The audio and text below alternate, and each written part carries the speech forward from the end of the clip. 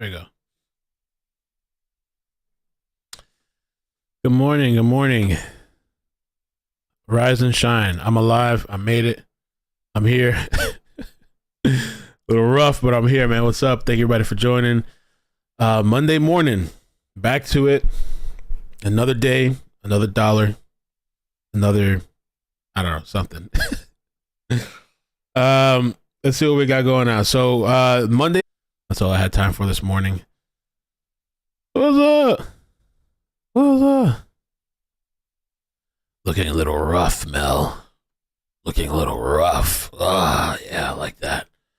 Like that rough look. Yeah.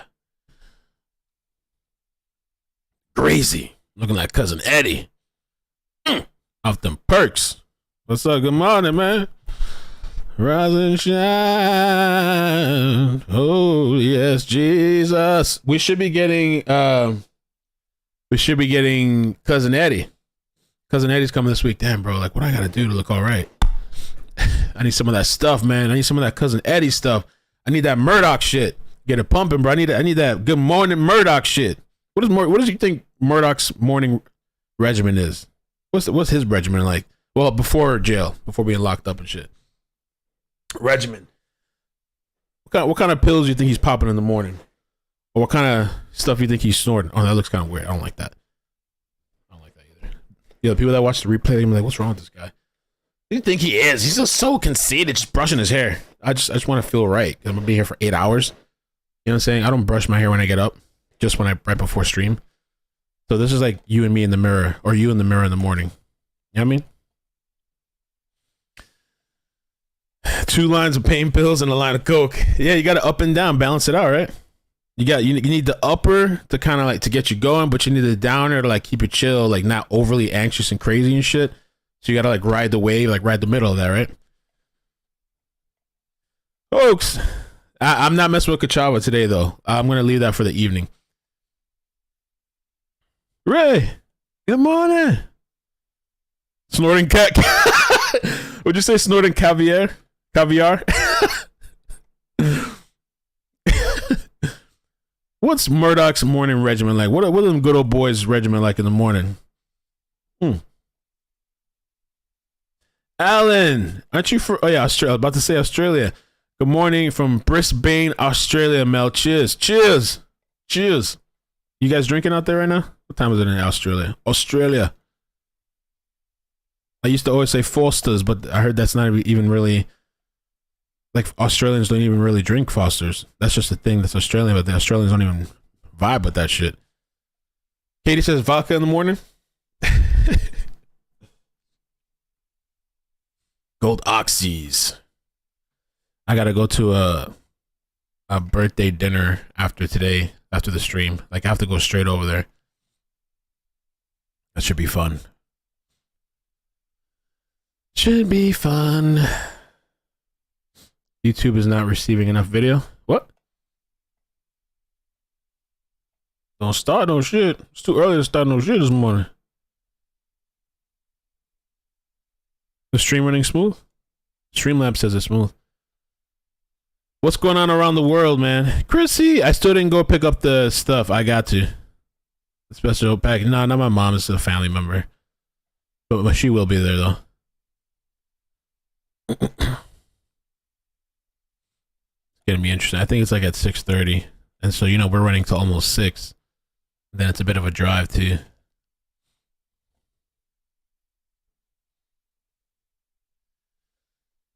Two shots of coffee with brandy. Damn, and 2 perks. Get his mind right. Woo! Woo! Morning, man. Morning. Any more objects being shot out of the sky? Why does it say that about YouTube? I don't get it.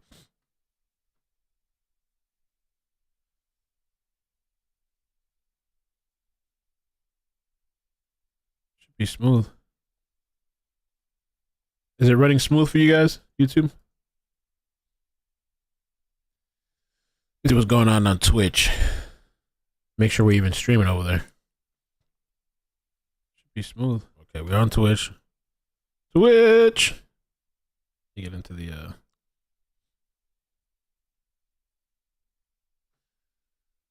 Okay,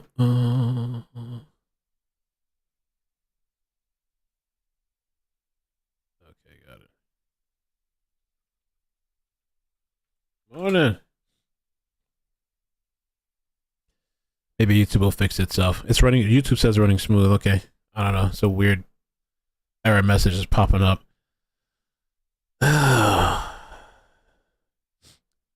Thanks, Beauty.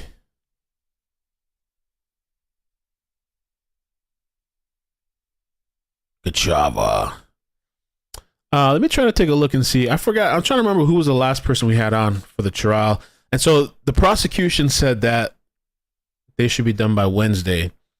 And Eddie is one of the prosecution witnesses. I mean, they haven't called a lot, though. I mean, I'm guessing they're skipping out on some because there's still the whole medical staff that they were supposed to call in. I hope that they don't cancel not bringing Eddie because I feel like Eddie could be a double-edged sword, too. You know what I'm saying? I think they could backfire because I think the defense, they could bring out a gang list on Eddie, cousin Eddie. But even so, it could be enough to convince the jury of something. I don't know.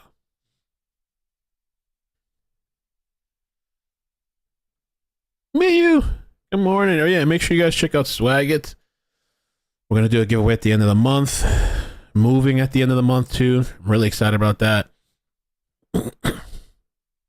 I really haven't done anything as far as pack. I only got the boxes. I kind of started putting one thing in one box. I got FPL set up over there for the first, and I got the insurance. I need to call AT&T sometime this week to set it up. Set up the internet.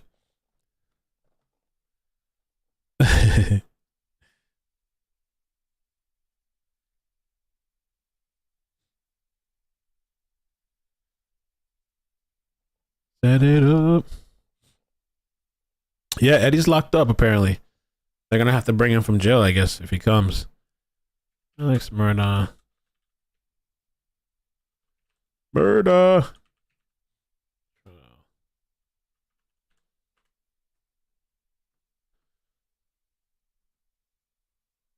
Okay, so we got two websites.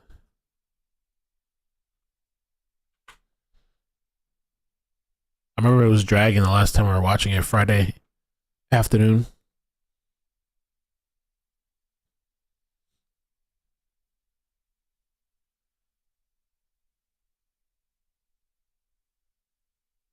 Oh, we had Chris Wilson, I think, the last time. Oh, no, that's not right. Was it?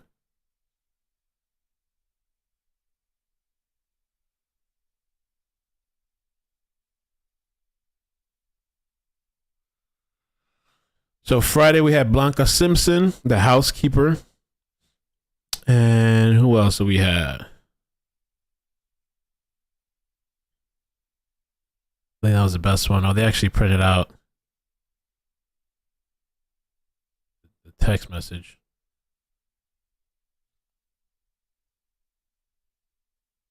Let's see if I can show this.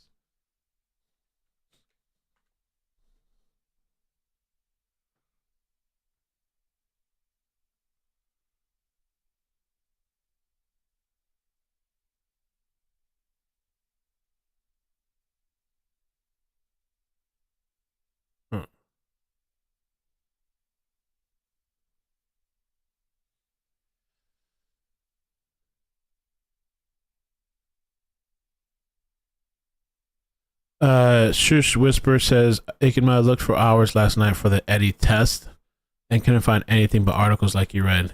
You talking about the polygraph? That one article that I read, it had the motion on there, the court documents. I don't know if it said anything about the polygraph. I didn't actually read the motion.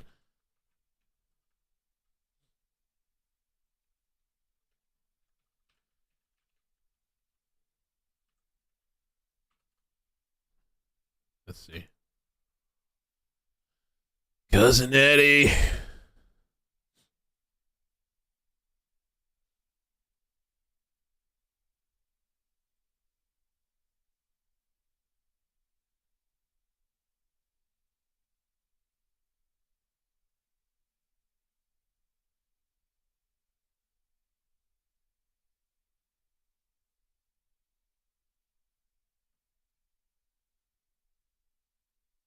Those are the text messages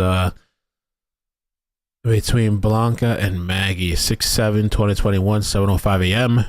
Maggie says, will you stop by and get Alex Capri Suns? He likes orange and pineapple flavor, plus Mountain Cooler. Thank you, I'll pay you back. Blanca says, I will. Maggie says, thank you, get 2 boxes. Then that boy loaded up and then Capri Suns. Blanca says, okay. 6/7/2021. Maggie says, he says orange and apple. Yeah. 6/7/28 p.m. Blanca says, dinner's left on the stove. Dinner's on the stove, just left. 3:40 p.m. Maggie says, thank you. Oh, shit. Scared the hell out of me. I thought it was like a character moving and shit. I was like, I didn't do that. Let's see. So this one does have the motion on there.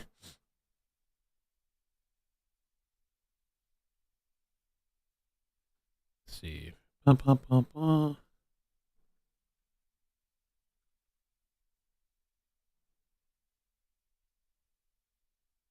don't think it says anything about polygraph though.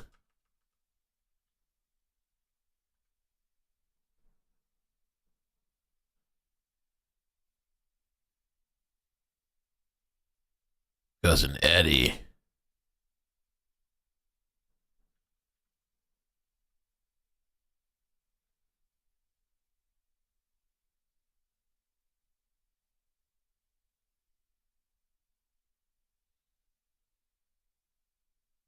Sled.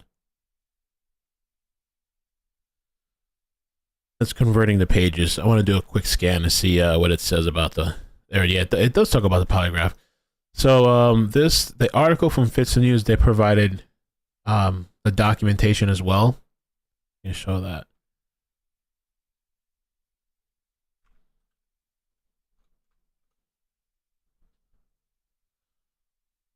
Polygraph examination of Curtis Eddy on May 5th, 2022. All evidence collected pursuant to search warrants executed at Smith's home on September 7th. All evidence collected. Smith's cell phone. They talk about the DNA being compared, which I wonder what the results of that was. Ooh, why the state has failed to conduct such DNA testing of Smith. See, this whole document might be good for a video.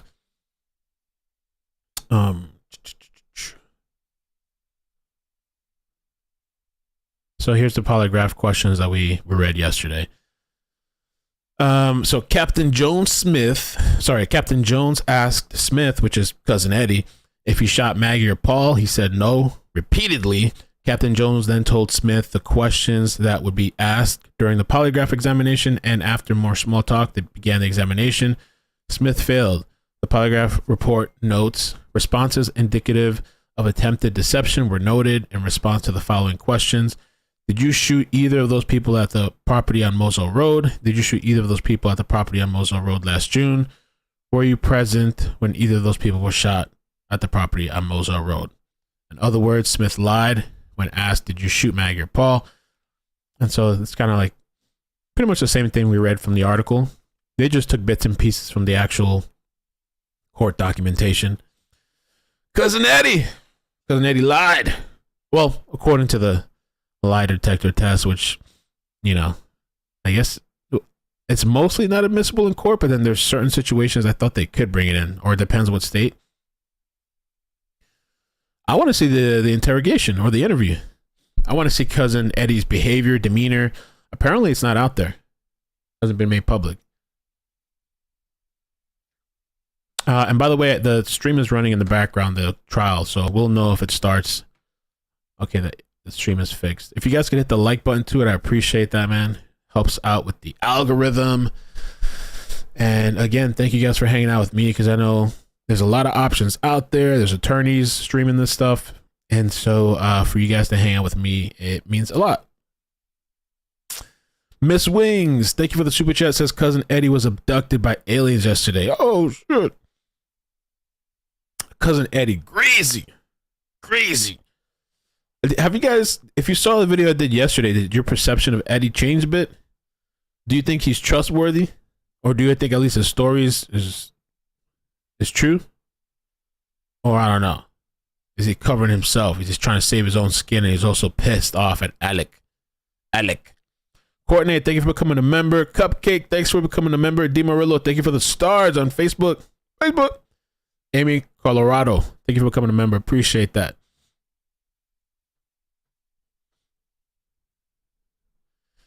Kayla says, I never thought he was trustworthy. Come on, man. Let's give him a chance. Give cousin Eddie a chance. I never believed him. I think him and Alex Murdaugh are liars. Damn. Carly said that. Oh, no. 2 jurors have COVID-19? Amy, where did you see that? Is there somewhere I can read up about that? Is it like on Twitter?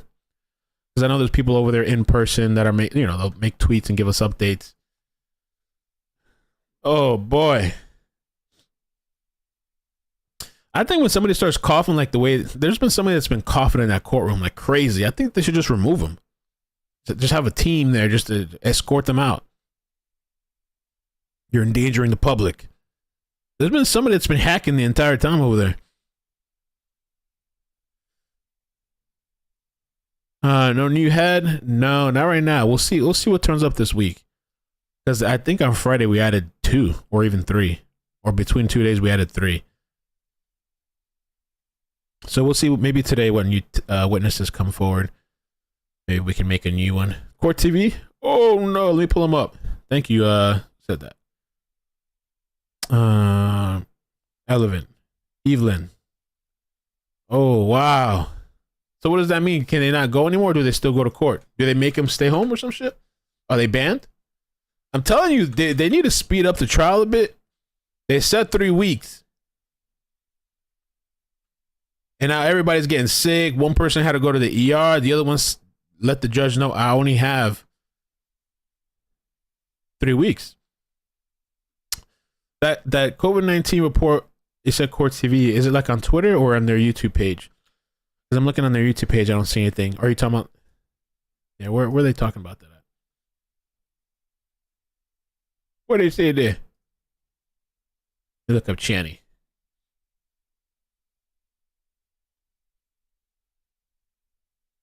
U.S. shoots down 3 more flying objects over the weekend. It's still technically U.S. airspace. Is there anything you want to get to a military perspective right now? Retired U.S. Army Lieutenant Colonel Daniel Davis, a 4-time combat veteran. Why is that significant? It would appear to me if it's 60,000 feet in the air, is that still technically U.S. airspace? Is there anything that we need to know about where our territory is in the air and where it's not? No, that's definitely U.S. airspace. There's no question about it. Anything up there, up until I guess you get into the space itself, is considered something you can fly into. I think every nation basically considers that the same thing.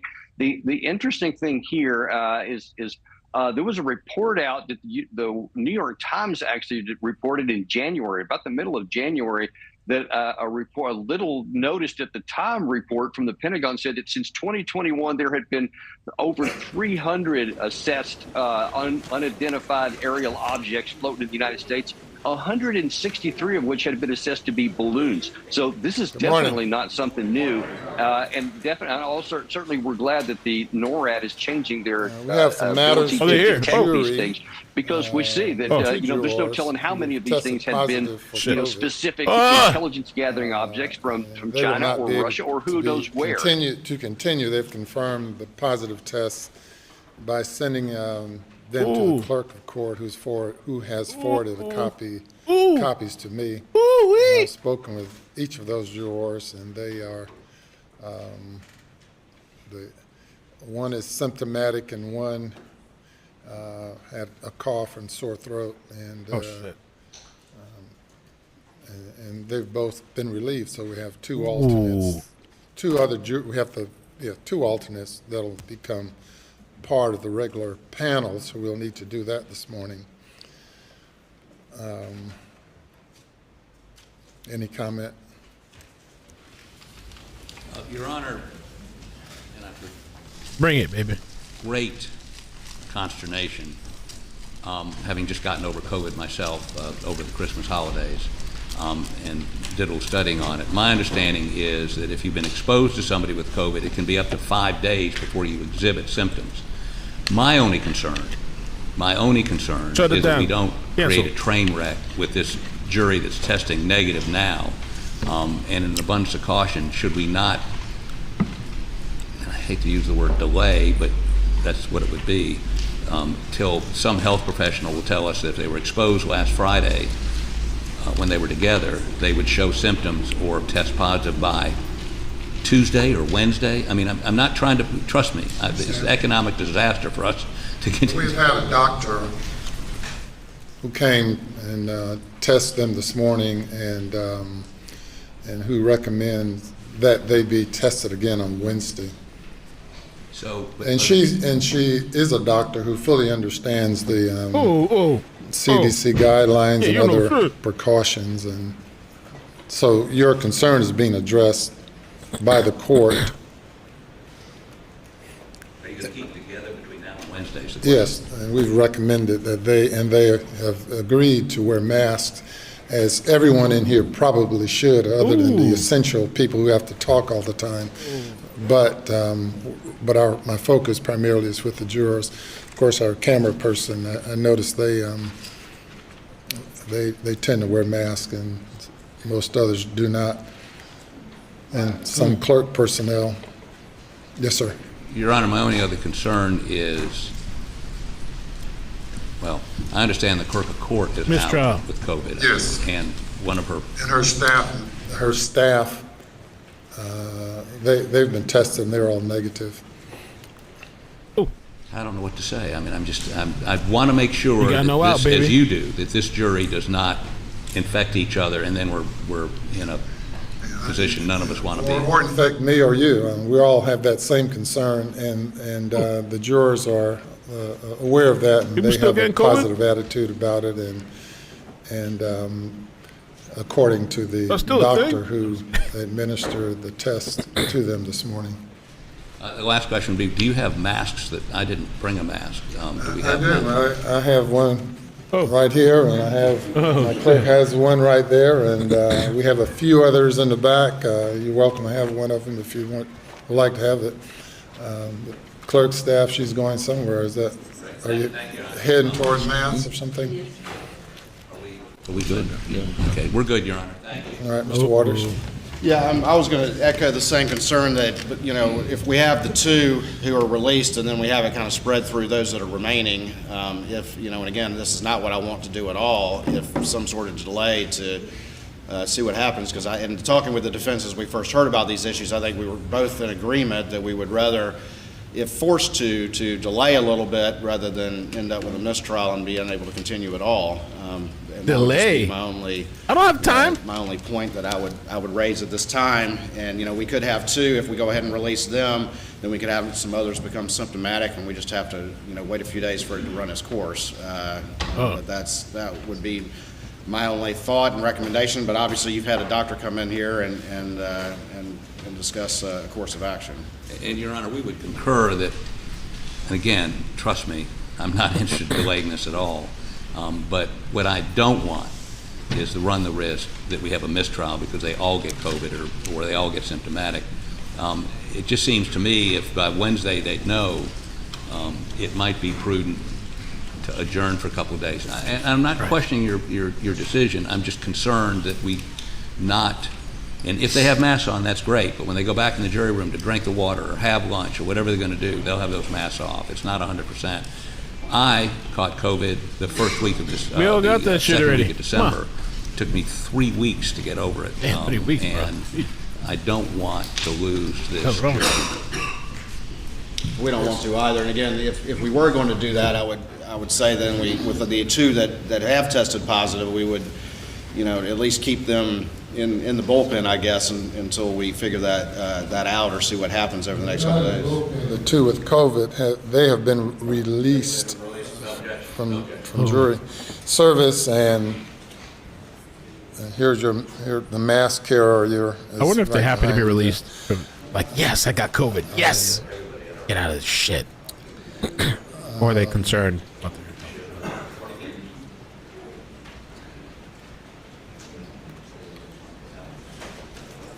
What's the judge gonna do? He's gonna push forward. I hope he pushes forward. I mean, I wouldn't want to everybody get sick though, because then. But this thing has already been delayed and pushed and all kinds of shit. That coffer needs to be removed. Yeah, that's probably the patient zero in that bitch. Fortunately, we selected wisely selected 6 alternates, and we'll be down to 5 or 4 following 3. I'm down to following 3, the bro. release 3 of extras. Oh, these sure. 2. They're falling like flies. Of course, we have no way of knowing. We just have to take precautions, as we all do, as we navigate through life during this period of time.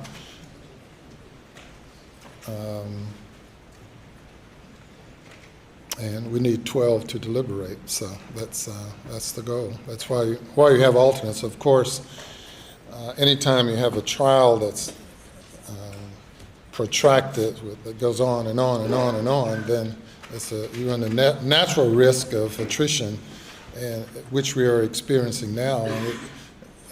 And be it COVID or some other problem, the longer we stay here, the longer something will happen to various folks. Yeah, he's coughing right now. Kick the cougher out. All I say about how long this is going on, I'm reminded of a quote from Jerry Spence, the famous trial lawyer in the Silkwood case. In that case, which went not much longer than we are. He said, we began this trial in the winter, we finished it in spring. I thought we would grow old together. Oh, shit. So I'm beginning to feel much like Mr. Spence, but hopefully we can finish the state's case this week. Yeah, and we can begin our state case. need to move on with this shit. Yes. Bring Eddie. With regard to selection of the next 2 jurors to become part of the 12, the clerk has placed the juror numbers of the remaining jurors in a box.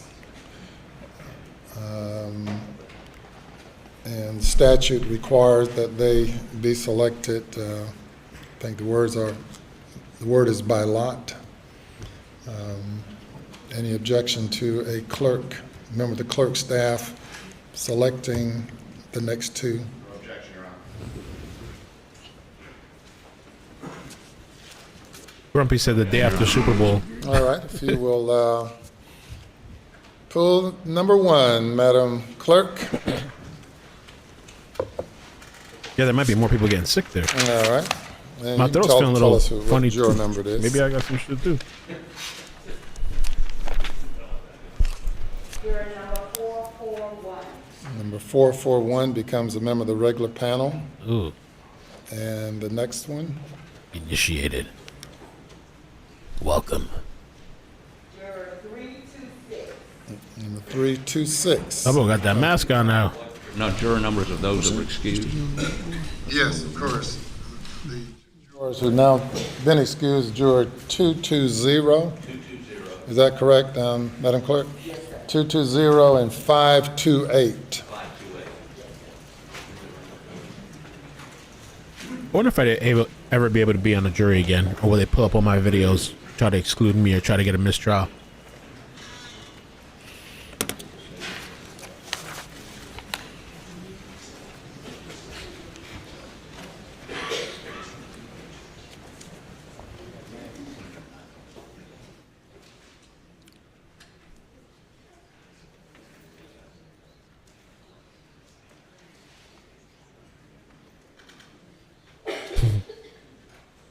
Yes, sir.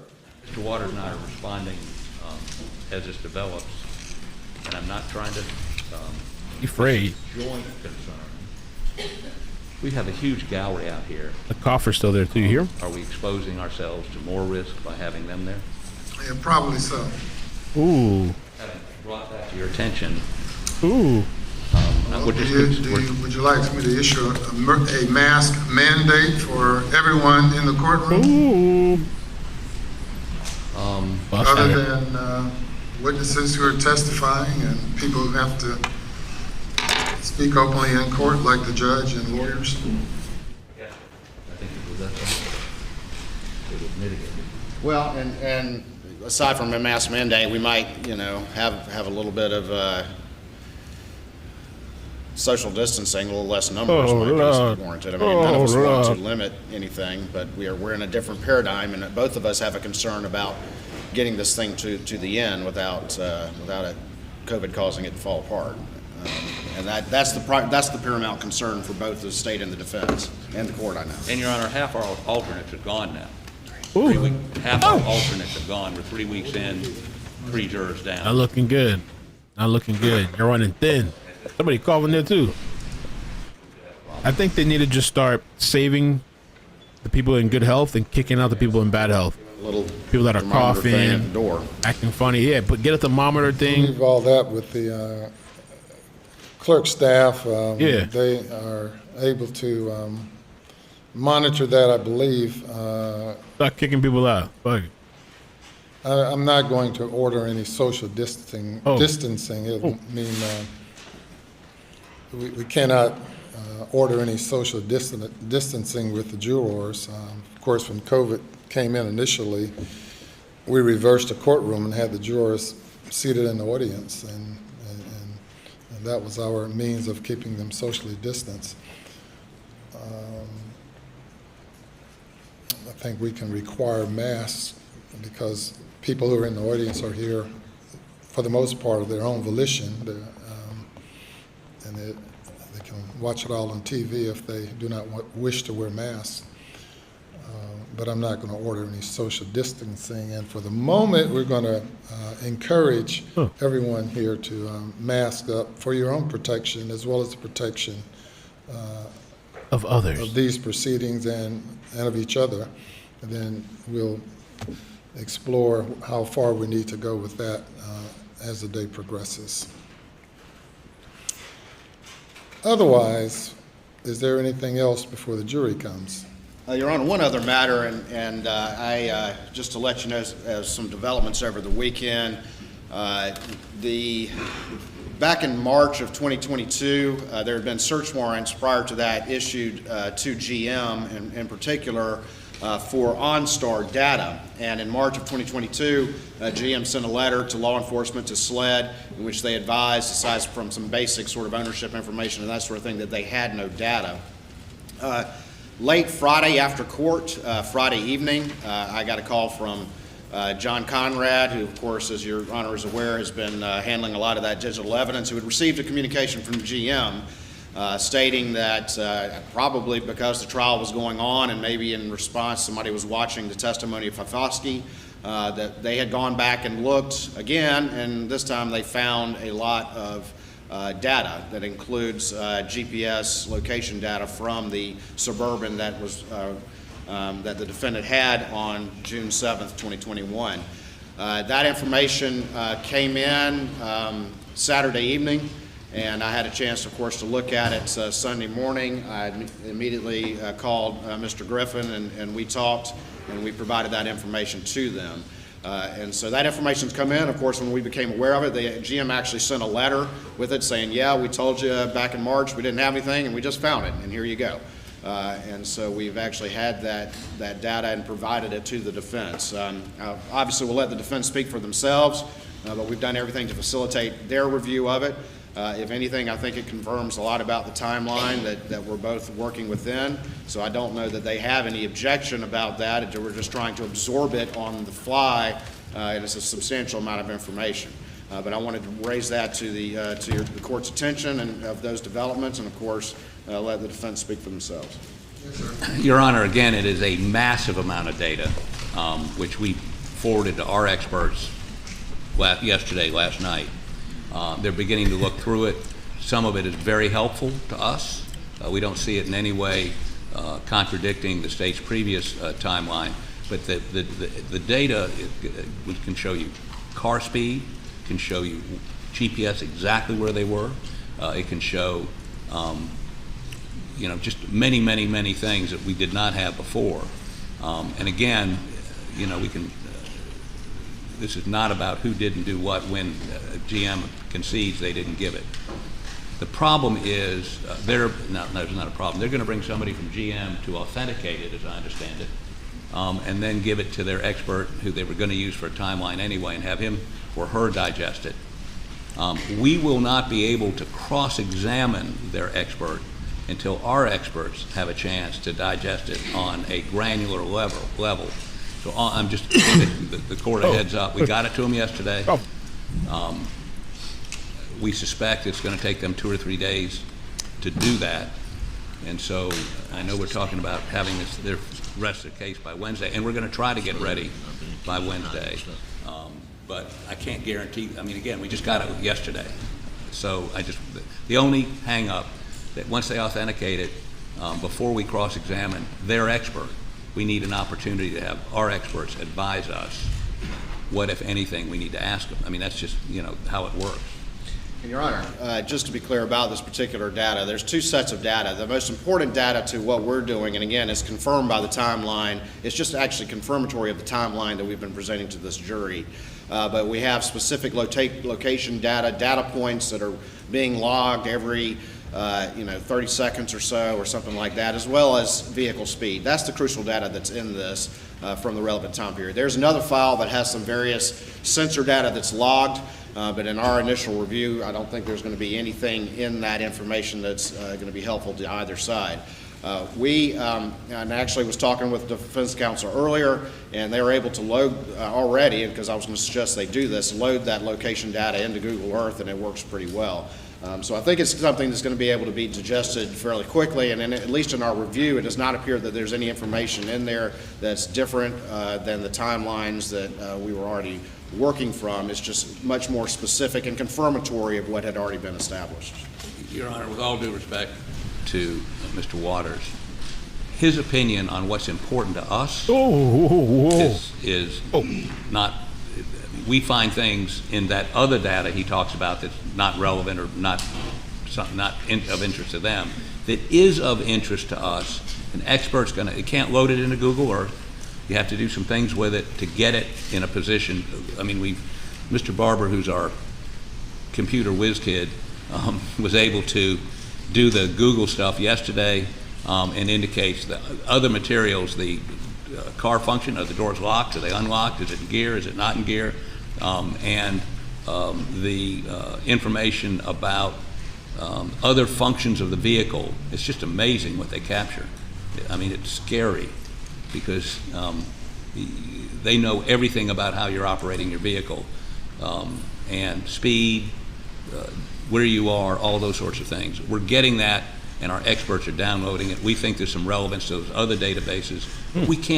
I can't represent to you here today that it is or it isn't, but we have seen a couple of things we think they're going to be very helpful to our case. So all I'm attempting to do, and let me make this clear, there's nothing, we're not implying in any way the state did anything untoward here. I want that perfectly clear. Now, GM, after all the money we gave them to bail them out, couldn't get this done. That may be another matter altogether. Yeah. And somebody must have been watching the trial, because between the time they're useless. The FBI agent testified and they got the data, it was less than 2 days, as I understand it.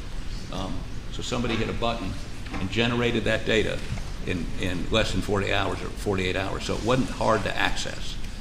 Again, the state had nothing to do with this delay. I just wanted to raise with the court before they call their timeline expert. We may need some period of time to get our experts to get it digested and then get back with us.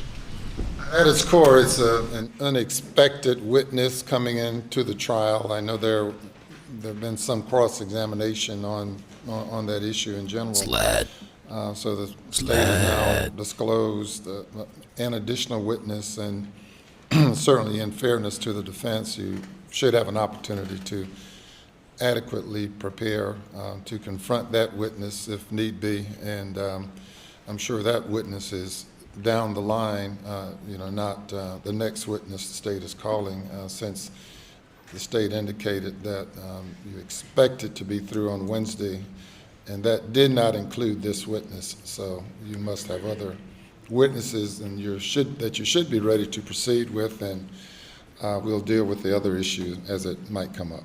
And Your Honor, we'll keep you posted. We're going to, we're in court from 9:30 to get back till 6 or 6:30 to be able to talk to experts. So we're going to have to talk to them tonight. But again, we're somewhat constrained as to how much discussions we can have and at what time. Thank you.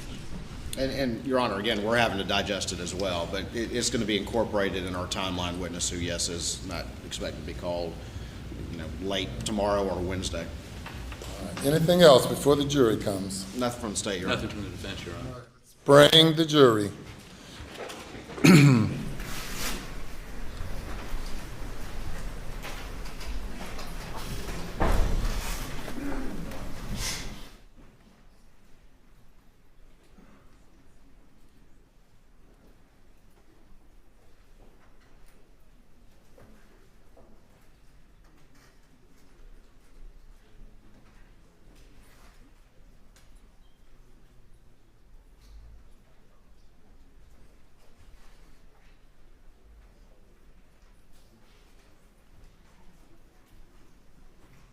So a lot of stuff going on, man. Jurors dropping like flies and shit. I mean, if I'm a juror there and I see my teammates or my whatever mates getting a little sniff, a little sick or whatever, I'm trying to get sick too, trying to get the fuck out of here. I'm trying to go to the ER too. I'm trying to get appendicitis or something, stomach bug, something. Nah, well, it really depends on the person. Like I said, when I did my jury duty, the one time I got selected, I actually took it really serious. Did it for a month. Very good. Good morning. There's a bunch of people that don't want to do that Day shit. number 16. A gang of people that don't want to do that shit. You might notice that a few of your jurors are missing. Those jurors have been excused. Murdaugh's did it. Many of you are masked up. We hopefully we do everything we can to keep everyone safe, including members of the court. I'm not going to order any wearing of masks by jurors, but encourage it. But we have excused 2 jurors and now we'll have 2 other jurors who will move up to be among the first 12 jurors. And that means we have 2, 4, 6, 8, 10, 12, 14. Oh, still have 3 alternates remaining. So juror number 441. Who's 441? All right. Number 441, you're a member of the first 12. And juror number 326. The survivors. 326, you're a member. Who's next? It's like an island. Of course, it doesn't matter where you sit. You just need to know that. And with that, we're ready to move forward. They were found, Carly, they were found guilty, Case, next witness. but not of murder or manslaughter. So it was like kind of in between. State calls Ryan Kelly. He was happy with the charge of manslaughter because he could have got murder charge.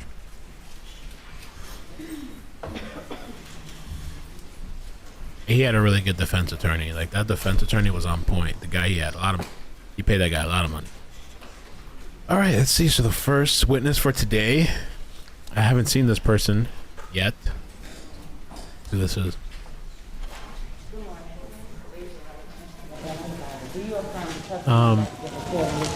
Marianne, thank you for becoming a member. Appreciate that. I see you looking, Andrews. Thank you for the 18-month membership. Says Mel, I'm here on every video. Don't comment much. You're funny and amazing. Thank you so much. Good morning. Raging Cajun, Ryan thanks for the Kelly, membership. K-E-L-L-Y. Ryan Kelly. Your Honor, for the record, we're calling Agent Kelly for limited purposes. Sled.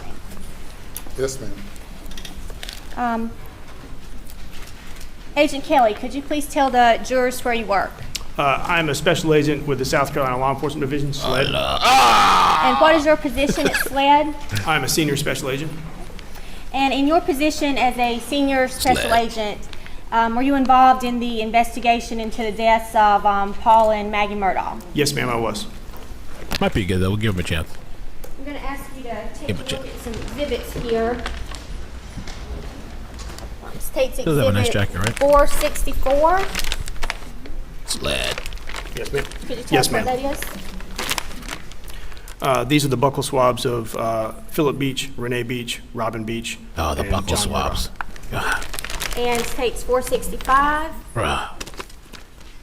I'm Murdaugh. These over are the buckle swabs. of Ronald Freeman.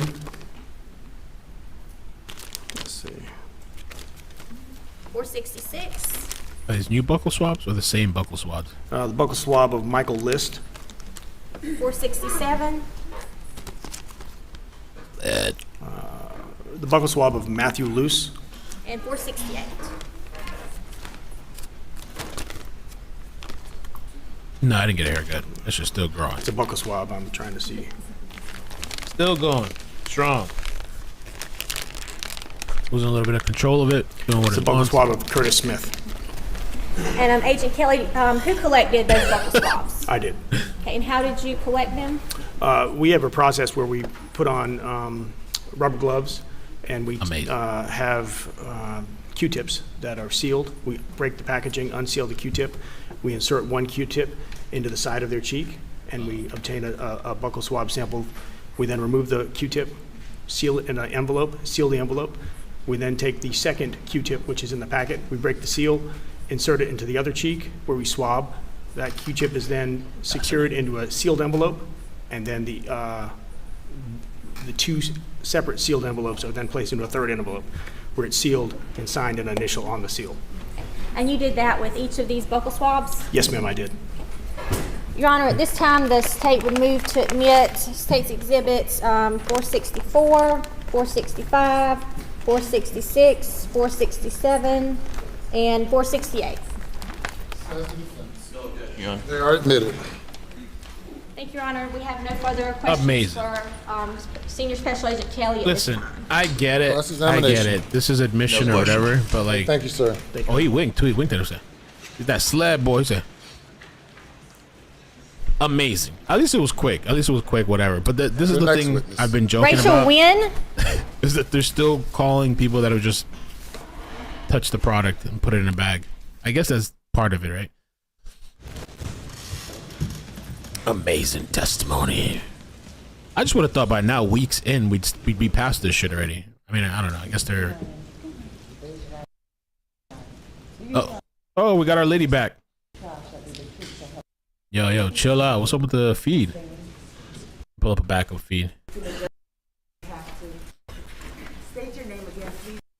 Spell your last name. Tell they act up. Rachel Wynn, N-G. Make it replace you. Good morning. Wynn, could you please tell the jurors who you work for? I work in the enforcement division. All right, I'm gonna replace him for now. Name again, please, for the record. Spell your last name. We'll come back to them when they start acting right. Rachel Wynn, N-G-U-Y-E-N. Good morning. Good morning. Agent Wynn, could you please tell the jurors who you work for? I work for the South Carolina Law Enforcement Division, most commonly. And how long have you worked at SLED? I've worked at SLED for approximately 8.5 years. Could you pull the microphone a little closer so we can make sure to hear you or speak up a little? Thank you. And what is your position at SLED? I am a forensic scientist within the DNA casework department at the SLED Forensics Laboratory. So what does that mean? Tell us a little bit more about your job. Like my job duties? Yes. So I am responsible for direct DNA analysis when requested by a DNA analyst. What that is the beginning portion of the laboratory section component of DNA analysis. That involves DNA extraction as well as DNA quantitation. Extraction meaning to separate any possible DNA from a sample, such as a swab or a cutting. And quantitation would be to see how much, if any, is present in a sample. I'm also responsible for serology analysis as well as evidence processing. Serology analysis is body fluid identification. At SLED, we test for blood, semen, and saliva. Evidence processing would be to process items for possible touch DNA or ownership DNA. Touch DNA would be to retrieve any possible DNA on an item from handling it. Ownership DNA would be potentially retrieving any DNA from wearing an article of clothing. In addition to those types of analysis, I also issue reports on my findings when appropriate. I am able to technically and administratively review reports by other serologists required. The hell's going Now on you today? must have some kind of special training and education to be able to do these things. Can you tell us about that? So I have 2 Bachelor's of Science degrees from the University of New Haven, one in forensic science and one in biology. Upon being employed within the DNA casework department, I underwent approximately a year-long training program under a court-qualified forensic serologist. During this time, I was able to observe as well as practice the different types of serological analysis as well as evidence processing. I was also taught how to issue reports based on any findings, as well as technically and administratively review any reports issued by other serologists. I also was able to observe courtroom testimony. At the end of my training program, I then underwent a competency testing phase. This phase is to test my knowledge and abilities to perform these types of analysis independently. The competency testing phase was comprised of 4 elements: a written exam, an oral exam, a mock case to perform analysis on, as well as mock courtroom testimony. Once those 4 components were successfully completed, I was then deemed able to perform independent analysis on casework. In addition to my serology and evidence processing training, I also, as I mentioned, am trained in direct-to-DNA analysis. That was also an approximately year-long training program under a court-qualified DNA analyst. During that time, I was able to observe as well as practice the different types of protocols that are involved.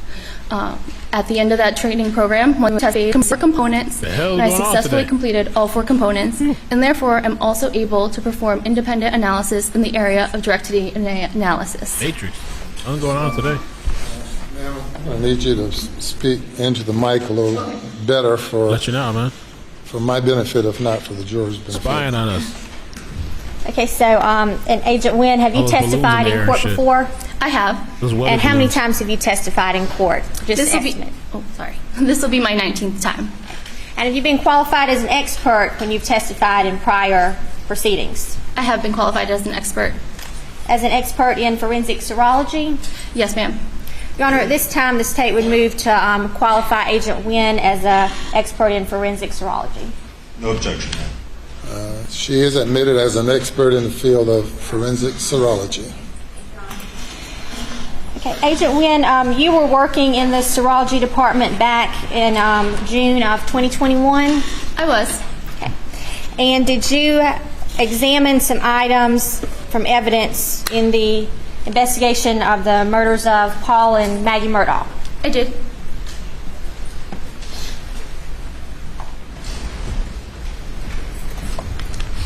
I'm going to show you State's Exhibit 63 through 66. I'll have you take a look at these items for us.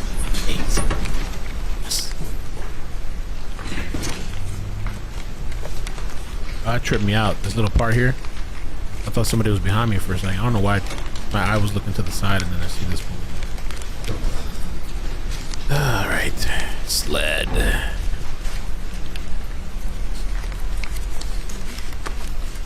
That's her name, isn't it? Wynn Nyquin? Or no, am I wrong?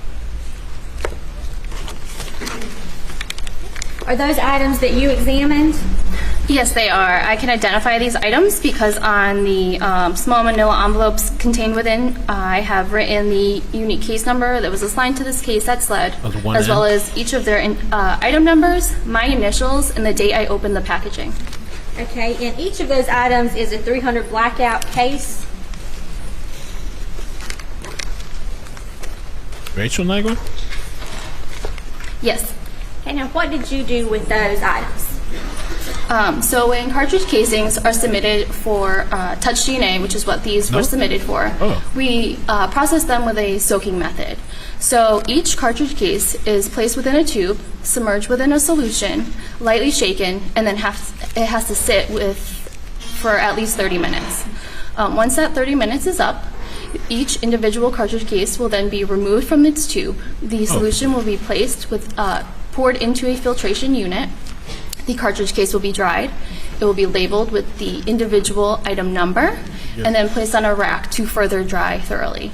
The solution that is placed within this filtration unit, the filtration unit looks like an hourglass. So there's a chamber on the top and a chamber on the bottom, and it's so the liquid that is being poured in the top chamber will filter through the center, which has a a filter which we call an MVAC collection.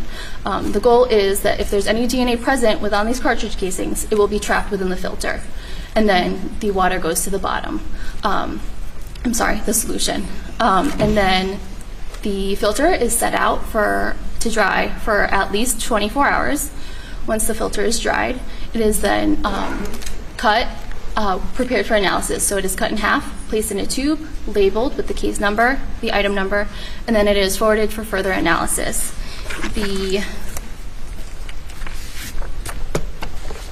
And that collection from these items was identified as SLED item 7.1. You can't convince me that that's spelled win. I don't care who says what.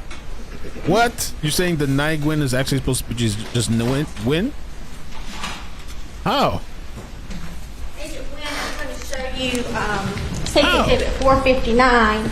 From some Alec Tell us, Murdaugh shit. Is that what you collected from those cases there? Win? Yes, so within here is, as I mentioned, SLED item 7.1. Once again, I recognize this because it has the unique case number, the container number, my name and date on the outside, as well as my name and date on a seal at the top. And what did you say you did when you collected the I refuse. And that collection or the filter is dried, I will cut it in half and then half again. So each water will be placed within a tube for DNA analysis. It's labeled with the unique case number, the item number, and it is forwarded for further analysis. So you forwarded that to the DNA for more analysis? That is correct. Your Honor, at this time, this tape would move 459 into evidence. Submit it.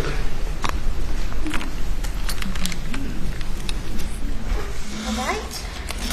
I'm going to show you tapes 33 and 34, which are fired shot shells. Did you perform any kind of testing on those two items?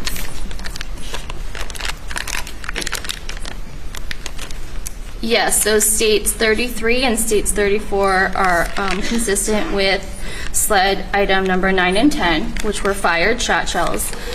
These were also submitted to the laboratory for touch processing. These shot shells were swabbed for the touch collection.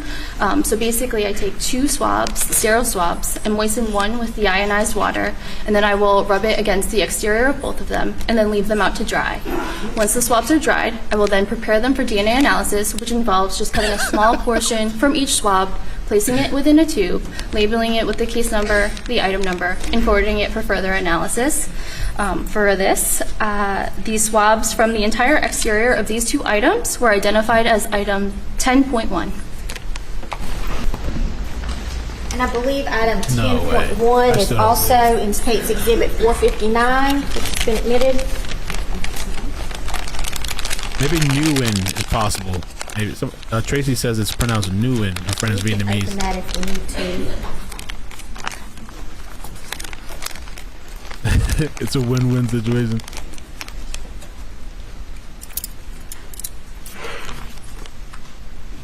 So I guess we're just going through evidence processing. That was really funny. I didn't know what was going on, what you guys were talking about.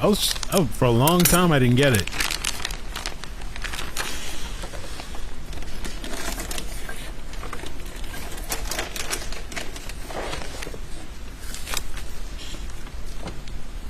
Oh, Sam Panther says your jury doesn't have masks, Mel. That's true. Oh shit. We're gonna have to start getting some. Yes, this also contains item 10.1. Which are the swabs from these shot shells here. That is correct. Okay. And then what did you do with those swabs once they were collected? So they were prepared for DNA analysis and forwarded to the DNA section for further analysis.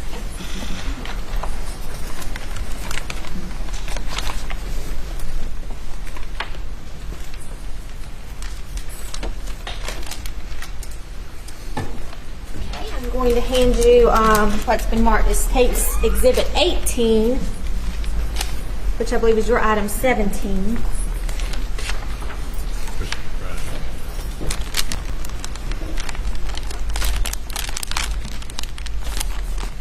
Yes, so I recognize this from the same process. I have the unique case number, the item number, my initials, and the date I opened. Item 17, which is State's Exhibit 18. I also have my initials and date from when I sealed this pouch. And now what is that item? Sleds item 17 are swabs collected from exterior doorknob of storage room door. And what did you do with that item? So I prepared these swabs for DNA analysis. Once again, I just cut a small portion from the swabs and forwarded it for further analysis.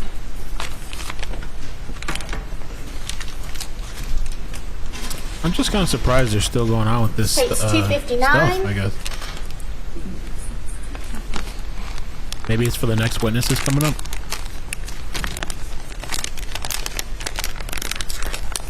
Sled. States 259 I do recognize for the same reason. I have written the case number, the item numbers, my initials, and the date that I opened these items. Found within States 259 are items 15 and 16. Item 15 are swabs from Camo Benelli 12 gauge shotgun, receiver forward of the loading port, and swabs identified as item 16 are swab Camo Benelli 12 gauge shotgun. Glitch in the matrix. Now, did you do any testing of those swabs? Yes. Items 15 and 16 had blood requests on them, so these were tested with our presumptive blood test. A presumptive test only indicates the possible presence of a body fluid, and how I did that is because since these are swabs, I took a Sero swab, moistened it with deionized water, then rubbed it gently upon the swabs that are identified as these items. I then tested that test swab for the possible presence of blood. Closer. This is a personal conversation. I'm sorry. You know, the prosecutor is behind you, and you're looking at her, and Mike is in front of you. And, oh, Lord. Judge. So let's, Attorney Judge. General, if you would move in a different direction, the witness will speak in a different direction, and I can understand what she's saying. Or she can speak louder, or speak into the mic rather than speaking to you. Yes, so if you could please continue explaining what the item is, please. Yes, so I tested these presumptively for the presence of blood. So item 15, which were the swabs from the receiver forward of the loading port of the Camo Benelli 12 gauge shotgun, tested positive for the possible presence of blood. Item 16, swabs collected from barrel of Camo Benelli 12 gauge shotgun of the blood. Swabs were forwarded to the DNA section for further analysis. Okay, so at this point, we don't know, we just know there's blood. There's the possible presence of blood on item 15. Objecting to the leading question. Pardon? Objecting to the leading question, Your Honor. All right. Please do not lead the witness and restate the question. And what did you say was present, or presumptively present on those items? So item 15 was positive for the possible presence of blood. Item 16 was negative for the possible presence of blood. And what did you do after you made those determinations? So both of these sets of swabs were prepared for DNA analysis and forwarded to the DNA section for further testing. Somebody says she scripted. Sled script. Raging Cajun, thank you again for becoming a member. Appreciate that. Yeah, thank you for the super chat. Say you see Buster move back because he made a rude gesture to a witness. 398. And Alex's If you will take sister a look tried to at sneak those him two a buck. items and Yeah, we tell talked the about jury what those are. Yeah. Yo. Buster. Bring in Eddie, man. Forget all this forensic shit.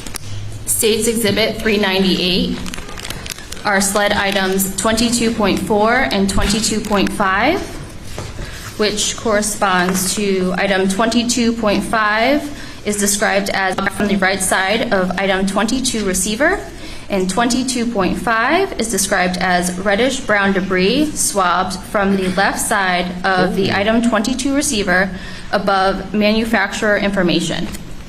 And what did you do with those items?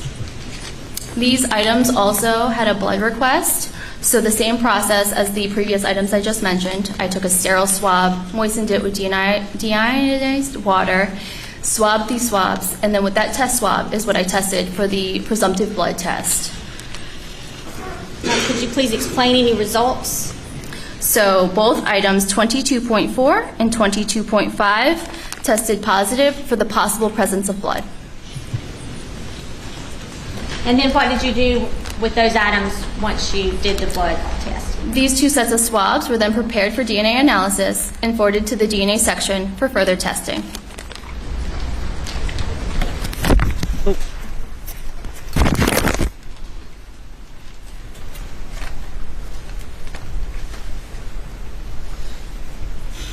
Now, there was a number of guns in this case that were processed. Is that right? I believe so. Okay. Could you tell us about the testing you did on State's Exhibit 89, your item 30, the Mossberg shotgun? So when items of evidence are submitted to the SLED laboratory, sometimes they have multiple requests of different departments. The Mossberg shotgun had 3 requests for the latent prints department, for the DNA department, as well as the firearms department. So we try to organize it so that no department's analysis conflicts with another department. In this case, this item was forwarded or was sent to the latent prints department for processing. The latent prints examiners are trained in collection for touch DNA as well as swabbing up any stains that they may notice. So item 30 had a blood request on it.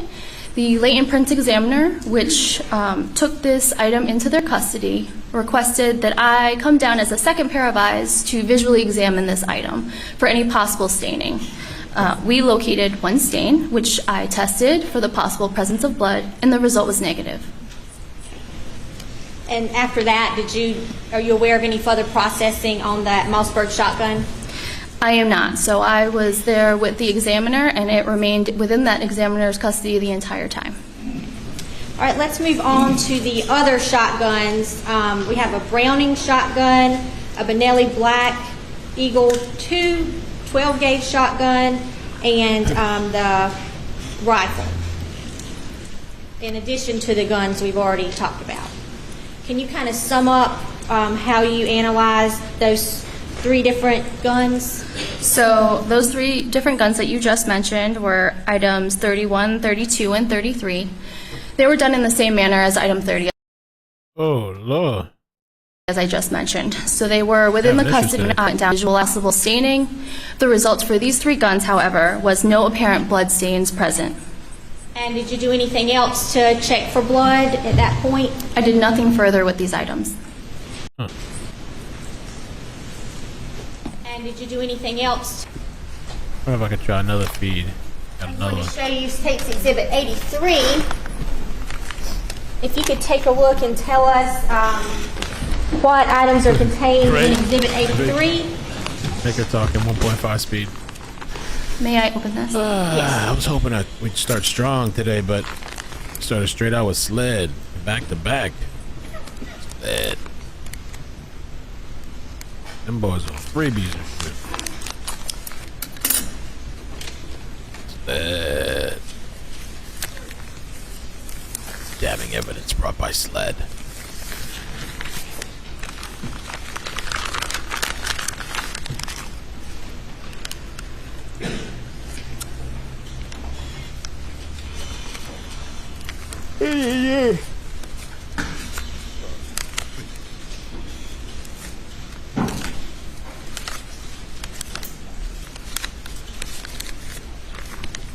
State's Exhibit 83 contains SLED items 51 And Agent Wynn, you don't have to go through the SLED item numbers. through 60. Yeah.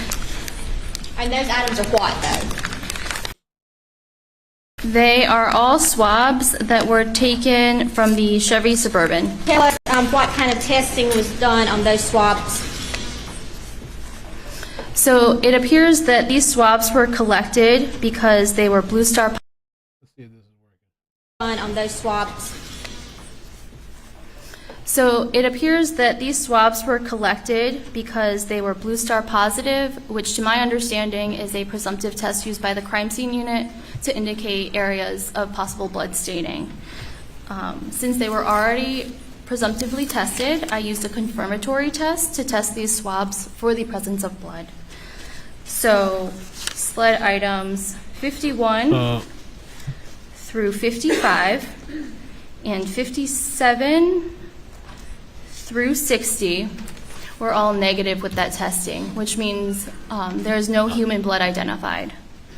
Item 56, which was swabs collected from steering wheel, had a positive result, which means blood was identified on this item. And what kind of testing did you do to confirm that blood? I used a confirmatory test called Hematrace. And how does Hematrace work? So Hematrace is a card test. It's similar to a pregnancy test or more relevant, a COVID test. You take a sample from the item of evidence, place it in a solution, and it should sit there for a while. And then once it has mixed in with the solution will then be placed on this card test, and then a result will be revealed. Results are read after 10 minutes. Okay. And what are the potential results from that test? Just in general, from Hematrace testing? There's a positive result or a negative result. Okay. And in this case, what was the result on the steering wheel swab? On the steering wheel swab, it was positive, which is a result of blood identified. Okay. And then what did you do with that swab once you completed your test? So item 56 was then prepared for DNA analysis and forwarded to the DNA section for further analysis. That's not good. Okay, I'm going to next show you items, or state's exhibit, 251 and 252. All right. Those were marked for identification only.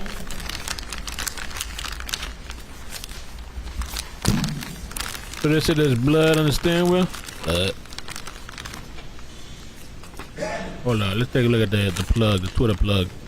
Twitter fingers. Okay, can you tell us what are those items? So State's Exhibit 251 corresponds to the left fingernail clippings and right fingernail clippings of Margaret Murdaugh. State's Exhibit 252 corresponds to the left fingernail clippings and right fingernail clippings of Paul Murdaugh. Okay.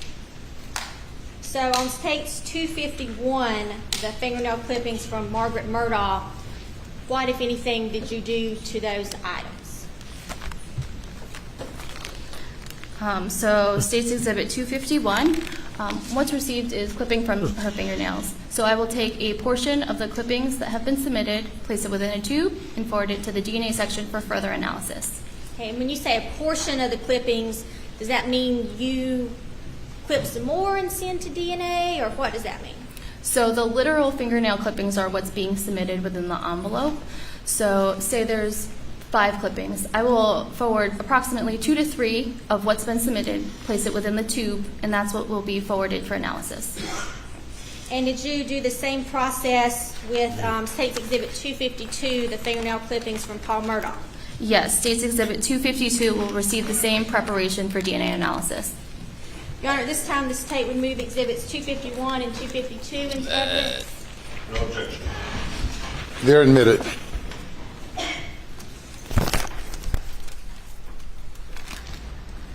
All right, Agent Wynn, next if you could tell us a little about State's Exhibit 418, which was Alec Murdaugh's shirt.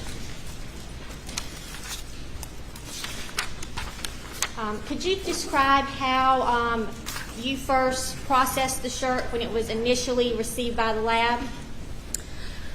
So the white shirt from Richard Murdaugh was submitted with a blood request.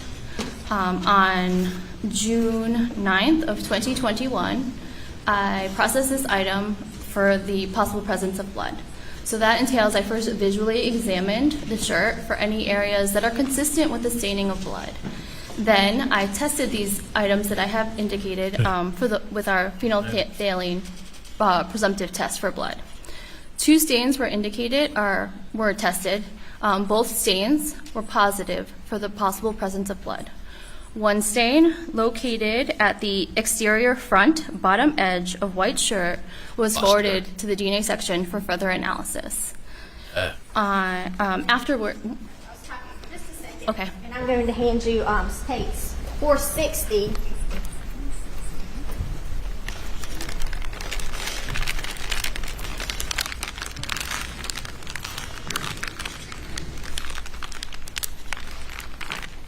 Now, you just said that stain was processed and sent to DNA. How did you process that? Did you send the whole shirt, or how did that work? So the stain that I had located, I cut that stain from the shirt. I then prepared it for DNA analysis, which means I cut a small portion of that stain, placed it within the tube, labeled that tube, and forwarded the cutting as well as the portion that I have prepared to the DNA section for further analysis. And that cutting is contained in states 460, is that correct? That cutting is contained in states 460. And what date did you perform that initial analysis? On June 9th of 2021. And I think you mentioned there was another stain also located on the shirt at that time? Yes, 2 stains were presumptively tested. Was that second stain cut on June the 8th? It was not. It remained in the shirt and was identified with the presumptive test result. Now, due to ongoing investigation, did you come back and examine that shirt again? Yes, so afterwards, a request was relayed to me to go back to the shirt and retrieve that stain and forward it for DNA analysis. Did you do any other testing this second time around? So when I went to remove that second stain, I met with members of the crime scene unit, Lieutenant Wallace, as well as Special Agent Worley, and they processed the shirt with their LCV testing, which to my understanding is their presumptive test for blood. And what was discovered during the LCV testing? So after removing the second stain from the June 9th date that I processed it, 10 additional stains were identified from the LCV processing, which were cut from the shirt and prepared for DNA analysis and forwarded for further testing. And I will show you states 461.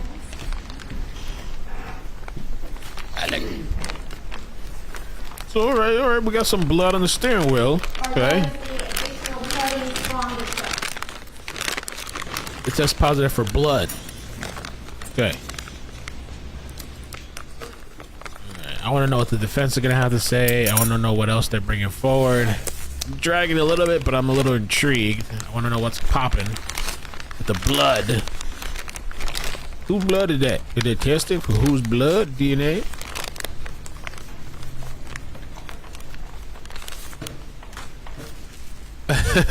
And just say, sure it wasn't barbecue sauce. Who blood is that? Now we're talking about the shirt, right? And there are quite a few cuttings here. Mm-hmm. And they ripped that shit to pieces, huh? Is that what they did? They cut the shirt into pieces? Yes, so all the cuttings from the shirt are here. Damn. Nothing left. Now, as far as you're concerned, did you process the shirt any further? No, besides preparing these additional stains that were identified, nothing further was done. And what did you do with those cuttings? I cut a small portion from each of the stains that was indicated as being positive and forwarded it to the DNA section for further analysis. All right, and State's Exhibit 418 is the defendant's shorts. How were those shorts processed in comparison to the shirt? So the shorts also were submitted with a blood request. They were processed in a similar manner. Several stains were tested. However, 2 were positive for the possible presence of blood. A stain located at the front left interior pocket of the pair of green shorts was forwarded for further analysis. This was processed on the same June 9th date of 2021. The shorts were also additionally processed at the same time the shirt was additionally processed to retrieve a second stain that was indicated as the possible presence of blood. And then the same members of the crime scene unit also processed the shirt with their LCV testing. And I believe we still have Exhibit 460 up there. Does that contain the first cutting from the pair of pants on June 8th? Yes, State's Exhibit 460 contains the first cutting from the pair of shorts from June 8th, or 9th, I'm sorry. And then State's Exhibit 461, what cutting, that contains cutting from the pants on July 21st, is that right?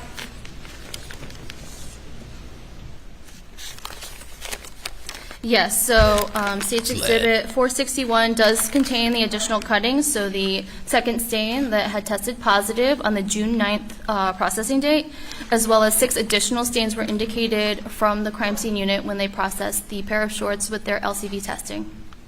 And then what did you do with those cuttings once you took them? The cuttings for the shorts were prepared for DNA analysis, once again, cutting a small portion of the stain and forwarding it for further analysis. And I'm going to show you State's 473. You could take a look at that. Do you recognize that as, what do you recognize that as? So this appears to be a photo of item 20.2, which is the cutting from front left interior pocket of pair of green shorts from Richard Murdaugh. Your Honor, this time I would move State's 473 into evidence. No objection. Submitted. Permission to publish. No stretching. Legs around. What else do they got?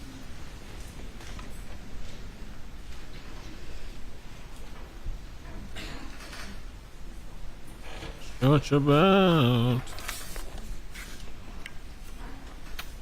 getting presumptive, not confirmatory positive test for blood on stains of Alex Murdaugh's shirts and shorts. Then she forwarded those stains along for further analysis. So presumptive, not confirmatory test for blood stains. Agent Wynn, if you could describe to the jurors what they're looking at. We can actually see it. So this is the stain that was tested, and as you can see, I have labeled it with the SLED item number, both on the physical item as well as it's contained within a manila envelope, which has the unique case number, item number, that the request was for blood, the location it was taken from, as well as that it's a cutting. In addition, you can see my initials and date from when I prepared this for They've DNA upgraded. analysis. Okay, and 3 weeks in. Sorry, what were the Finally. presumptive results of the testing for blood? So the presumptive results for this stain were that it was positive for the possible presence of blood. And we talked a little bit about the cuttings of the shirt and the shorts.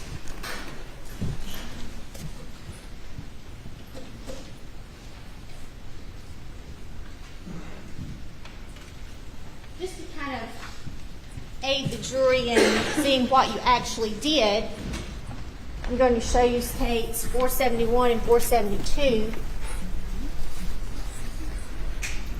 Do you recognize those pictures? I do recognize these pictures. They are from the additional processing that occurred on the shirt. Your Honor, at this time, the state would move 471 and 472 into evidence. No objection. They are admitted.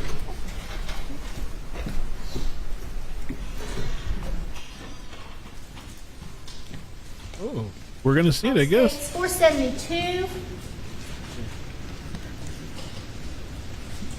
Or is that just a slip up of the one-time thing? Oh, okay. Just kind of describe to the jurors what they're looking at here and point their attention to the areas in the shirt that you cut. If you can see. So if you look in the square labeled E7, there is a stain that's circled. It has the item number 19.3 as well as a plus phene. That was the second stain that I had tested on the original processing date that was to be retrieved during this time of processing. Then you can see there are additional stains circled in blue with letter identifiers. Those were areas of staining that was identified from the crime scene unit when they processed with their LCV test. Each stain has the sub-item twice. That is to, one is to stay with the stain once I've cut it, and then one is to stay within the shirt, so in the event that you needed to know where that stain had originated, you could locate it. And then State's Exhibit 471. State's Exhibit 471 is the front of the shirt. It has several areas of staining that were circled as a result of the LCV processing by the crime scene unit. And those are also areas that you cut from the shirt. Yes, so once again, I have written the sub-item numbers that they were assigned, and then removed each of these stainings along the line that I've outlined, and prepared these stains for further analysis for DNA. And you said you followed the same process regarding the pants. That is correct. All right, let's move on to State's Exhibit 419. I'm glad they're showing us now. The shoes of the All right. defendant. So they said to apparently two. We'll take a look at it on the break. 2 court officials have tested positive for COVID too. There might be a surge. So the shoes, Maybe this was which planned are, out. Described as a pair of red, yellow, and white tennis shoes from Richard Murdaugh.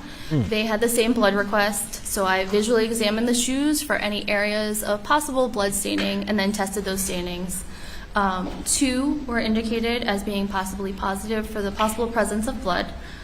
One stain was forwarded for DNA analysis, and it was located on the left shoelace of the pair of red, yellow, and white tennis shoes.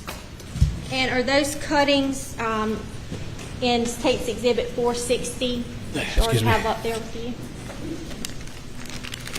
I'm getting ticked. Yes, the cutting from the shoes is contained within State's Exhibit 460. Your Honor, at this time the State would move States 460 and 461 into evidence. No objection. Admit it. Oh, what do? Everybody coughing, everybody sick. All right, Agent Wynn, we're making some good progress here. State's Exhibit 226 was a blue raincoat. Uh-oh, the raincoat, jacket, Can you poncho, explain to the jurors what you did to process that item? So the blue raincoat also had 2 times of processing. During the first time of processing, which occurred on October 7th of 2021, the raincoat was processed for the possible presence of blood. This was done by myself, as well as members of the crime scene unit, Lieutenant Wallace, as well as Special Agent Moore. I first performed presumptive testing with our blood tests, and then the crime scene unit went behind and then processed with the raincoat with their LCV testing. I tested 71 stains. All 71 stains were negative for the possible presence of blood. After that, the LCV processing took place. No areas of interest were indicated as interpreted by the crime scene unit as being positive, and therefore, on October 7th of 2021, nothing was forwarded for DNA analysis. And why was nothing forwarded? Just simply? There were no stains that indicated the possible presence of blood. All right. Then did you go back and re-examine the raincoat? Yes, an additional request came in for the raincoat for ownership. Once again, ownership is a collection method for DNA to identify the primary wearer of an item. Okay. And how did you process that for ownership? 2 sets of swabs were taken off the raincoat. The first set of swabs was identified as item 173.2, which were swabs from interior cuffs, collar, and hood, interior and exterior zipper area, zipper and zipper pull of the blue raincoat. The second set of swabs that were taken from the raincoat were identified as item 173.3, swabs from side openings, zipper area, and both interior portions of exterior pocket of the blue raincoat. In addition, Excuse me. I will hand you States 462. Slow down. Possible positive for the possible presence of blood.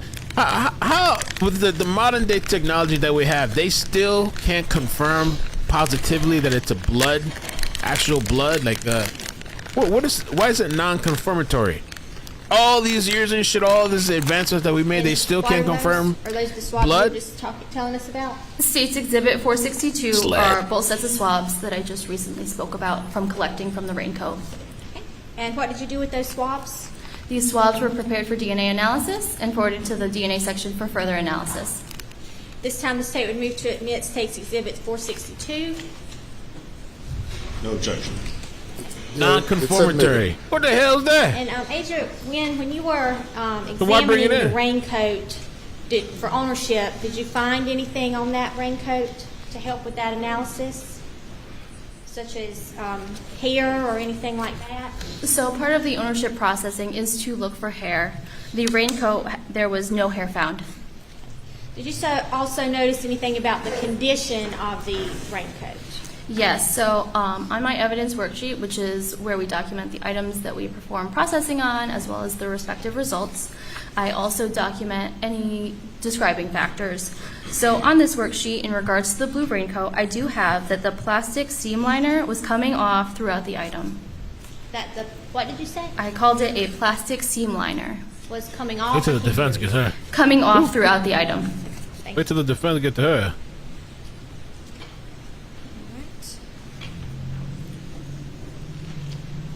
Also, in this case, did you receive a number of buccal swabs? I did. Swab. And that is, what did you do with those buccal swabs when you received them? Put it in the bag. So buccal swabs don't require any testing on my part. I just prepare those buccal swabs for DNA analysis. Once again, cutting a small portion off of each swab, placing it within a tube, and forwarding it for further analysis. All right, Agent Wynn, the state has no further questions at this time. Yes. If you'll please answer any questions from the defense. Mr. Barber. Oh, this guy's savage, dude. This one here? I forgot. I actually like this attorney, I think. He a little snappy. Good morning. Excuse me. Good morning, Agent Wynn. But that morning. COVID. Is it agent? Am I right? Very briefly, Spread it in there. Incubating that bitch. at the outset, you discussed collecting for DNA testing for the blackout cartridges. Is that correct? Collecting for the possible presence of touch DNA, yes. And did you only test 2 of those cartridges? All 7 were processed using the soaking method. Okay. With that processing method, any results that you will receive, would they be specific to any one cartridge, or would it just be for the collection of all 7? I'm sorry, can you repeat that? Would you have results for DNA from the way that you collected the sample for a specific shell case, or would it be for all 7 as a set? Okay, I just want to clarify, I did say there were 7 cartridges, there were only 6. Oh. So although they are being individually soaked, they are being combined within that filtration unit, so the results would be from all of the cartridges together.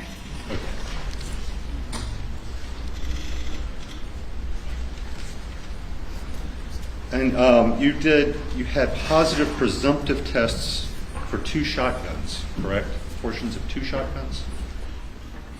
Do you have a item number that corresponds? I can get those in a second. Do you remember there are 2 shotguns you just testified had positive presumptive blood tests? Guess you forgot.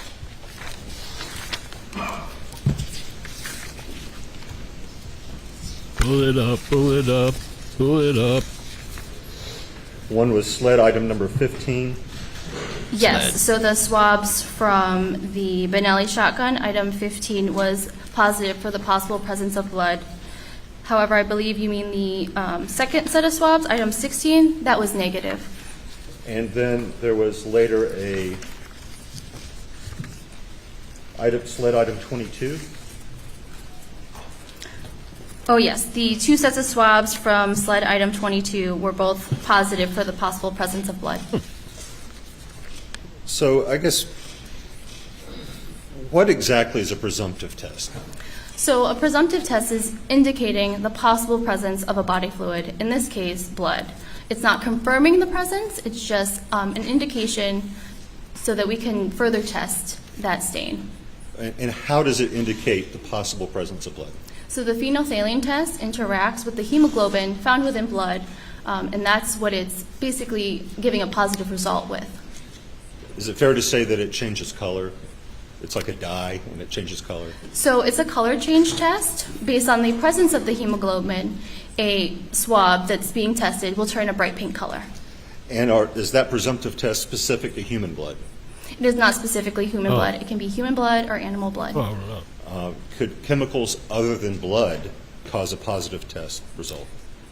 So the phenolphthalein test has what we call false positives, which can give a positive result, but it is not blood. Those include copper salts, nickel salts, rust, as well as some plant and peroxidases, which include broccoli, cauliflower, horseradish.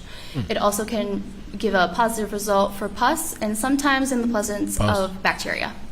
Okay, so there are a number of things that could give a positive result. Is that why you also have a confirmatory test? If we test something for the possible presence of blood, we don't typically do a confirmatory test unless it's requested. We just store that sample for DNA analysis. Okay. Who would request a confirmatory test? Usually an investigator of an agency may request it. Sometimes solicitors or defense attorneys may request an additional test. And the confirmatory test, I think you testified, is just basically like a COVID test? It works similar to a COVID test. 2 lines means human blood? It'll have a line to indicate that the test is working properly, which is a control line. And then if it is positive, it will have an additional second line. If that second line does not show, that means that the test is negative. Is it an accurate test?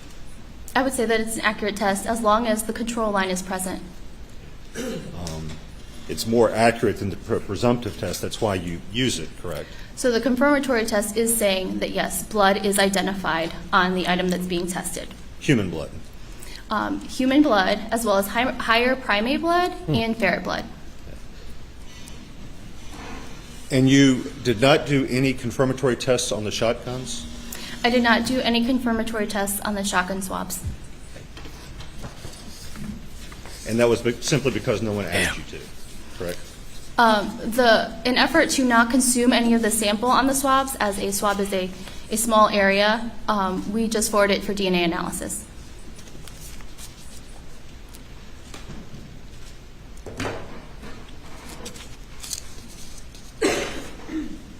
So, but in the Chevy Suburban, you did perform a hemotrace test?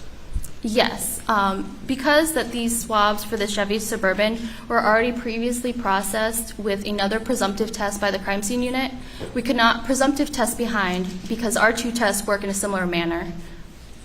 Whose decision was it to do the hemotrace test on the Chevy Suburban? That is typically how we process items of evidence that we receive from the crime scene unit in the form of swabs based on any of their presumptive testing. But like, who made the decision to do the hemotrace test on that steering wheel? The name of a person? I perform the hemotrace test. On your own initiative? No, that is a common way we do testing on swabs that have already been collected based on a presumptive test. Did someone instruct you to perform a hemotrace test on the steering wheel? No, it is part of our general operating procedures. But you did not perform hemotrace tests on the weapons? The swabs that were collected off of the weapons, no, because they were not presumptively testing prior, so I could use our presumptive test on those items.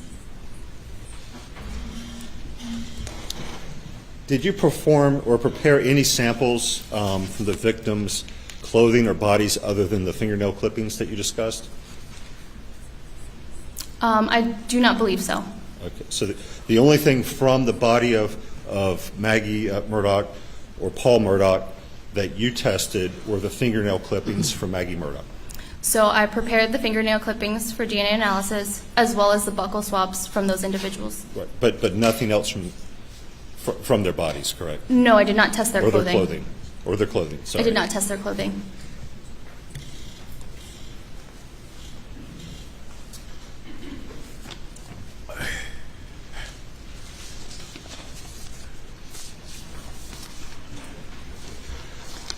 When looking at the T-shirt that you just testified about, and those cuttings, I think you have opened a bag and the cuttings were there and you prepared them. Did you perform any serology tests on those cuttings? No, I just removed those cuttings from the shirt as the result of the crime scene testing. Are you aware of any serology tests being performed on those cuttings? Of the shirt? Yes, of those big shirt cuttings. I believe there was further analysis performed on those cuttings. Did somebody other than you later perform serology tests on those cuttings, to your knowledge? It is my understanding that there was additional testing on those cuttings. Serology testing? Serology testing. Specifically hemotrace? I believe there was hemotrace performed on the cuttings from the shirt. But that, just to be clear, that wasn't performed by you? I did not perform hemotrace on any of the cuttings on the shirt. Did you perform any hemotrace tests on the shorts or tennis shoes? I did not perform any hemotrace testing on the shorts or the shoes.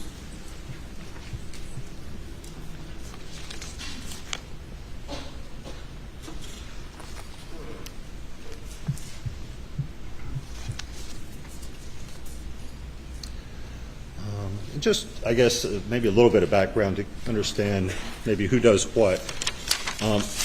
When you're working on this case, do you have like a direct supervisor? I do have a direct supervisor. And who is that person? Her name is Laura Hash.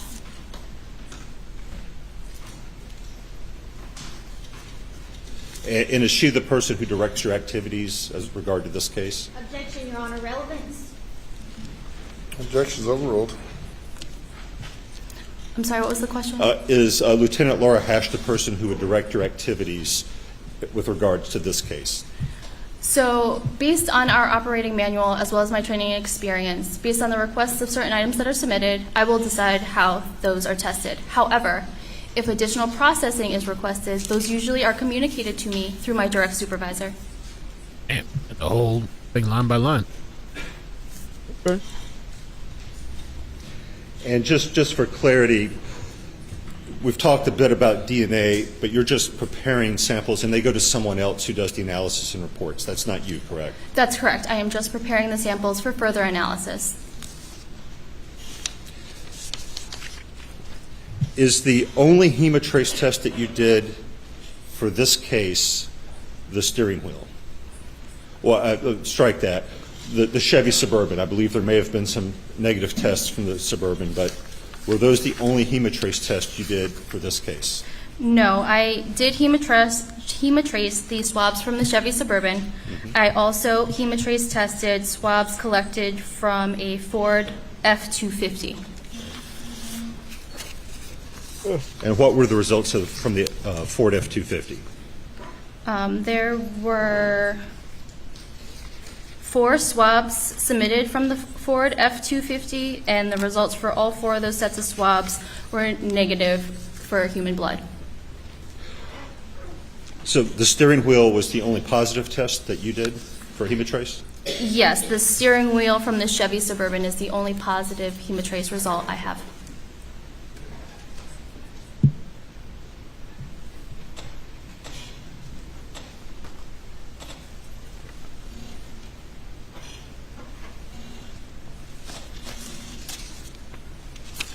The court's indulgence.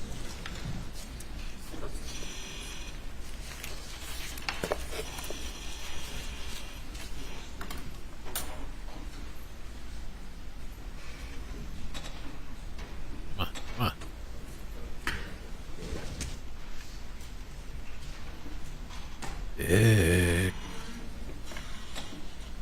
I think that's Griffin though on the side. All dead.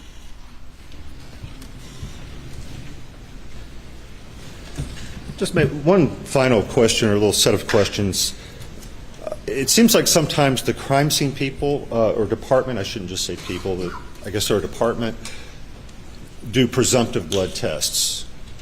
Is that correct? Yes, it's my understanding that the crime scene unit does perform presumptive blood tests. And the initials LCV have been used. I think you might have mentioned. What does that mean? It stands for leucocrystalline violet. And can you describe that test? I don't know much about the test. I just know that it is a test that the crime scene unit uses as their presumptive blood test. Do you know what color it turns when there's a positive result? It'll turn a purple color.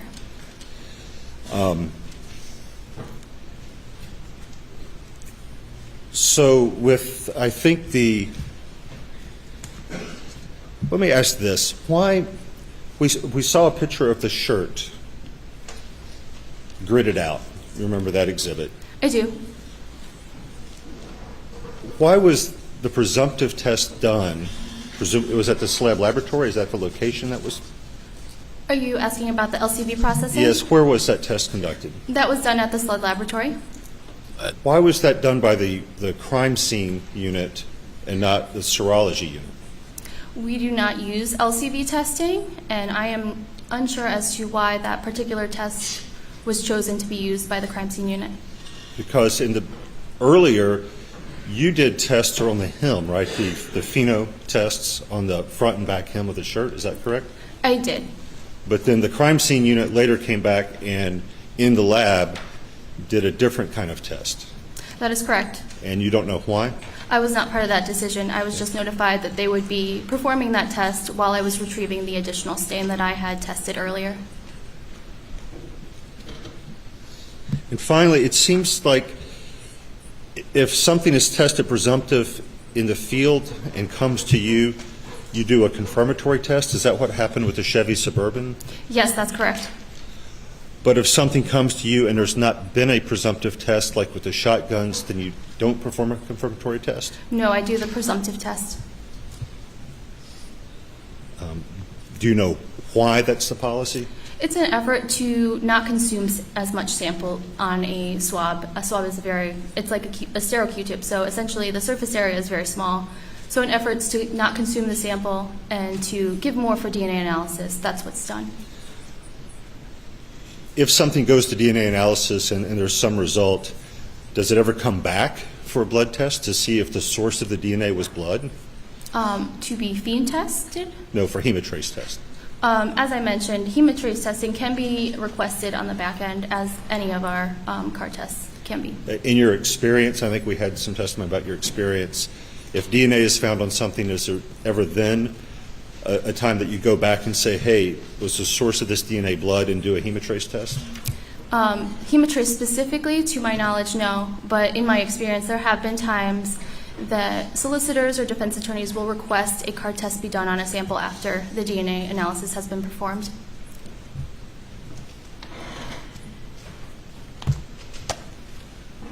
No further questions. Any redirect? None from the state, Your Honor. Thank you. You may step down.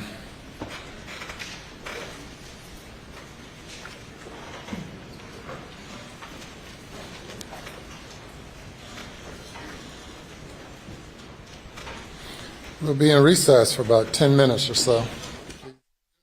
All right. A little 10-minute recess. Break. Put this here. Okay. I wonder who else they'll bring. More forensic people, I guess. Probably. Okay, let me get this real quick. Bubblegum, thank you for becoming a member. Appreciate that. Thanks for joining up. Lauren G, thank you for becoming a member. Mama 2 month stars, thank you for becoming a member. Lisa, thank you for becoming a member. Sam Panther, thank you for the super chat. 50 Shades of Blue, thank you for the super chat. Says bring cousin Eddie. KJ, thank you for the super chat. Says right now AM is cursing Tide Laundry Pods with Oxy. It doesn't get all the blood out. Ooh.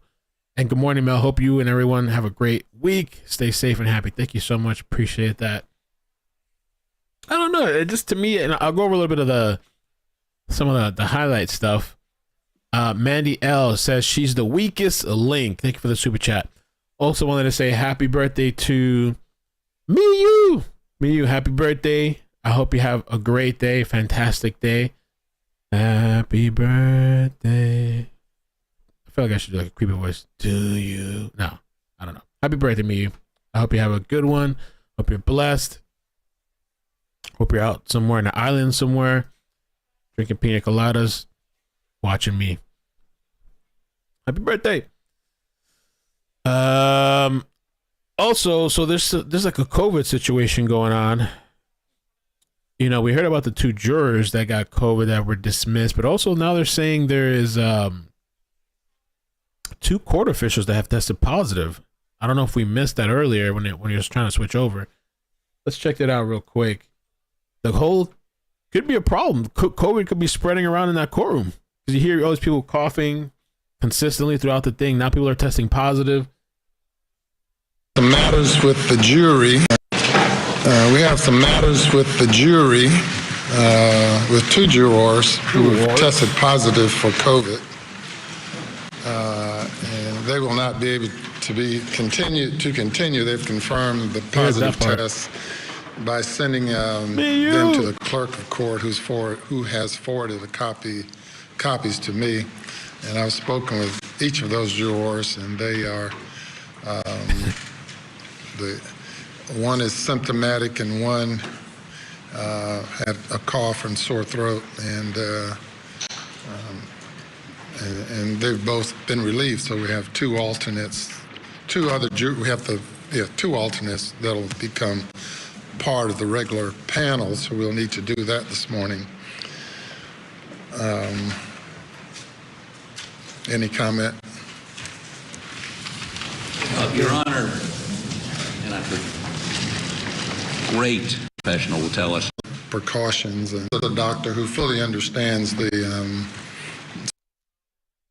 CDC guidelines and other lines, and they have agreed to wear masks, as everyone in here probably not, and some clerk personnel, but our camera person, the jurors, of course, our camera person, I noticed they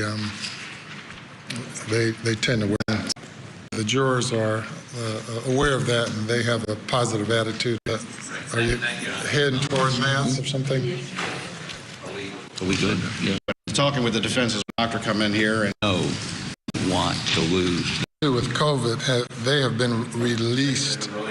And I guess until we figure that out or see what happens over the next couple of days. Lane, what's up? With COVID, they have been released from jury service, and here's the mass carrier is right behind you there.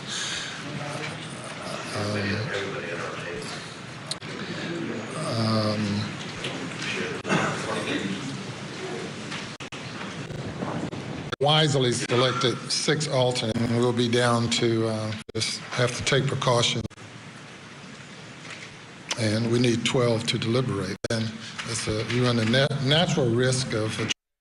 So I don't know. I didn't hear him say it, but they're reporting that the judge said 2 court officials have also tested positive. So some court officials getting sick. It seems like it's kind of spreading around there, rampant COVID, risking the courtroom. It's probably going to keep on spreading in there if it's going around. And there's some people in there that have been coughing the entire time, just hacking up a lung. You know? The other thing, let's see.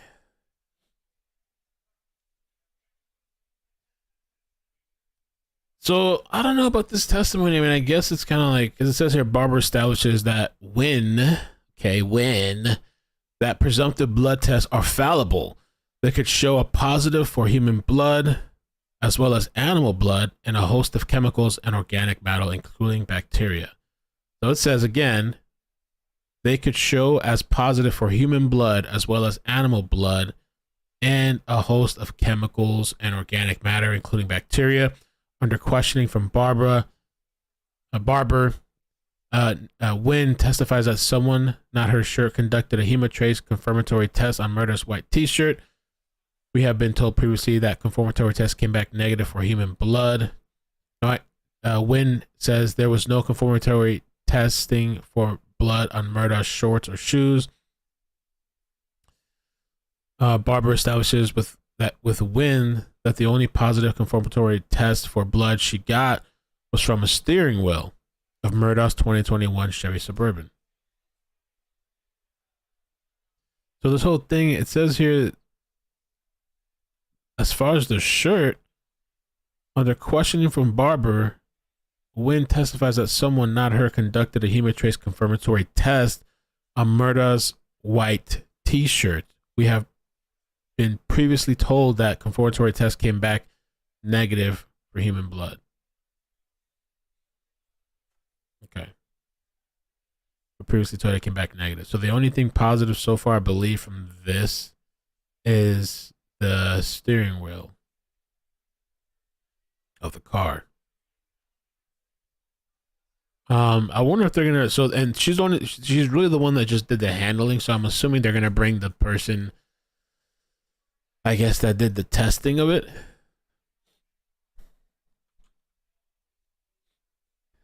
That t-shirt, they ripped up this t-shirt. Well, this is the unripped version.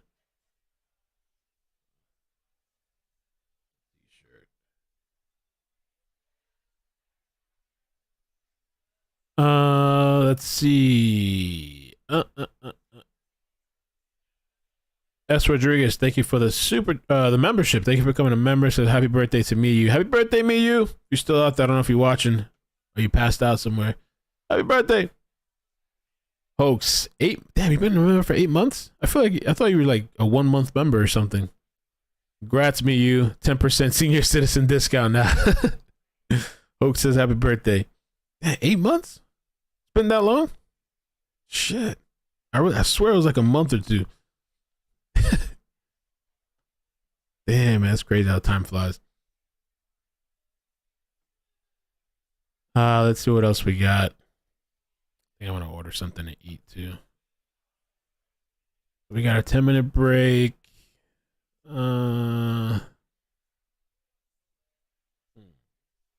It says prosecution receives and shares surprise OnStar GPS data over the weekend. The company previously said they didn't have. So I don't know, man. That whole courtroom's in danger now with this virus spreading around. It looks like if so far 4 people confirmed to have had it, I guess, or have it. I wonder if more people are going to come down with it if it's spreading around. It's a pretty tight confines in there too. You know?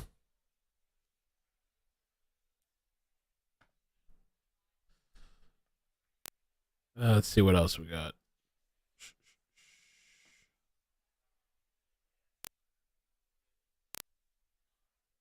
Murdaugh. Oh, okay. They got the redacted body cam footage. We just received redacted body cam footage we've been waiting for since week 1. Are you guys hearing that? Whoa, okay, that's them. I thought it was me. It's the live stream doing that weird audio thing. All right, so let's take a look at this. Let's get the full thing. Okay, so we just received the redacted body cam footage we've been waiting for since 1 week in the Alex Murdaugh trial. We'll have these on our YouTube soon. Here's Daniel Green arriving on scene. The bodies of Paul and Maggie have been blurred. Okay. Trigger warning. You won't be able to see anything, but if the blurring affects you, you know, just knowing. Central 717 scene is secure. Got a Whiskey Fox, Whiskey Mike, both gunshot wounds to the head. Sir, I want There he is. You know, because of the scene, I did go get a gun and bring it down here. It's in your vehicle? Do you have any guns on you at all? No, sir. It's leaning up against the side of my car. Okay. You're fine. Body language experts got to get to work. So where's the full? Let's check out Enton, because you know these people, they just post clips. Both gunshot wounds to the head. Enton posted. Sir, I want to let you know because of the scene, I did go get a gun and bring it down here. It's in your vehicle. Do you have any guns on you at all? I didn't post sir, it's leaning up against the side of my car. You're fine. I wonder if there's more video somewhere.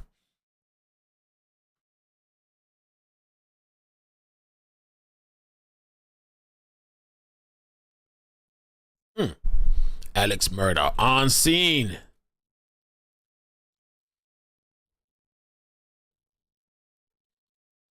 His concerns. Well, I guess, you know, let them know about the gun.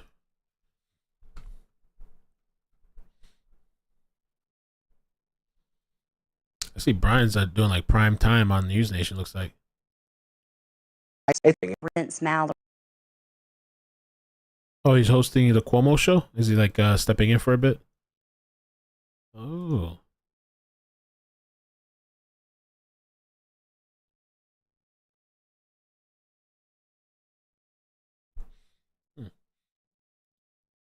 All right, let me order something here. Let's get it poppin'.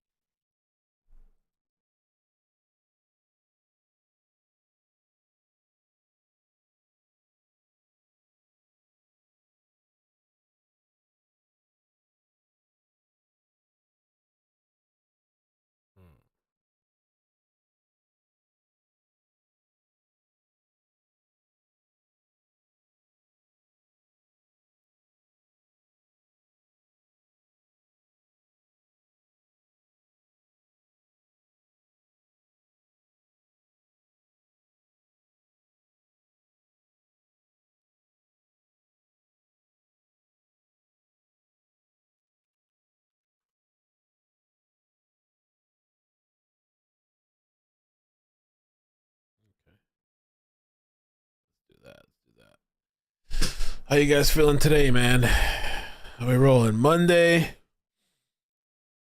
February 13th. How you feeling? How you feel about today's testimony so far? It's been alright. I think it's been alright. I want some big hitters, man. Show the Alex video. Paused.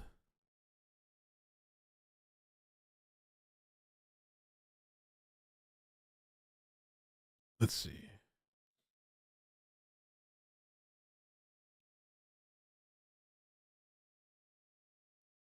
That was I think that was Kathy, right?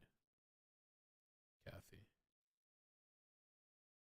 They got the exclusive.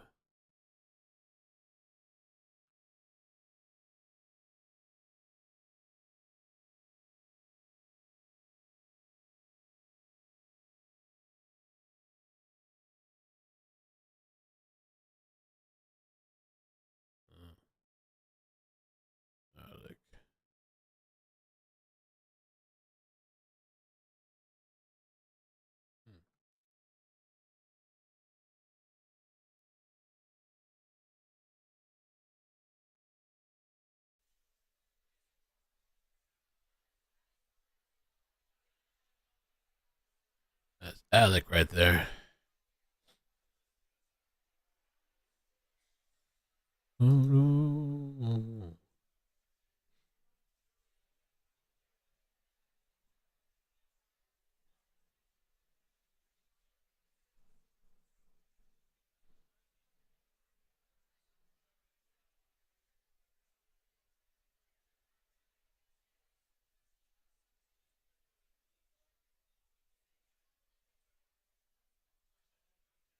Okay, place my order.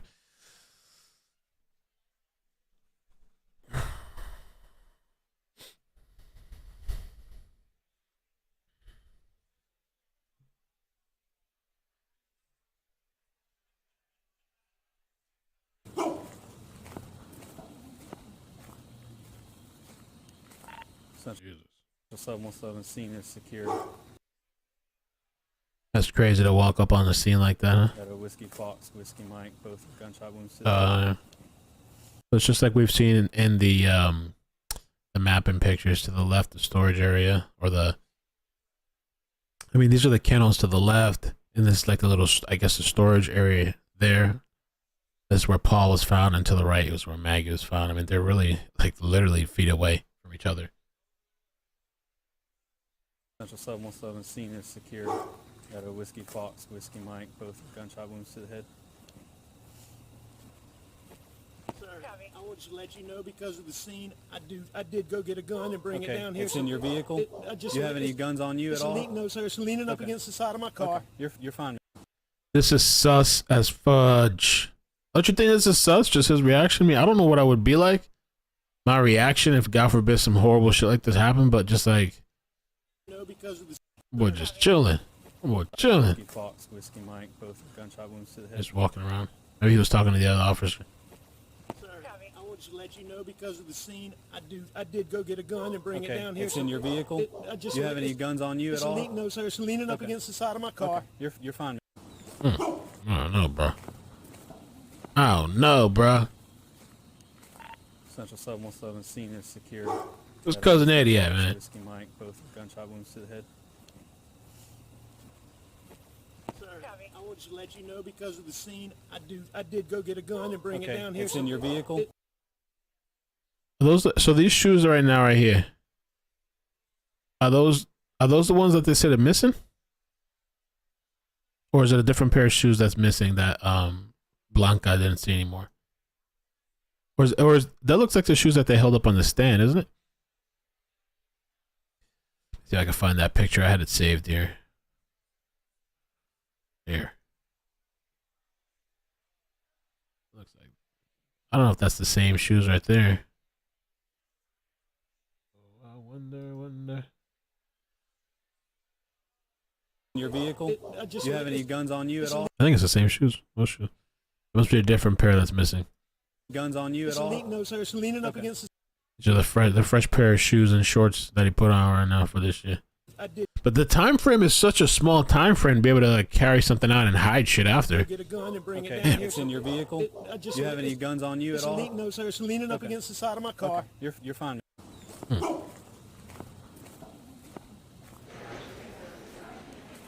Central 717 scene is secure. Got a Whiskey Fox, Whiskey Mike, both gunshot wounds to the head.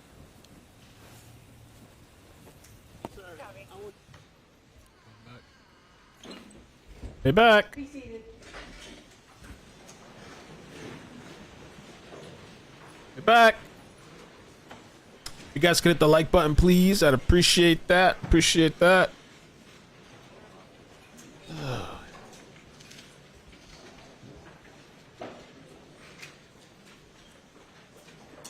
The loafers are missing. Okay.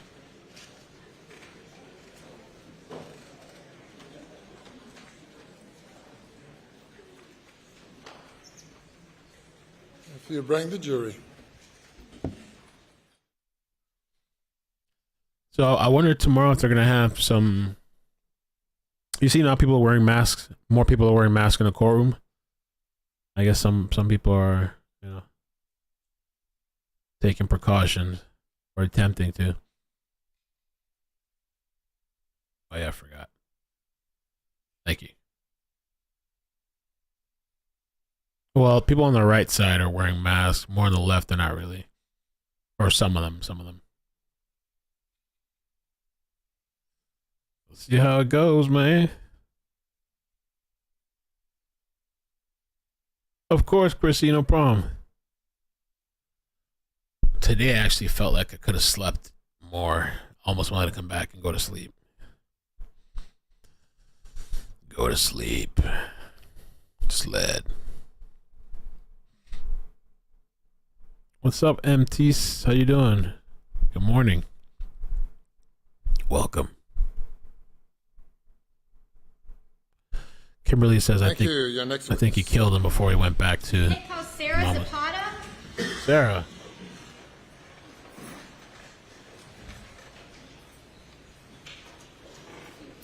Pop.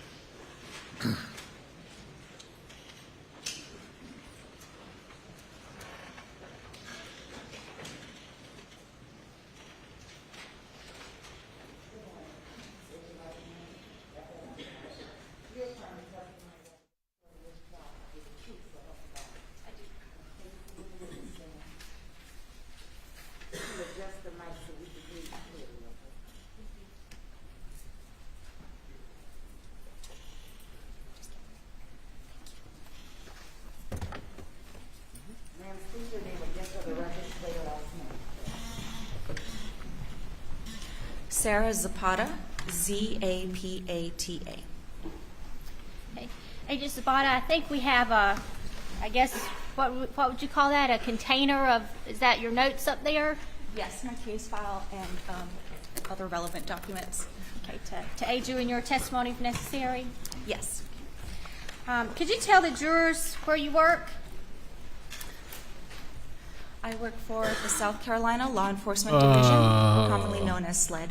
And how long have you worked for SLED? For about 7.5 years. What is your job title there? I am a forensic scientist in the DNA casework department. Oh, okay. What are some of your duties as a forensic scientist in DNA? As a DNA analyst, I will look at the requests for different items of evidence. I can perform serology testing if necessary or refer to the serologist results. I will take the items of evidence as well as any known standards through our standard laboratory procedures to develop a DNA profile. The steps of that analysis are extraction, which is where we are trying to isolate any DNA present on that evidence item from the evidence item itself, as well as Agent, if you could pull the microphone, speak up a little bit. Sure, Thank sorry. you. As well as from any other cellular material present. The second step is quantitation, where we're trying to approximate how much DNA is present on that sample so that we can target the appropriate amount of DNA for the next step, which is amplification. Amplification works kind of like a chemical copy machine. We're targeting specific areas of the DNA that have been shown through scientific studies to vary from person to person. And we're trying to make copies of that so that it can be detected by our final instrument, which is what actually separates the DNA into a profile. And then I will interpret that profile and calculate any statistics and prepare a report. I can also perform technical and administrative reviews of other analysts' work, as well as testify in court when necessary. Okay. And can you tell us a little about your educational background and training that qualify you for this position? Hey, you see the person coughing? I You hear have a them? Bachelor of Science in Forensic Science from the Pennsylvania State University. Upon employment at SLED, I underwent a training program for approximately 1.5 years under a qualified DNA analyst, and that training included an observation period as well as a practical period of the different steps in our DNA analysis process, as well as the serology procedures. Once I had received all of my training, I went through a testing period where I had to demonstrate my competency in using all those different instruments and procedures and interpretation. I had to successfully complete several written exams, an oral exam, complete several mock cases and a mock court, and then was competency tested with another case before finally being able to do a mock case, before finally being able to do analysis on real casework. You will need to speak into the mic and increase your volume in order for us to hear you better. Okay. You may proceed. Thank you, Your Honor. Agent Zapata, how many cases have you, do you think you've participated in? Approximately 500. And have you testified in trial before? Yes, I have. How many times? 19. And in those trials, were you qualified as an expert witness? Yes, I was. And what were you qualified as an expert witness in? In DNA analysis. Your Honor, at this time, the state would move to qualify Agent Zapata as an expert in DNA analysis. All right, you had mentioned in some of the duties of your job, kind of what you do. I guess if we could kind of scale it back a little bit more basic, but briefly, just what is DNA? DNA is a chemical that is found throughout your body with the exception of red blood cells. You get half of your DNA from your mom and half from your dad, and it's unique to individuals with the exception of identical twins. And so if we have a case where there are family members involved, what does that mean as far as DNA analysis? Based upon the evidence DNA profile, sometimes it might not be possible to make comparisons to some family members because there may not be enough DNA present there to distinguish between the family members. Because the family members will share DNA, that will affect what the DNA profile looks like. Can you tell us about some different sources of DNA from a person's body? Some sources from your body would be your hair, blood, semen, saliva, bones, as well as DNA from your skin cells, which is what we call touch DNA. And what are some variables that can affect touch DNA? So some people just naturally shed more skin cells throughout the day than other people, and so you would expect to recover more DNA from an object that a person who sheds a lot of DNA has handled than a person who sheds less. There are also factors such as the surface that is being touched. If the surface is rough, then you would leave more skin cells behind. If you are holding the item for a longer period of time or with a lot of pressure, then you would expect to leave more skin cells behind. Environmental factors such as rain, moisture, UV, light, that can all lessen the amount of DNA that is recovered. And also personal hygiene habits can affect how much DNA you leave behind. So if you've just washed your hands, there may not be as much skin cells left behind. So do you leave touch DNA behind kind of like you would leave a fingerprint behind? Is that a fair comparison? Kind of. If you touch it, you touch an object, you may leave some behind. All right, now you mentioned different sources such as body fluids. Are you able to confirm like 100% which body fluid a DNA profile comes from? So the test that we perform to try to identify a body fluid is different from the DNA testing that is being performed. Especially in cases where the evidence profile is a mixture, there's no way for us to tell, did all of this DNA come from blood? Did it come from saliva and blood mixed together? There's no way for us to identify 100% the source of the DNA profile. We can indicate that a body fluid may be present, but we cannot say the blood on this item is from this individual. So if I had a drop of blood on my shirt up here, could you ever say this was my blood? I could test it for the indication of a body fluid. I could see if your DNA profile is recovered from that stain, if the evidentiary DNA profile, if you are included as a contributor to that profile, but I can never 100% say that is your blood. So you could say my DNA is here, but not my blood. I could say that you're included as a contributor to the DNA profile. Okay. All right, and I think you kind of already explained your process of DNA analysis when you explained your duties. Can you tell us about some of the, standard lab procedures and protocol? How specifically do you mean? I guess just basically how you analyze a DNA sample. So I will take the DNA sample if it has been previously cut by a serologist or an evidence processor. I will add the reagents to the tube and proceed with my analysis that way. If it has not previously been cut, then I can prepare the sample for DNA and then take it through those steps that I explained earlier, so extraction, quantitation, amplification, and separation into a profile. And then I will interpret the DNA profile that was developed. So I will determine if there is enough DNA present there for the profile to be used for comparison. I will determine the number of contributors to that profile. So a profile can be single source, which is DNA from just one individual, or a mixture, DNA from multiple individuals are present in the profile. I'll determine if it's a mixture, how many people are in that mixture, or how many I'm interpreting that mixture as.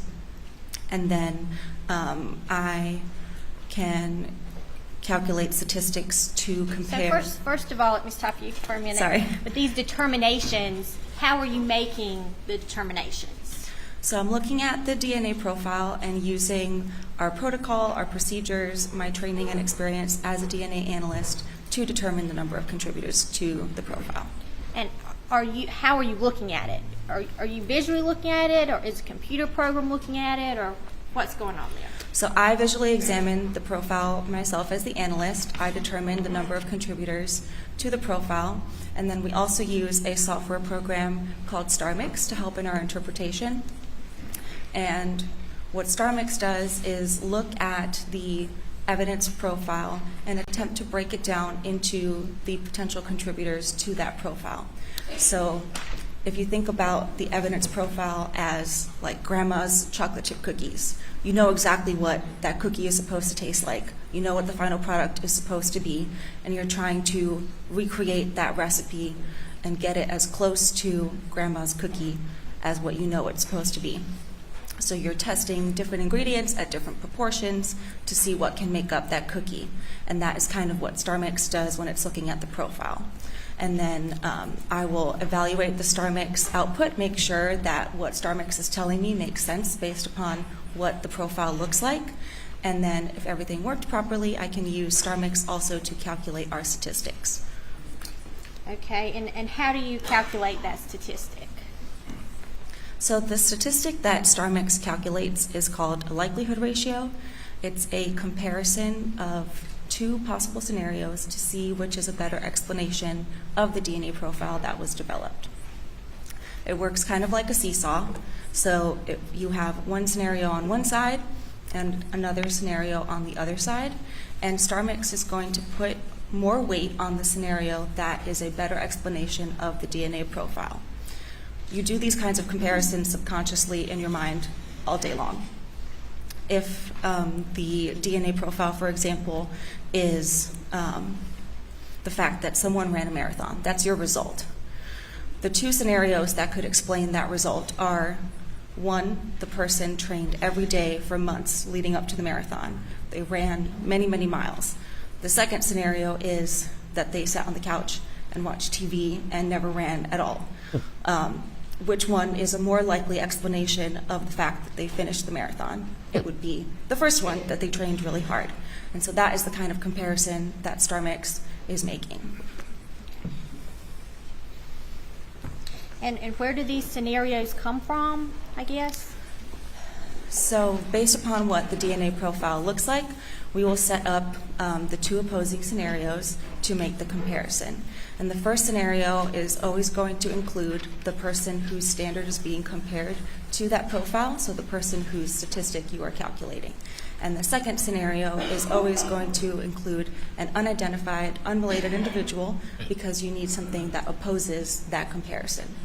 So for a single source profile, your two scenarios will be the person being compared is contributing to the mixture versus an unidentified, unrelated individual is contributing to the mixture.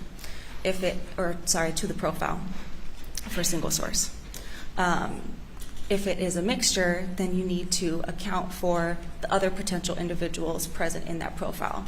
So for a two-person mixture, for example, the first scenario will be the person being compared and an unidentified, unrelated individual contributed to the mixture versus two unidentified, unrelated individuals contributed to the mixture. And so we'll make that same comparison for each person based upon what the DNA profile looks like. Okay. And so this unidentified, unrelated individual, where does that really come from? That's just the way that the statistic is calculated. It's not saying that it's not possible for related individuals to be in the mixture, but because we are focusing only on the comparison to that one person, we need something to contrast that to, and we account for that by using that unidentified, unrelated individual wording. So is that just kind of built into this formula in the StarMix program? Correct.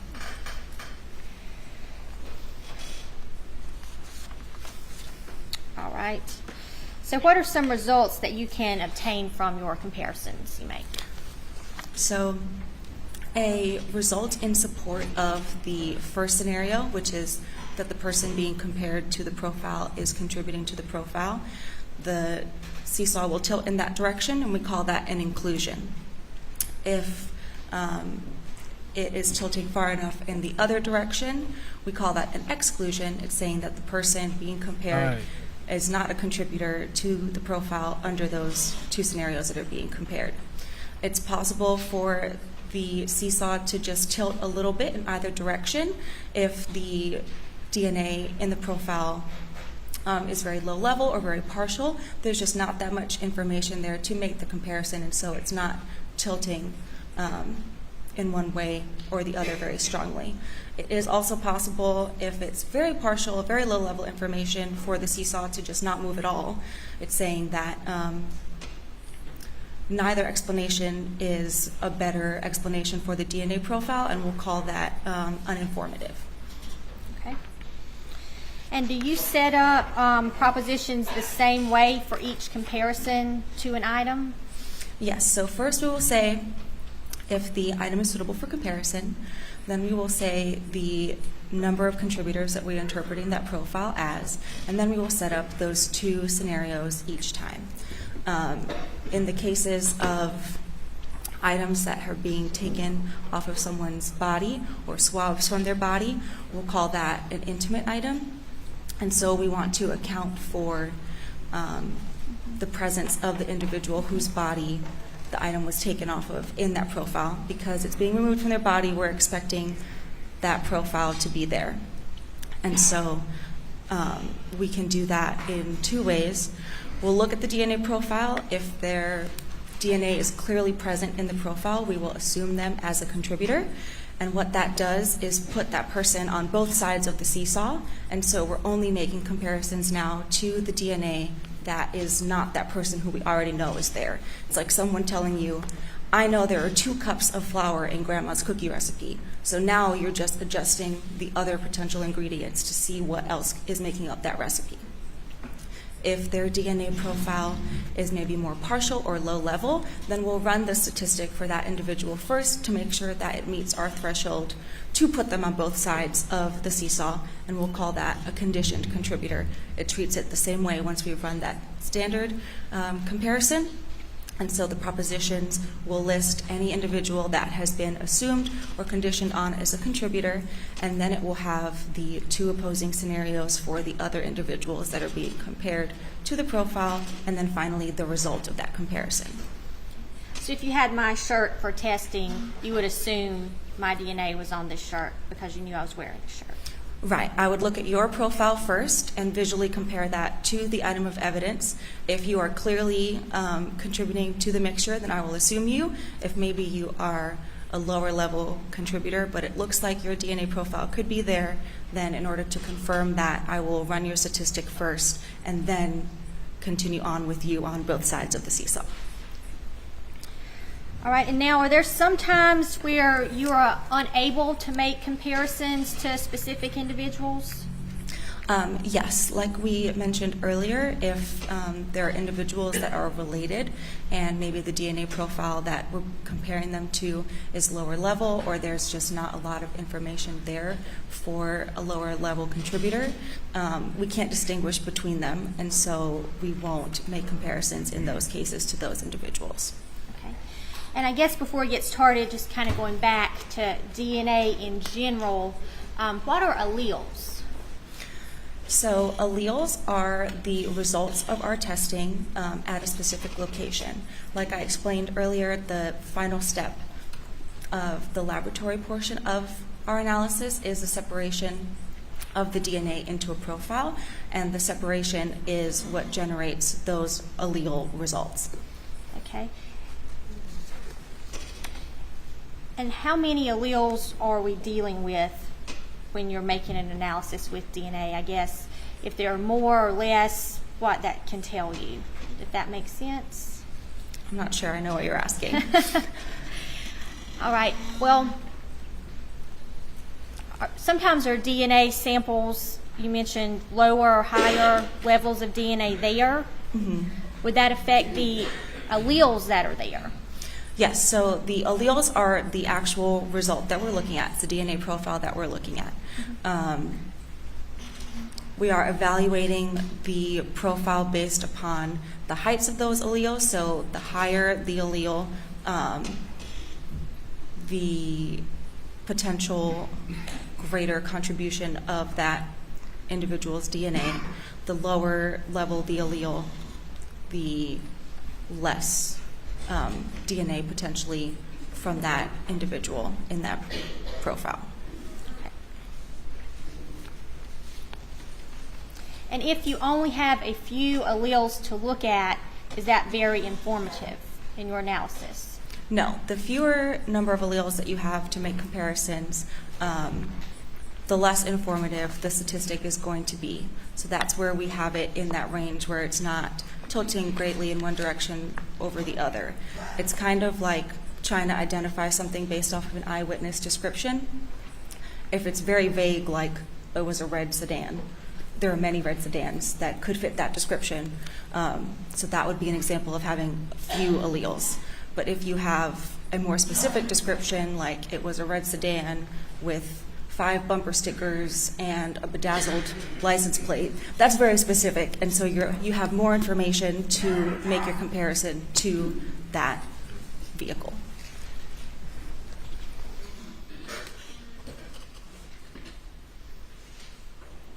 And unrelated people share the same alleles? Yes. All right, so before we get to the results, some of these statistical results are very large numbers. Is that right? Yes. Do you think these two charts here, States Exhibit 475 and 474, would help demonstrate to the jury what we're talking about?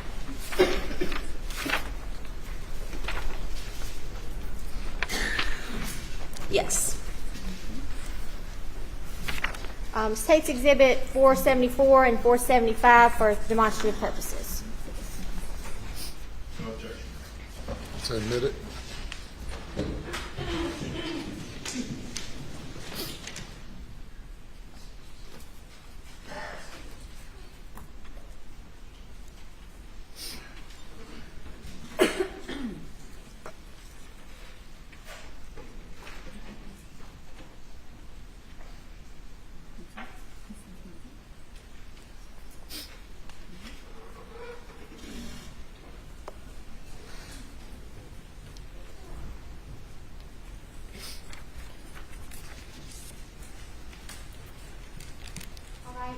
Did you receive a number of Oh, there we go. My bad, guys. I'm back. swabs to analyze in this case? Yes, I did. Do you remember how many buccal swabs you may have received? I believe there were 24 buccal swabs total that I used for comparison. Buccal swabs still? Maybe 25? I'd have to count.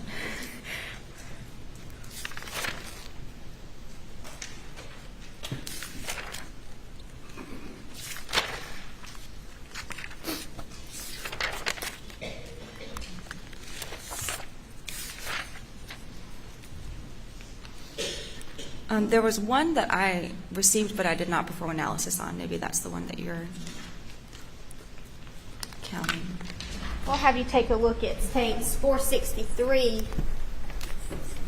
Do you recognize that buccal swab? Yes. And who is that a buccal swab from?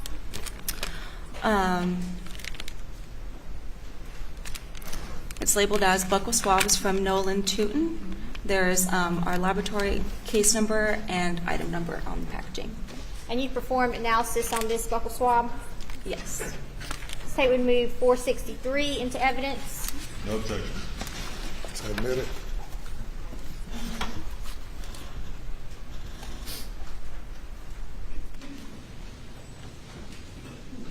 Now, you compared standards from these buccal swabs to swabs from items of evidence, or what do we do to analyze all this stuff? So first we do our interpretation of the evidence. We look at the evidence like I described earlier, make sure that it's suitable for comparison, determine the number of contributors to the item, and then if it's an intimate item, we'll make that visual comparison to the individual whose body that item came from first. Then we will use star mix to calculate the statistics for other individuals for comparison, and then it'll be a result in support of one proposition over the other. And the other individuals for comparison would be any number of the individuals whose buccal swabs were submitted in this case? Yes. All right, I'm going to have you take a look at State's Exhibit 459.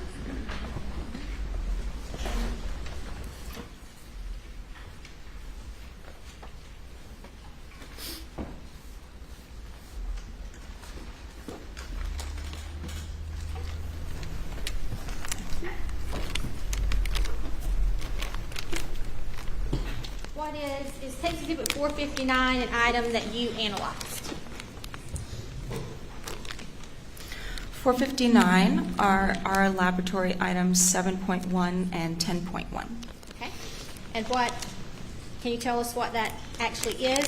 7.1 was the MBAC collection from cartridge cases 2 through 7. And 10.1 were the swabs from the exterior of items 9 and 10, which were shotgun shells. And you performed analysis on both of those items? Yes, I did. Okay. Can you tell us the results of your analysis on the MBAC collection from the 300 blackout cases? Your item 7.1. And I guess instead of just blanketly asking for the results, I'll ask, based on the comparisons you made when analyzing that item, were any individuals included? Yes, for item 7.1, the DNA profile was interpreted as single source, and for the comparison to Margaret Murdaugh, the two scenarios were Margaret Murdaugh contributed the DNA profile versus an unidentified, unrelated individual contributed the DNA profile. And the result of that comparison is the DNA profile is approximately 510 billion times more likely if Margaret Murdaugh contributed the profile than if an unidentified, unrelated individual contributed the profile.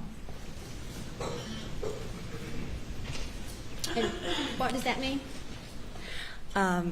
It means that the likelihood ratio is in support of that first scenario of Margaret Murdaugh contributing the profile versus an unidentified, unrelated individual contributed the profile. Okay, let's move on to the next item in that in State's Exhibit 459, the swabs from the exterior of items 9 and 10, which were these shotgun shells from the feed room. Okay. Based on the comparisons you made, were any individuals included? This item was also interpreted as single source, and so the scenarios were set up the same way. The person being compared contributed the profile versus an unidentified, unrelated individual contributed the profile. And that means there's one person contributing. Correct. For Paul Murdaugh, the result of the comparison is the DNA profile is approximately 15 octillion times more likely if Paul Murdaugh contributed the profile than if an unidentified, unrelated individual contributed the profile. And what does that mean? Just like earlier, it's in support of that first proposition set. The DNA profile is approximately 15 octillion times more likely if Paul Murdaugh contributed the profile than if an unidentified, unrelated individual contributed the profile. Let's move on to Exhibit 18.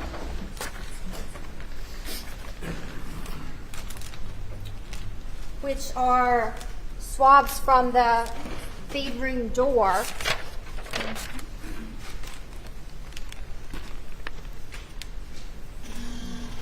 Did you analyze those items? Take Exhibit 18. Yes, I did. Item 17, you can see our laboratory number and then my initials on the seal and the date. Right, and those are swabs from the feed room door. It's labeled as swabs from exterior doorknob of storage room door. All right. And based on the comparisons you made, were any individuals included? For item 17, the comparison with Paul Murdaugh, the DNA profile was again interpreted as single source, so we're setting up the propositions in that same way. The result is the DNA profile is approximately 15 octillion times more likely if Paul Murdaugh contributed the profile than if an unidentified, unrelated individual contributed the profile. 15 octillion times more likely. An octillion has 27 zeros. Yes. So that's a pretty high statistical number there. Yes.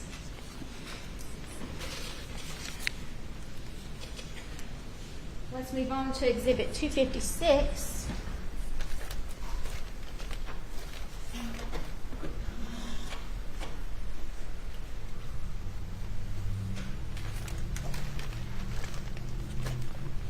Which I cannot seem to locate.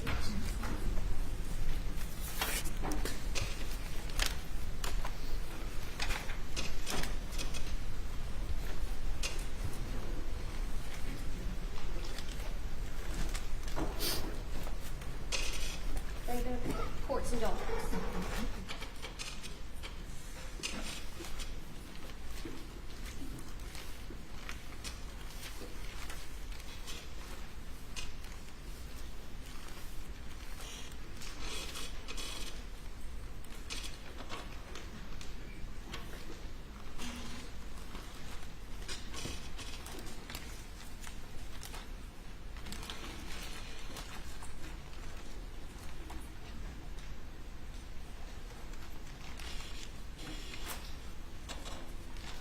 Did you analyze item 256? Which would be your items 15 and 16. Swabs of blood from Camo Benelli. Yes, item 15. Nature of the objection. Foundation, she described in the question as swabs of blood that has not been established. All right, response. Your Honor, item Exhibit 256, item 15 and 16 have been admitted into evidence, even though I can't get my hands on them at the moment. And they were described as 2 swabs of suspected blood from receiver forward of the loading port from Camo Benelli Super Black Eagle 3 12-gauge shot. Your Honor, there'd be no objection if the question were rephrased to say suspected blood. All right, if you restate the question, please. I believe I misspoke, and this would be State's Exhibit 259.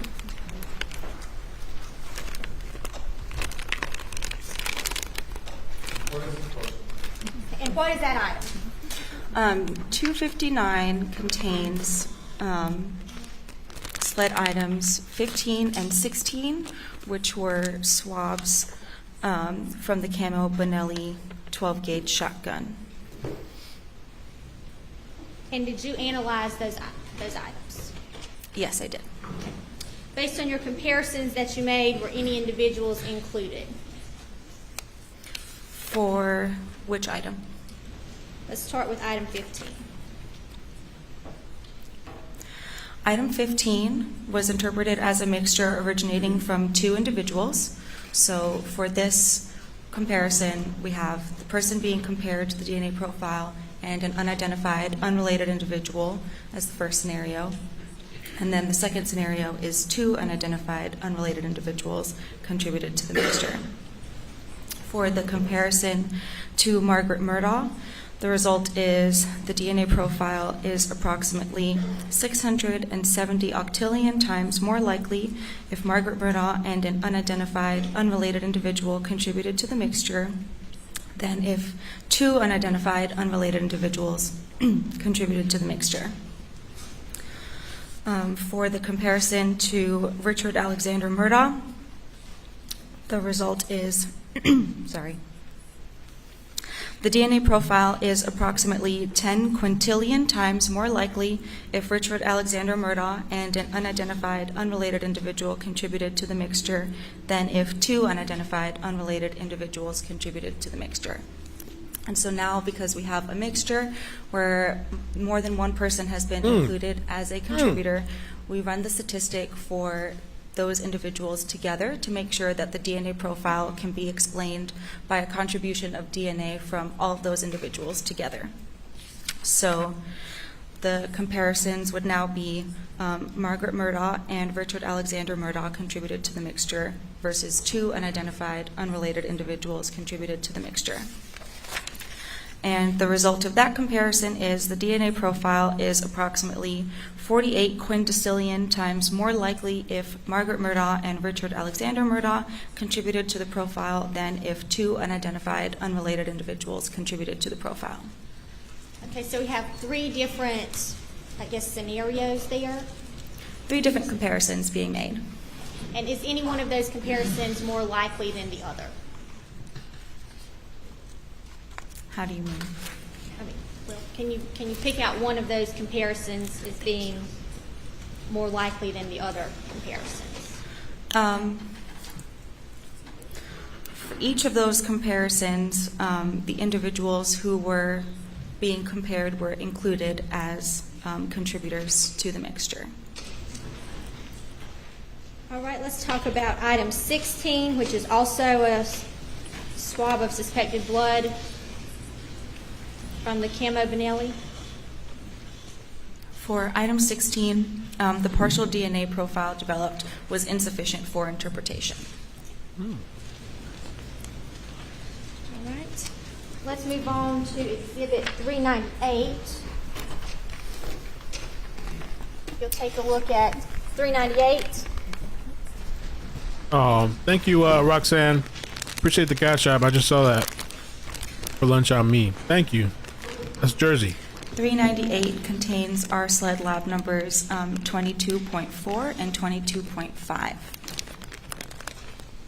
So item 22.4 is a reddish-brown debris swab from the right side of the receiver belonging to item 22.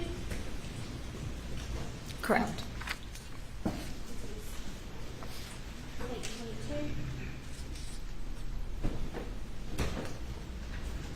Sled. Based on the comparisons you made, were any individuals included on that item 22.4? 22.4, the DNA profile was interpreted as a mixture originating from 2 individuals. For the comparison with Margaret Murdaugh, the result was the DNA profile is approximately 480 octillion times more likely if Margaret Murdaugh and an unidentified, unrelated individual contributed to the mixture than if 2 unidentified, unrelated individuals contributed to the mixture. And what does that mean? The result is in support of that first scenario of Margaret Murdaugh being included as a contributor to the mixture. The likelihood ratio is 480 octillion times more. The DNA profile is approximately 480 octillion times more likely if Margaret Murdaugh and an unidentified, unrelated individual contributed to the mixture than if 2 unidentified, unrelated individuals contributed to the mixture. And then the next item, 22.5, is also a swab from that same shotgun from the left side. Yes. Okay.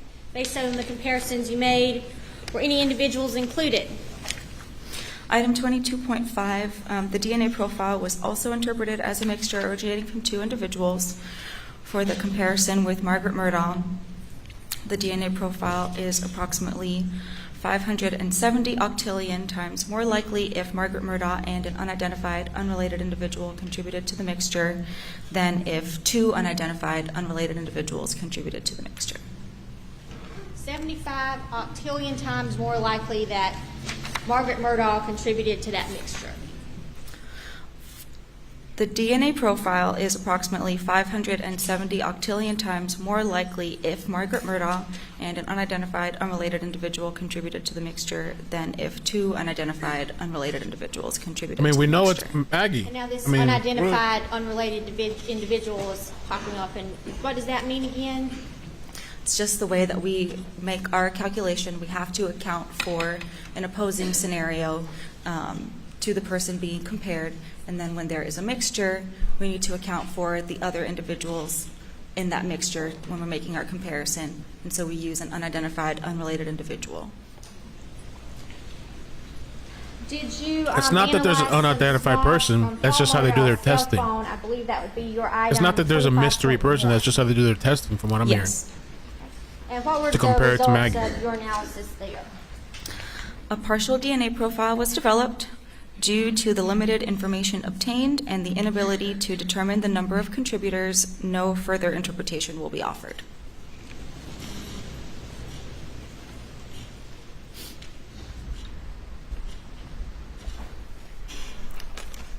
In State's Exhibit 83 is some swabs from a Chevy Suburban.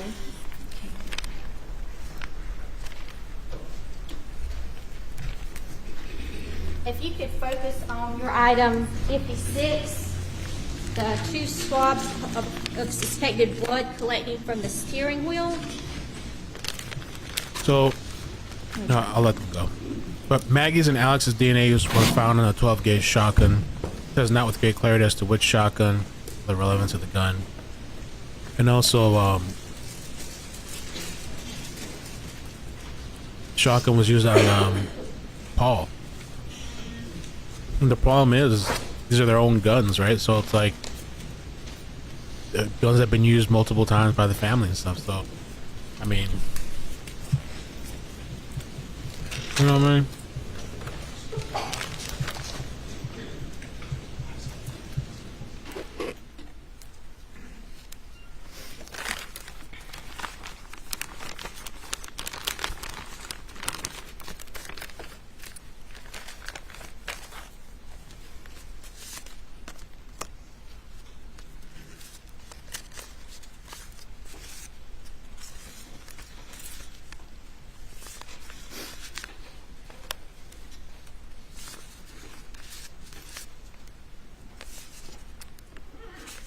You said 56? Okay.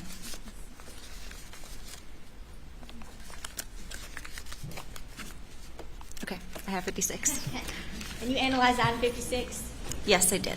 Swabs of blood collected from the steering wheel. They were submitted as 2 swabs of suspected blood collected from the steering wheel of the Chevy Suburban. And based on the comparisons you made, were any individuals included?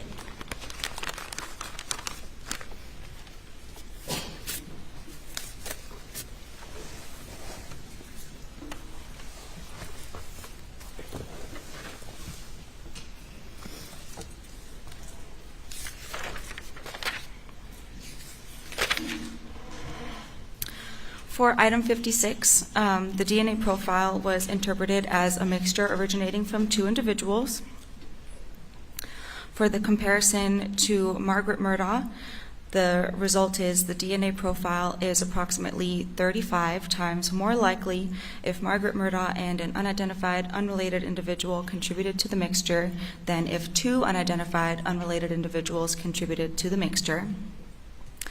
For the comparison to Richard Alexander Murdaugh, the result is the DNA profile is approximately 100 quadrillion times more likely if Richard Alexander Murdaugh and an unidentified unrelated individual contributed to the mixture than if 2 unidentified unrelated individuals contributed to the mixture.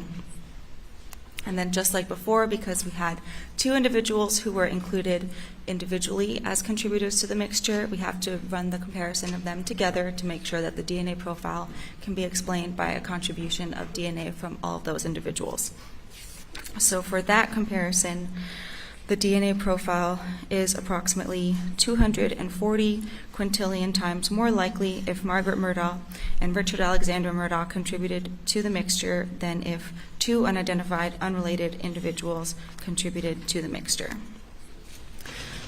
There's also a statement that because that first comparison to Margaret Murdaugh had a likelihood ratio result that is on the lower end of our scale, we want to put more emphasis on that result when comparing her as a contributor to the mixture. So the likelihood ratio for proposition set 3, which was that comparison together, was calculated to confirm that the mixture could be explained by the contribution of DNA from all individuals listed under HP, which is that first scenario.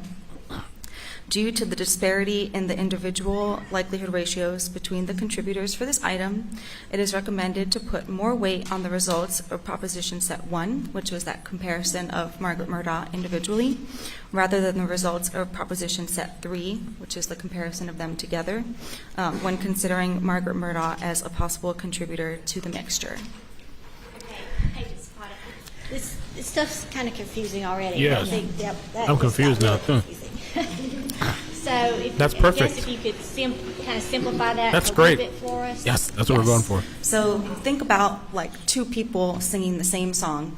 If one person is singing really quietly and another person is singing loudly, when they're singing together, it'll sound really loud because that one person is already singing loudly by themselves. But that doesn't mean that the person who was singing quietly is suddenly singing very loudly. So we're trying to account for the difference in the weight of the result.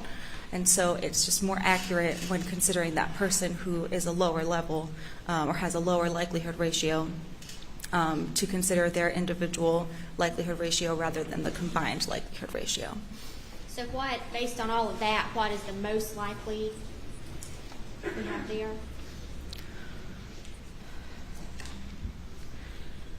It's not really that it's like a more likely scenario over another. It's just It's the nothing. result of that comparison that's being made. So just take into all that into account. Yes. Amazing. Okay, let's move on to Exhibit Amazing. 251. Amazing. Which was the Love it. left and right fingernails from Maggie Murdaugh.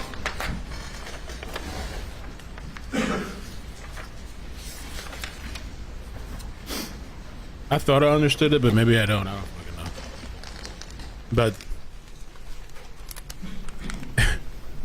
But somebody say, wait, what are they singing?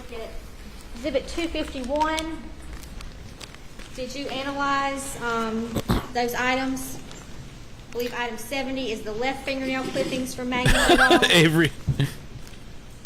Yes, and 71 is the right fingernail clippings from Margaret Murdaugh. Well, let's talk about the left fingernail clippings first. What were the results of your analysis? Are you looking for all of the individuals who were compared? Yes, the results, the entire results. Yes. Okay. For item 70, a DNA profile suitable for comparison was developed. Several individuals were visually excluded from the profile first. Paul Murdaugh, Anthony Cook, Roger Davis, Rogan Gibson, Connor Cook, Philip Beach, Renee Beach, Robin Beach, John Murdaugh, Richard Alexander Murdaugh Jr. or Buster, Richard Alexander Murdaugh, Randy Murdaugh, Miley Altman, and Morgan Dowdy are excluded as contributors. Excluded as contributors. For the proposition set, the DNA profile was interpreted as a mixture originating from two individuals. Because these are Margaret Murdaugh's own fingernail clippings, she is assumed as a contributor. So the two scenarios are Margaret Murdaugh, and in this case the comparison was made to Claude CB Rowe using the StarMix software. So that first scenario is Margaret Murdaugh and Claude CB Rowe contributed to the mixture, and the second scenario is Margaret Murdaugh and an unidentified, unrelated individual contributed to the mixture. Now, why was Claude CB Rowe included in this comparison? So the other individuals I was able to visually exclude, which just means from looking at the DNA profile and comparing it to their standard, I could exclude them as a contributor. If an individual happens to have the alleles that, or if an individual cannot be visually excluded, so I cannot say from looking at their DNA profile, comparing it to the evidence that they are excluded, then I will run the statistic to compare them to that profile. And so that's why that comparison was made.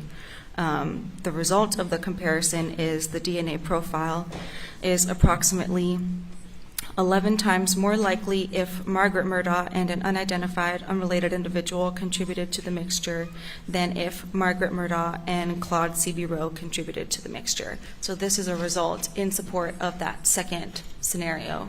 It's not the first scenario like the others that we've been discussing have been. So, how much DNA were you looking at in this sample?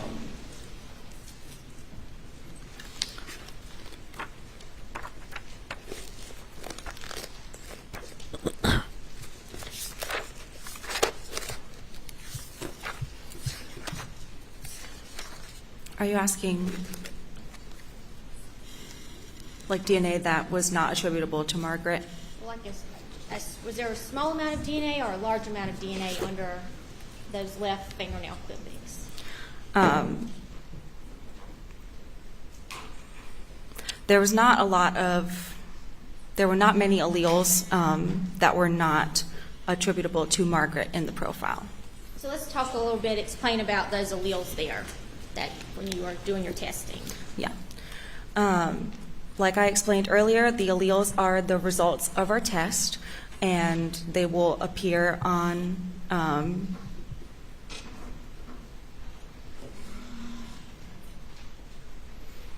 in the profile that we're looking at, and they will be at different proportions based upon roughly how much DNA is present from the different possible contributors. So in this case, because they were Margaret Murdaugh's own fingernail clippings, her DNA is present in the profile at a higher level. And then we are looking at only a few alleles that were not her own alleles to make the comparison to the other individuals. So was it 3 alleles?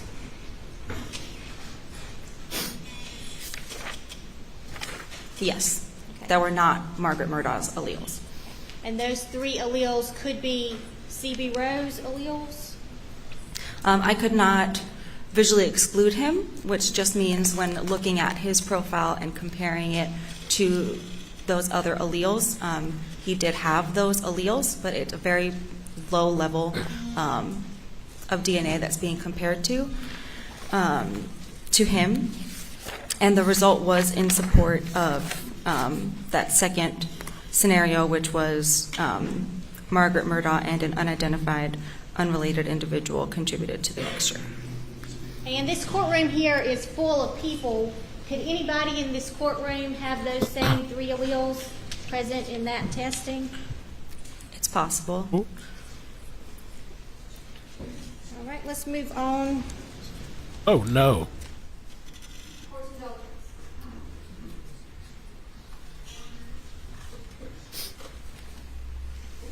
The CB Rowe guy they're talking about worked And let's to help maintain the 1,700 acre hunting property. On the Big Central. CB Rowe.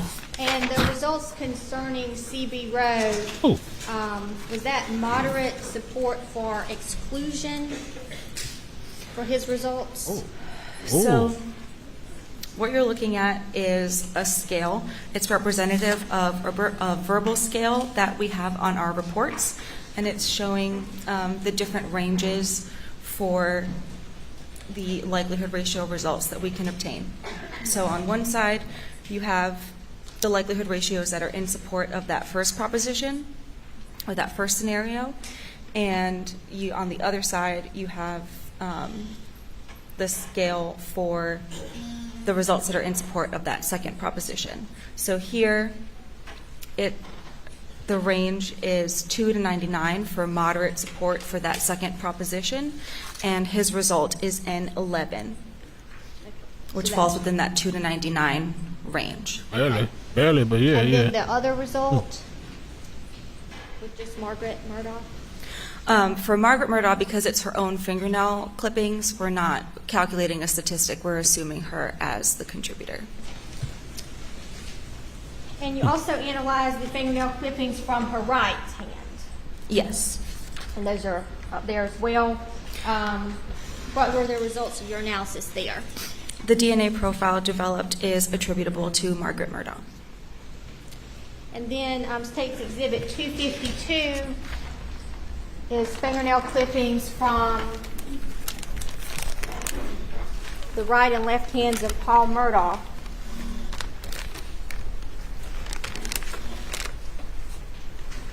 If you could tell us any results from your analysis of Paul's Hey, Maven. For both Morning. items 72 and 73, the result was the DNA profile developed is attributable to Paul Murdaugh.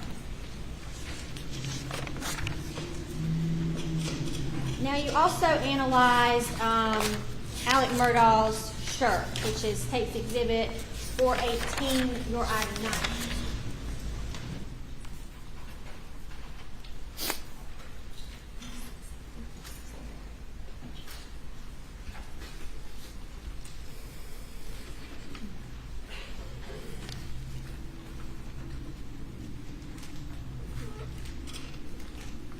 Sled found only And did Paul's you DNA. analyze Paul Murdaugh, or excuse me, the defendant Alex Murdaugh's pants as well? Yes, I received cuttings from both item 19, which was the white shirt from Richard Murdaugh, and then item 20, which was a pair of green shorts from Richard Murdaugh.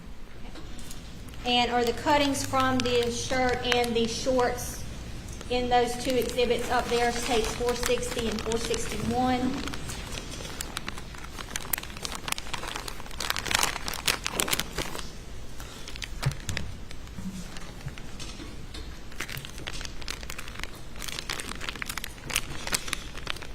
This appears to be all of them. I can take them out and check, or if you would like for me to. I believe that should be all the cuttings. And there were quite a few cuttings that you analyzed. They got issues, huh? Uh-oh. Yes. They went down. Man down, Unfortunately, man we're going to down. have to go through all of those, the Yes. analysis of all of those cuttings. So let's start with the shirt. Yes. In Exhibit 460, item Watch me. 19.2, a cutting from the exterior front edge of Alec Murdaugh's shirt, the defendant. Based on the comparisons you made, were any individuals included? For 19.2, the DNA profile was interpreted as a mixture originating from two individuals. For the comparison with Margaret Murdaugh, the DNA profile is approximately 460 octillion times more likely if Margaret Murdaugh and an unidentified, unrelated individual contributed to the mixture than if two unidentified, unrelated individuals contributed to the mixture. Item 19.3, the cutting from the exterior back, bottom center of the defendant's shirt.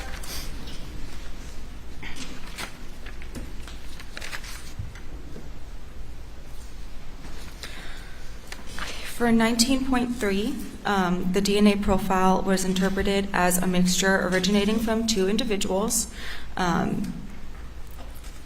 For this item, I was able to assume Richard Alexander Murdaugh as a contributor. So the propositions or the scenarios that we're comparing are Richard Alexander Murdaugh and the person being compared versus Richard Alexander Murdaugh and an unidentified, unrelated individual contributed to the mixture. For the comparison to Margaret Murdaugh, the DNA profile is approximately 360 quadrillion times more likely if Richard Alexander Murdaugh and Margaret Murdaugh contributed to the mixture than if Richard Alexander Murdaugh and an unidentified, unrelated individual contributed to the mixture. Item 19.4.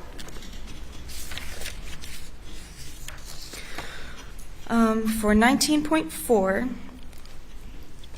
the DNA profile was interpreted as a mixture originating from two individuals, and this was a situation where I had to first calculate the statistic for Richard Alexander Murdaugh to see if there was enough DNA to condition on him as a contributor.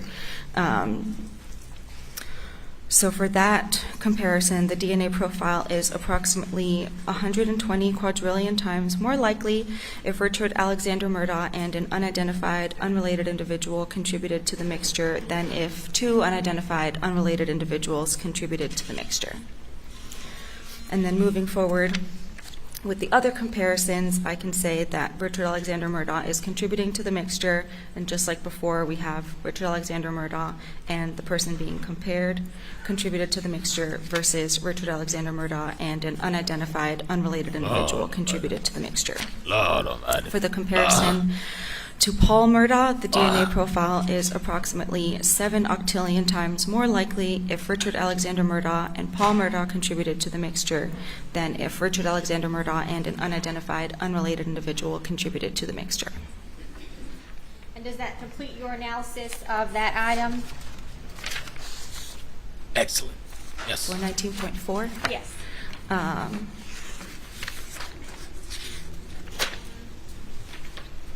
I think that was the only one where there was inclusionary likelihood ratios.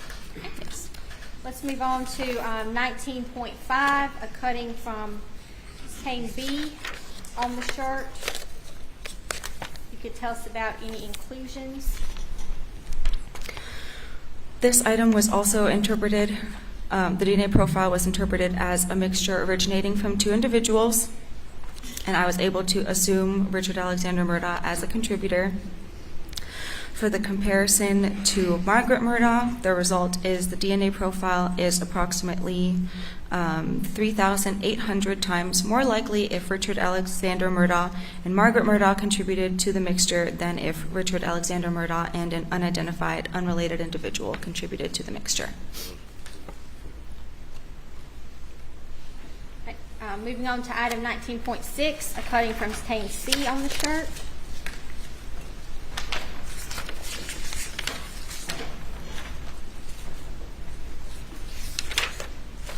Okay.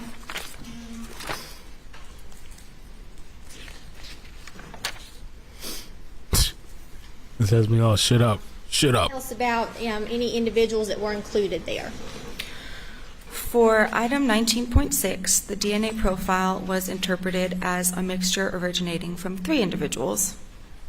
I was able to assume Richard Alexander Murdaugh as a contributor to the mixture, and so now we are comparing Richard Alexander Murdaugh, the individual being compared to the mixture, and an unidentified, unrelated individual contributed to the mixture versus Richard Alexander Murdaugh and 2 unidentified, unrelated individuals contributed to the mixture. For the comparison to Margaret Murdaugh, the DNA profile is approximately 570 octillion times more likely if Richard Alexander Murdaugh, Margaret Murdaugh, and an unidentified, unrelated individual contributed to the mixture than if Richard Alexander Murdaugh and 2 unidentified, unrelated individuals contributed to the mixture. And does that include your, the results of inclusion for that item?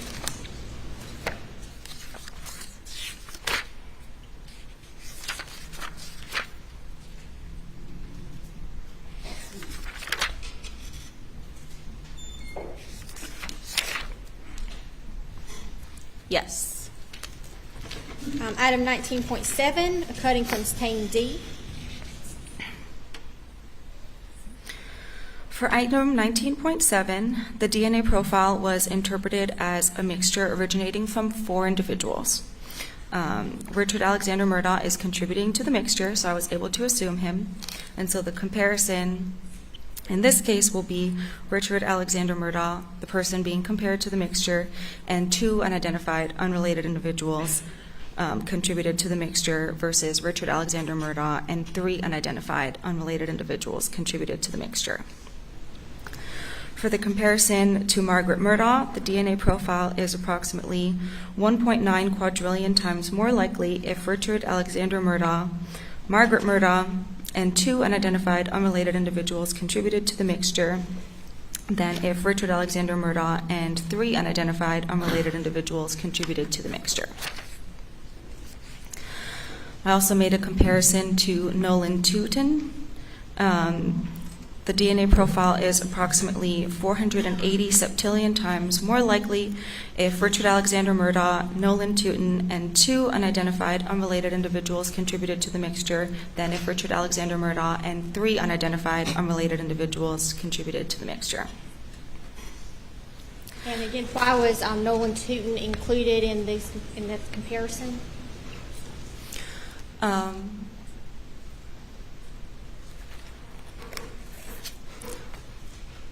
When looking at the evidence DNA profile, I was not able to visually exclude Nolan Tootin as a potential contributor to the mixture, and so I ran his likelihood ratio for comparison to that item.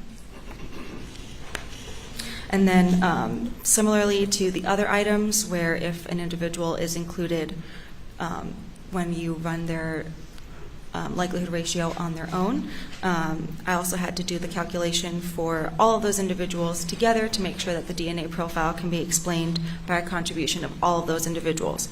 So for that comparison, the DNA profile is approximately 450 duodecillion times more likely if Richard Alexander Murdaugh, Margaret Murdaugh, Nolan Tootin, and an unidentified, unrelated individual contributed to the mixture than if Richard Alexander Murdaugh and 3 unidentified, unrelated individuals contributed to the mixture. Okay. Item 19.8. Cutting from another stain on the shirt, stain E. Nolan's the friend that we just saw. Nolan Tootin. That's the guy we saw the other day. Yesterday or Friday? Any individuals that were included in your results, please. The DNA profile was interpreted as a mixture originating from 3 individuals. Richard Alexander Murdaugh is contributing to the mixture.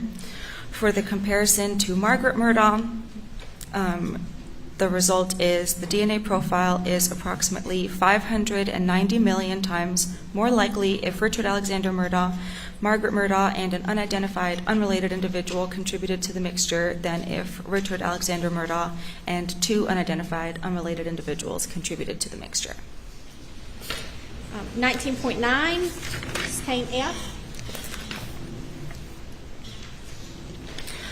For item 19.9, a DNA profile was developed. Due to the inability to determine the number of contributors, no further interpretation will be offered. Item 19.10.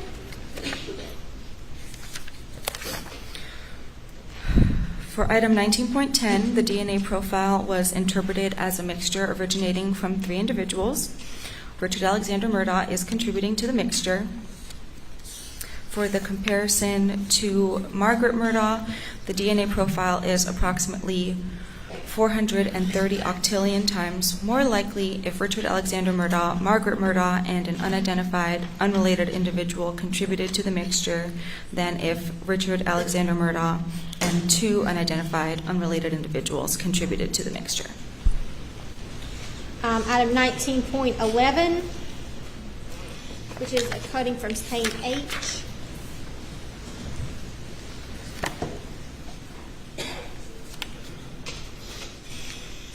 If you could explain any individuals who are included in your analysis. So for item 19.11, the only individual who had an inclusionary likelihood ratio, first the DNA profile was interpreted as a mixture originating from 2 individuals. Richard Alexander Murdaugh is contributing to the mixture. For the comparison to Hipólito Torres, the DNA profile is approximately 10 times more likely if Richard Alexander Murdaugh and Hipólito Torres contributed to the mixture than if Richard Alexander Murdaugh and an unidentified, unrelated individual contributed to the mixture. So, with Mr. Torres, I guess if we could look back at Great starts. and tell us where he would fall along there. The likelihood ratio for his comparison under those propositions was 10, which falls under our weak support for that first scenario. So would that be trending towards exclusion? It's on. It's in support of that first scenario. on this side, the green side of the scale. On the green side? But it's 10. So that very first arrow indicates weak support for that scenario. The range is 2 to 99. Okay, so And his likelihood ratio, when compared to the DNA profile, the DNA profile is approximately 10 times more likely if Richard Alexander Murdaugh and Hipólito Torres contributed to the mixture than if Richard Alexander Murdaugh and an unidentified, unrelated individual contributed to the mixture.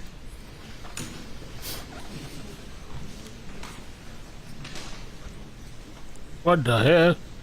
What the?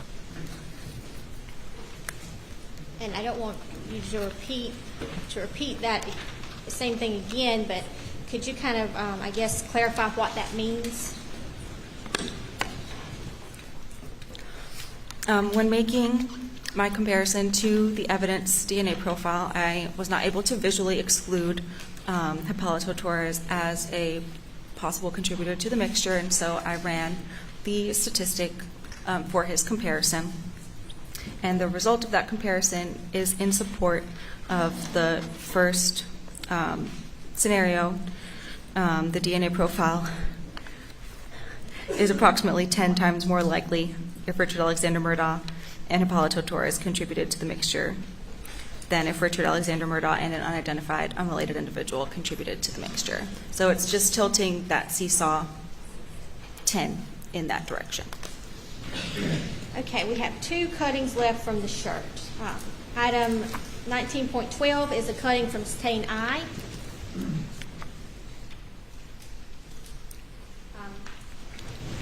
Based on the comparisons you made, were any individuals included? 19.12, the DNA profile was interpreted as a mixture originating from two individuals. Richard Alexander Murdaugh is contributing to the mixture.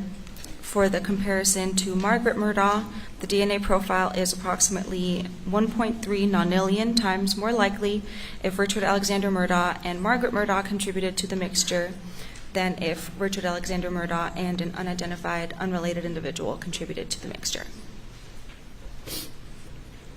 And then item 19.13, a cutting from stain J of the defendant's shirt.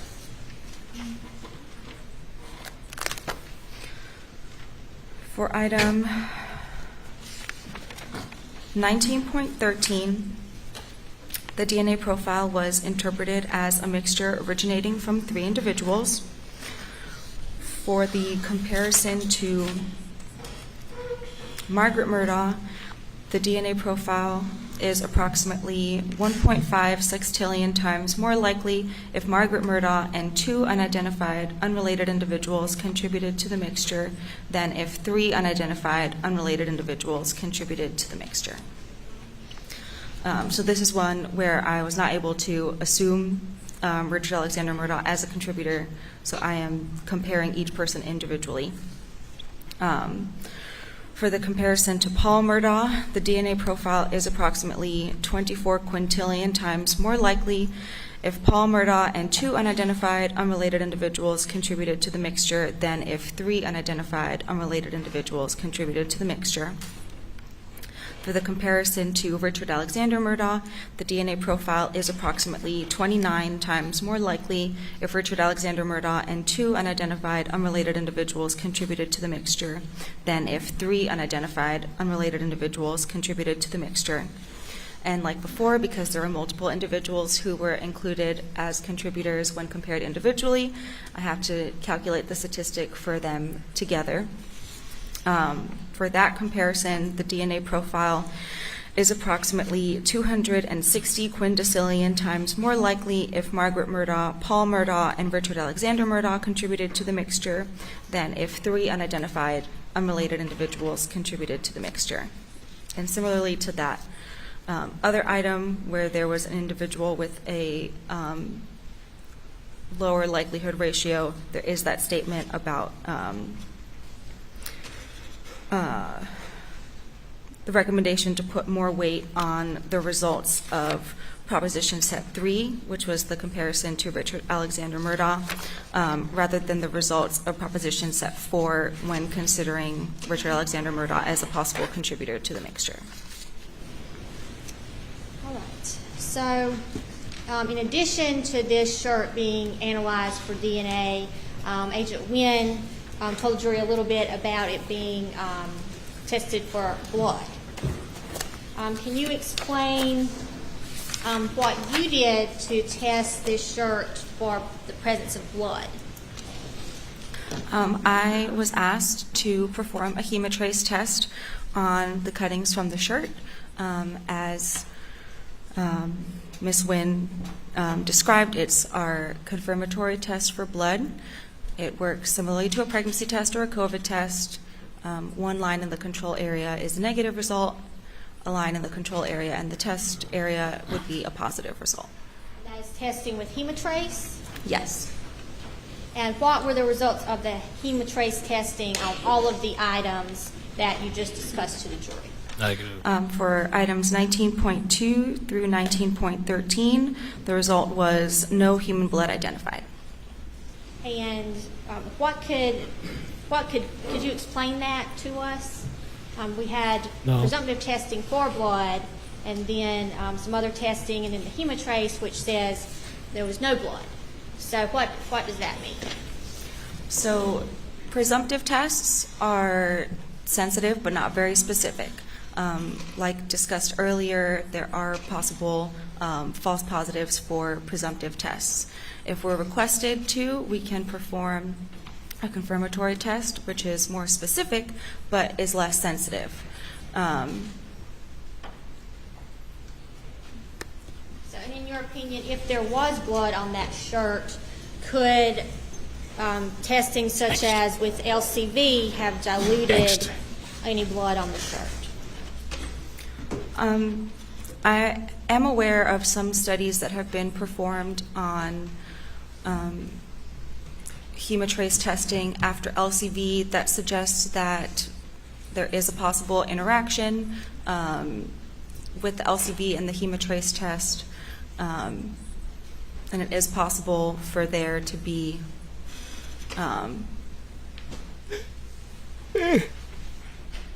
amounts of hemoglobin that would not be detected by the test that would give a negative result. But the results of my testing were negative. And as we've discussed, testing for blood and testing for DNA is different. Yes. All right. You also tested the defendant's pants? Yes. Did you test those in a similar manner to the way you would test the cuttings from the shirt? Do you mean for DNA? Yes. Yes. That would be State's Exhibit 418, the defendant's pants, and the cuttings, items Exhibits 460 and 461.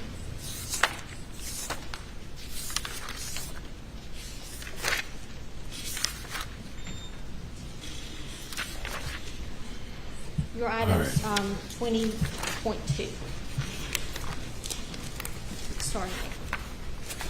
Sorry, wrong report.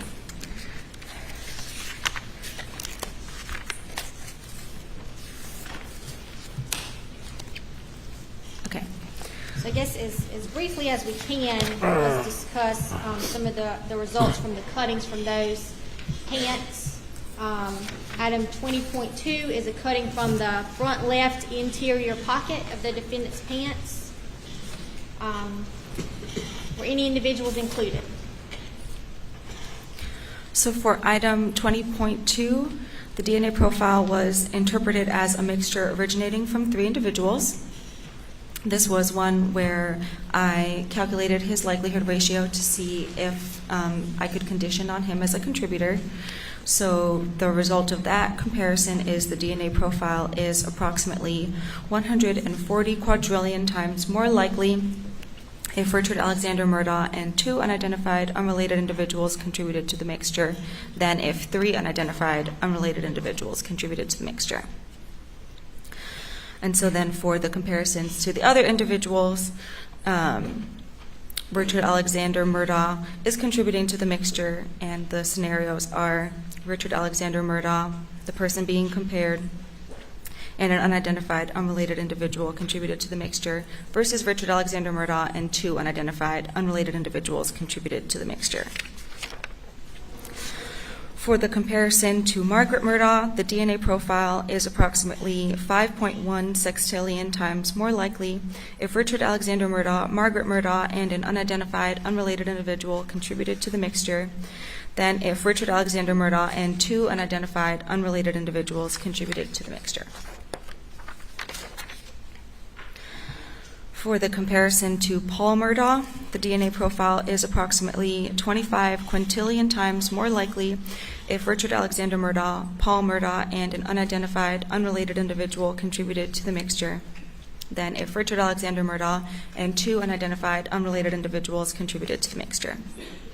And for the comparison of all those individuals together, the DNA profile is approximately 2 quindecillion times more likely if Richard Alexander Murdaugh, Margaret Murdaugh, and Paul Murdaugh contributed to the mixture than if Richard Alexander Murdaugh and 2 unidentified unrelated individuals contributed to the mixture. Christ. The next cutting is item 20.3, cutting from stain A on the defendant's pants.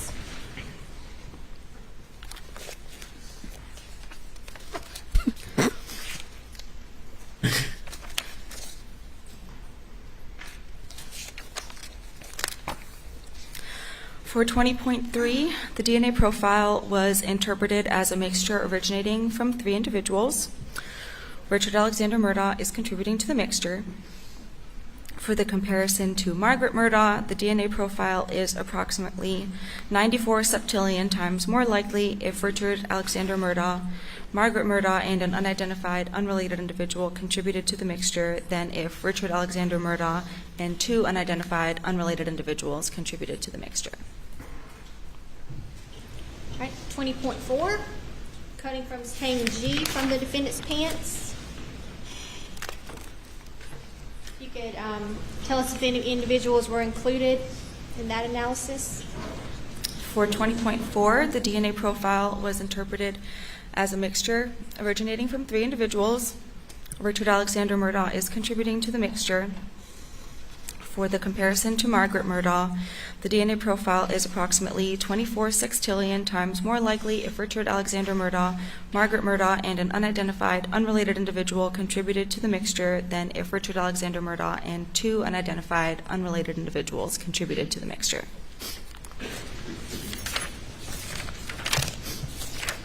Was that the only comparison for that item? That was the only inclusion? Yes, for that item. Let's move to the next one. I don't know. And that would I be just can't. 20.5, a cutting from stain C from the defendant's pants. You can please tell us if any individuals were included. For 20.5, the DNA profile was interpreted as a mixture originating from 2 individuals. Richard Alexander Murdaugh is contributing to the mixture. For the comparison to Paul Murdaugh, the DNA profile is approximately 4.1 septillion times more likely if Richard Alexander Murdaugh and Paul Murdaugh contributed to the mixture than if Richard Alexander Murdaugh and an unidentified unrelated individual contributed to the mixture. And I think we have 3 left. 3? I thought we had 2. I thought we were done. Item 20.6, Jesus. cutting from stain D from the defendant's pants.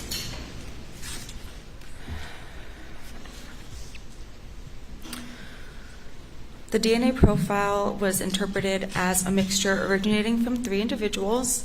This was one where I was not able to assume Richard Alexander Murdaugh as a contributor, so I'm making the comparisons to each person individually. And you can't assume him. Why? When making that comparison, it seems that his DNA may be present but at a low level, so I cannot assume him as a contributor. So I would run his likelihood ratio to see if I could condition, but in this case it was not high enough to meet our threshold to condition, so I'm just comparing him to the profile like every other individual.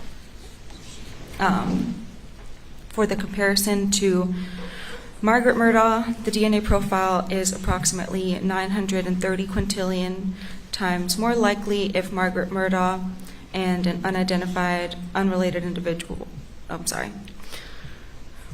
The DNA profile is approximately 930 quintillion times more likely if Margaret Murdaugh and 2 unidentified, unrelated individuals contributed to the mixture than if 3 unidentified, unrelated individuals contributed to the mixture.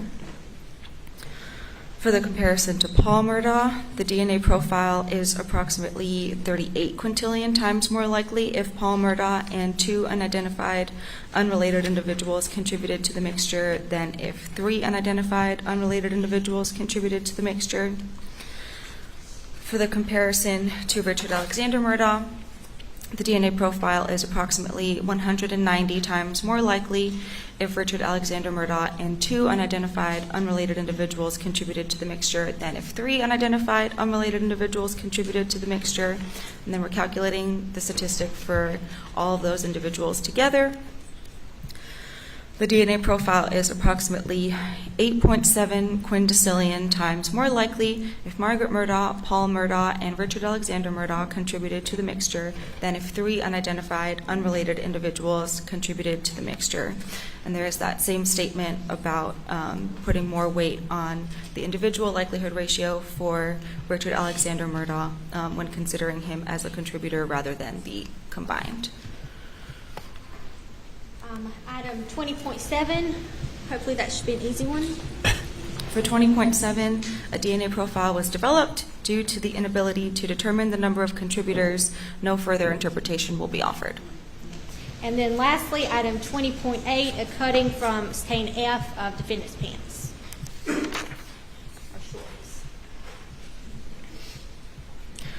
For 20.8, the DNA profile was interpreted as a mixture originating from 3 individuals.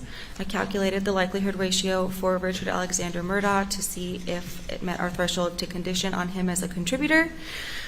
The result for his comparison is the DNA profile is approximately 320 million times more likely if Richard Alexander Murdaugh and 2 unidentified, unrelated individuals contributed to the mixture than if 3 unidentified, unrelated individuals contributed to the mixture.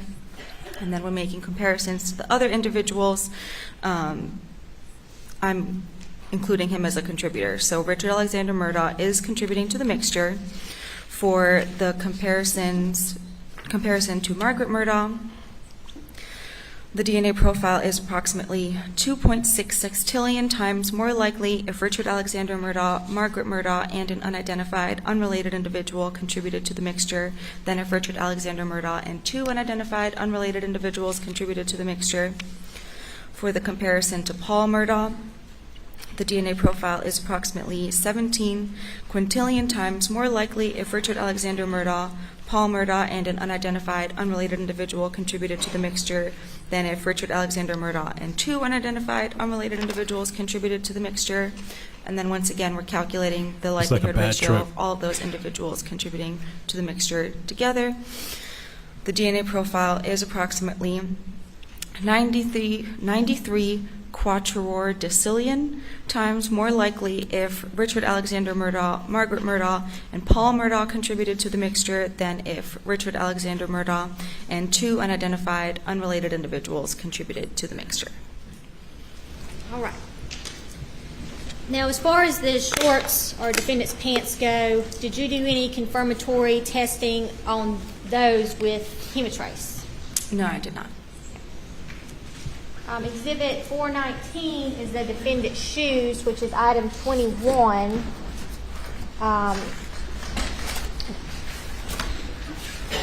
And in Exhibit 460, I believe it's up here in some of this. Exhibit 460. Okay. Can you tell us what is contained, if a cutting from the left shoelace of the defendant's shoes is contained in that exhibit?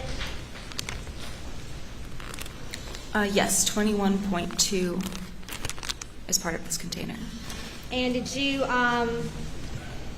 analyze the cutting from that shoelace? Yes. Okay. And were any individuals included in your results there? The DNA profile was interpreted as single source for the comparison to Richard Alexander Murdaugh. The result is the DNA profile is approximately 410 septillion times more likely if Richard Alexander Murdaugh contributed the profile than if an unidentified, unrelated individual contributed the profile. And did you also get some swabs from a raincoat? Yes, I did. That would be case exhibit 462. 2 swabs from a blue raincoat. Your items 173.2 and 173.3. Yes. Okay. And you analyzed those items? Yes, I did. Okay. Item 173.2 from the raincoat appears to be swabs from the interior cuffs, collar, hood, and she does testing. Interior zipper areas and zipper pull of the blue raincoat. Could you tell us the results of your analysis of that item? Or no. swab? Sorry. No DNA profile was developed. And then item 173.3, swabs from the side opening, zipper area, and both interior portions of exterior pocket of blue raincoat. A partial DNA profile was developed due to the limited information obtained and the inability to determine the number of contributors. No further interpretation will be offered. Okay, Agent Zapata, thank you so much for going through all that with us. We have no further questions for you at this time. Ladies and gentlemen, we'll break for lunch now and resume at 2:30. Train in order. Order, board. Head. Order, board. Head. Head.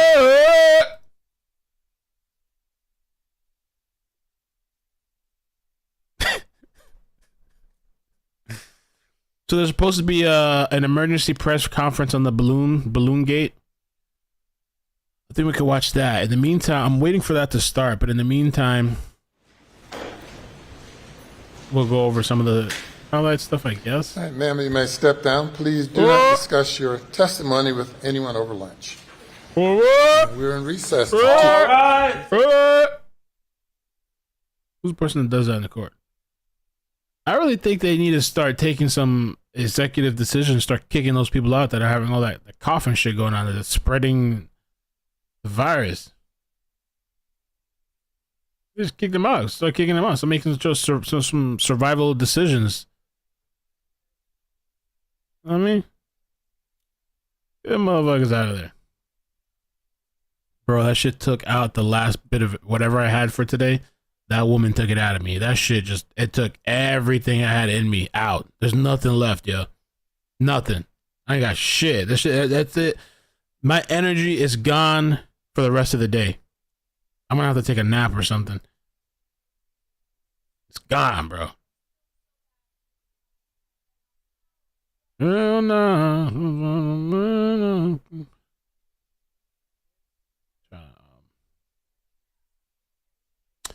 All right, so let's take a look at this. I don't even want to read. I don't even want to I just want to take a nap.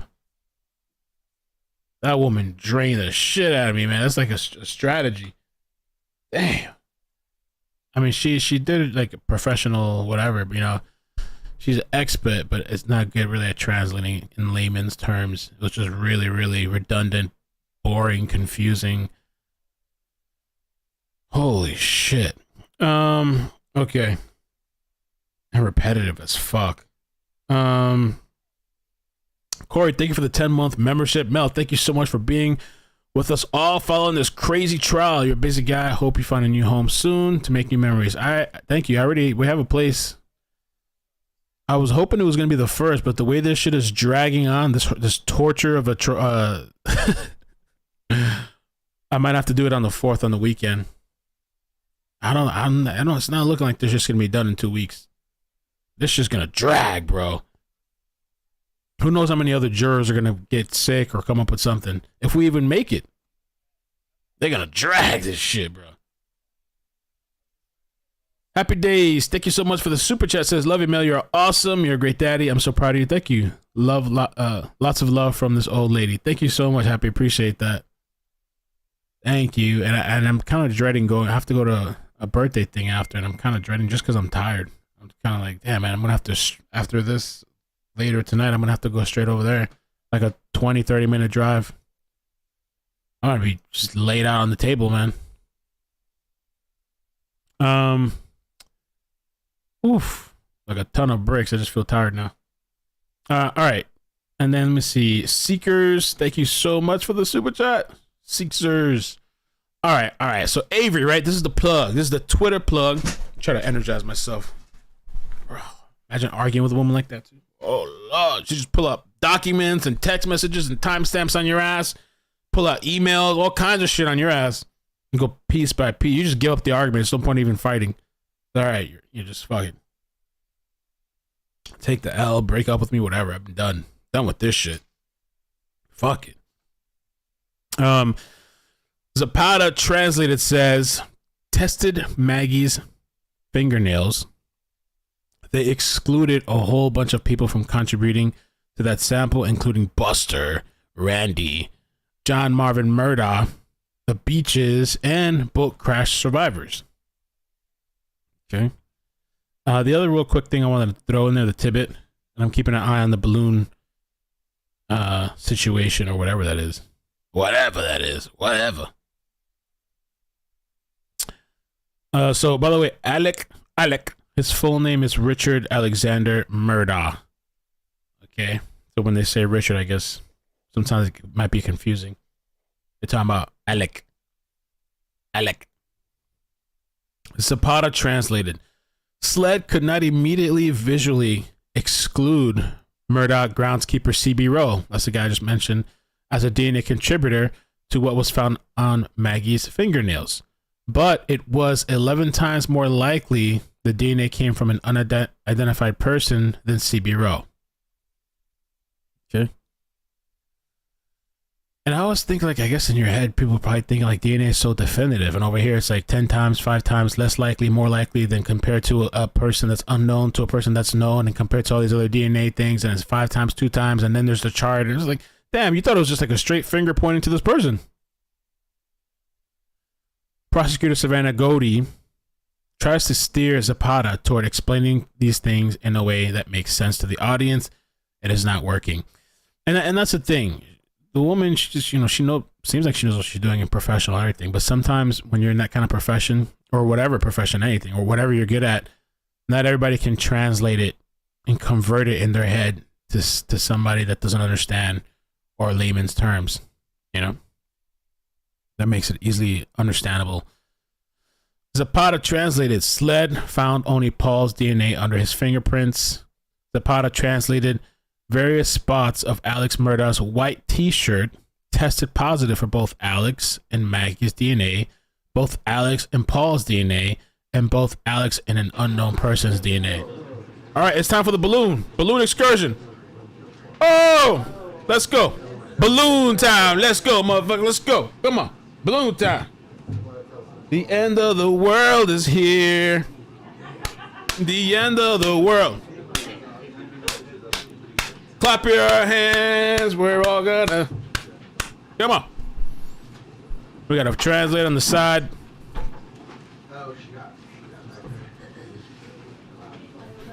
This is really important too, guys. The flying objects, multiple objects. How many objects has it been now? How many? Is it Biden speaking or some other? They need to get somebody else to speak. Come on.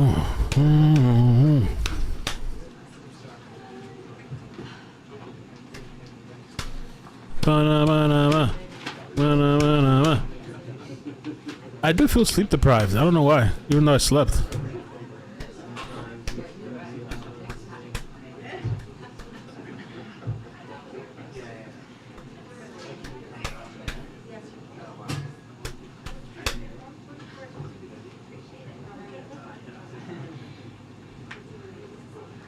The White House. Are you guys concerned about the balloons? It's been 4 aircraft shot already? Is it balloons or different various things in the sky? Spy balloon press conference.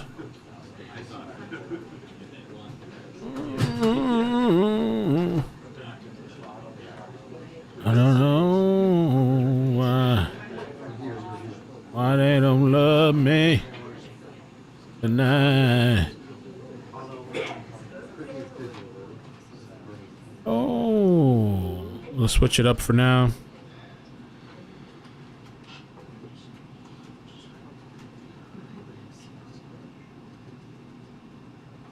For this week, damn.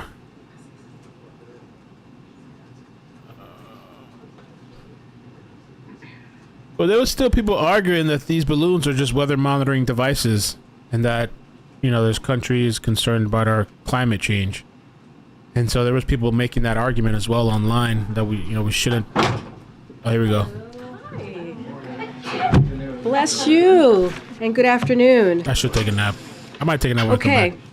Just have one thing at the top to get us started. President Biden has made clear that the United States is prepared to provide any and all types of aid to the people of Turkey and Syria in response to the ongoing humanitarian crisis there, and we continue to take steps to do so.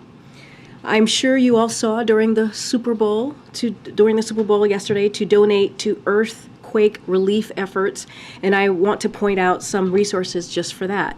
There's a page on USAID's has a list where they have a list of vetted organizations responding to this crisis should individuals want to contribute.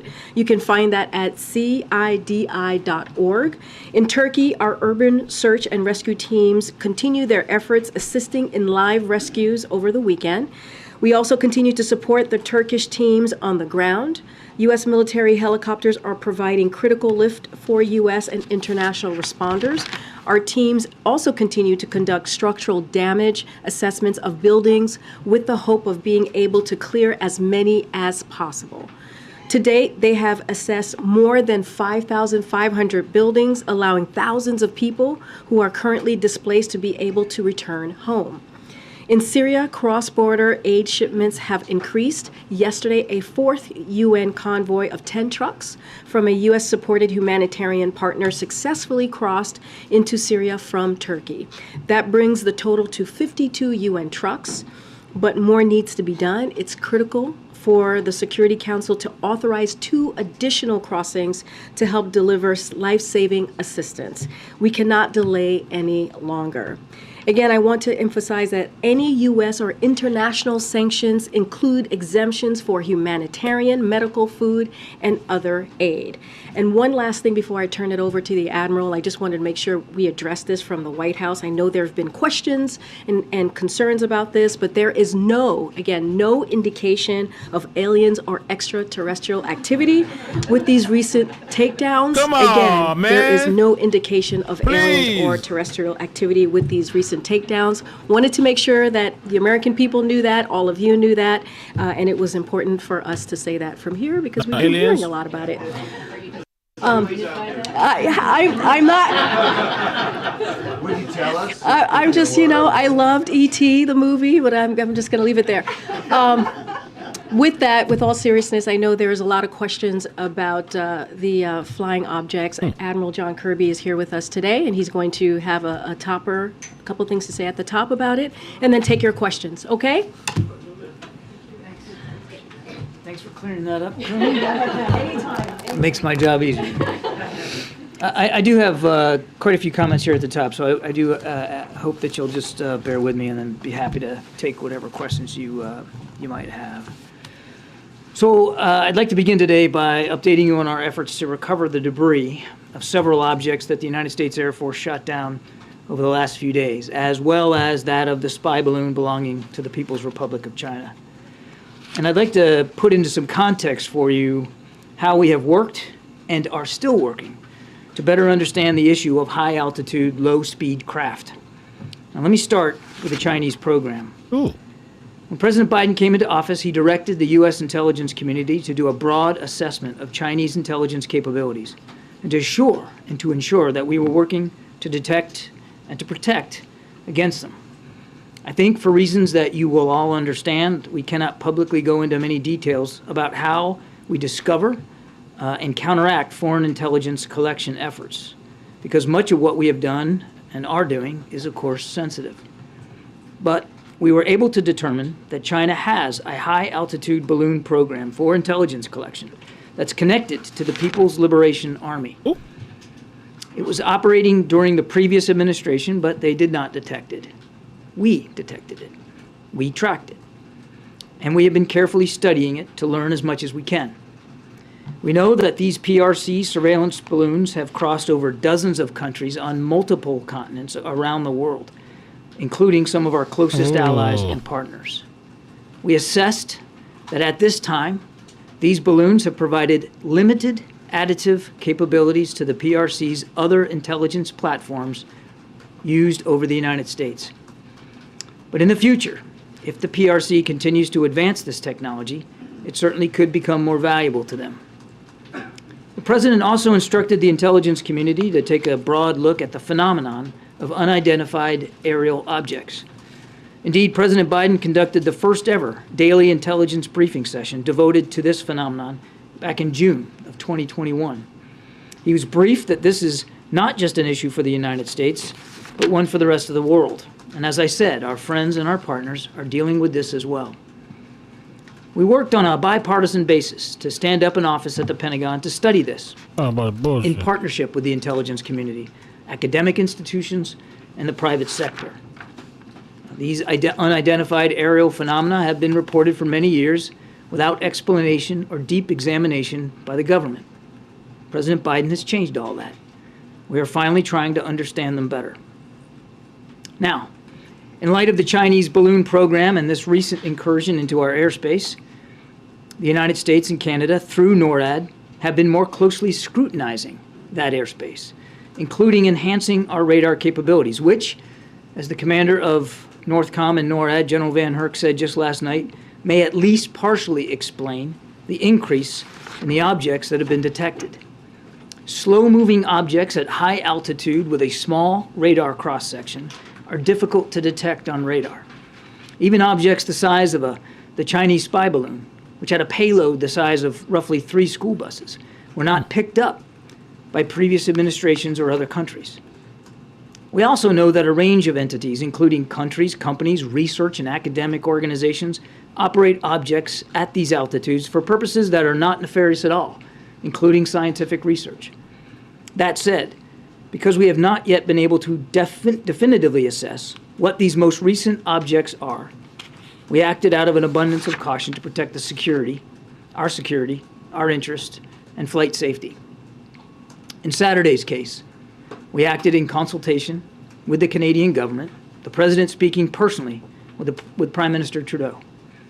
The spy balloon was, of course, different because we knew precisely where that was. As we have said, we do not assess that these most recent objects posed any direct threat to people on the ground, and we are laser focused on confirming their nature and purpose, including through intensive efforts to collect debris in the remote locations where they have fallen. In each instance, we have followed the same basic course. We assessed whether they posed any kinetic threat to people on the ground. They did not. We assessed whether they were sending any communication signals. We detected none. We looked to see whether they were maneuvering or had any propulsion capabilities. We saw no signs of that. And we made sure to determine whether or not they were manned. They were not. We did, however, assess that their altitudes were considerably lower than the Chinese high-altitude balloon and did pose a threat to civilian commercial air traffic. And while we have no specific reason to suspect that they were conducting surveillance of any kind, we couldn't rule that out. That is why the President, at the recommendation of the Secretary of Defense, the Chairman of the Joint Chiefs of Staff, and the NORTHCOM NORAD commander, gave the order to shoot them down. These missions were completed successfully and safely. Efforts are actively underway right now at all sites to find what is left of those objects so that we can better understand and communicate with the American people what they are.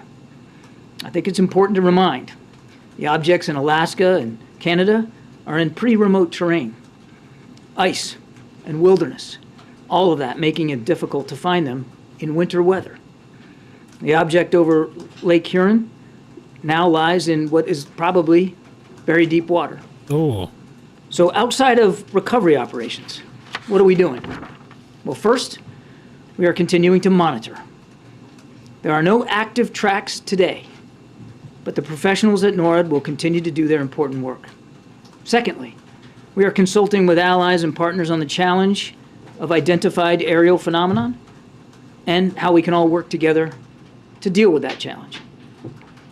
The President has directed the Secretary of State, Secretary of Defense, and the Director of National Intelligence to engage with their relevant counterparts to share information and to try to gain their perspectives as well. Again, this is an issue that affects everybody around the world. Third, we will continue to brief members of Congress and relevant state leadership on what we are doing and what we learn. The President has made this a very top priority. We have, over the course of just the last few days, and certainly over the course of last week, reached out to inform and brief members of Congress and relevant state governors of the operations that we were conducting and of the recovery operations that are underway. We've also kept Congress briefed generally on this issue of Chinese surveillance balloons, including classified briefings last August.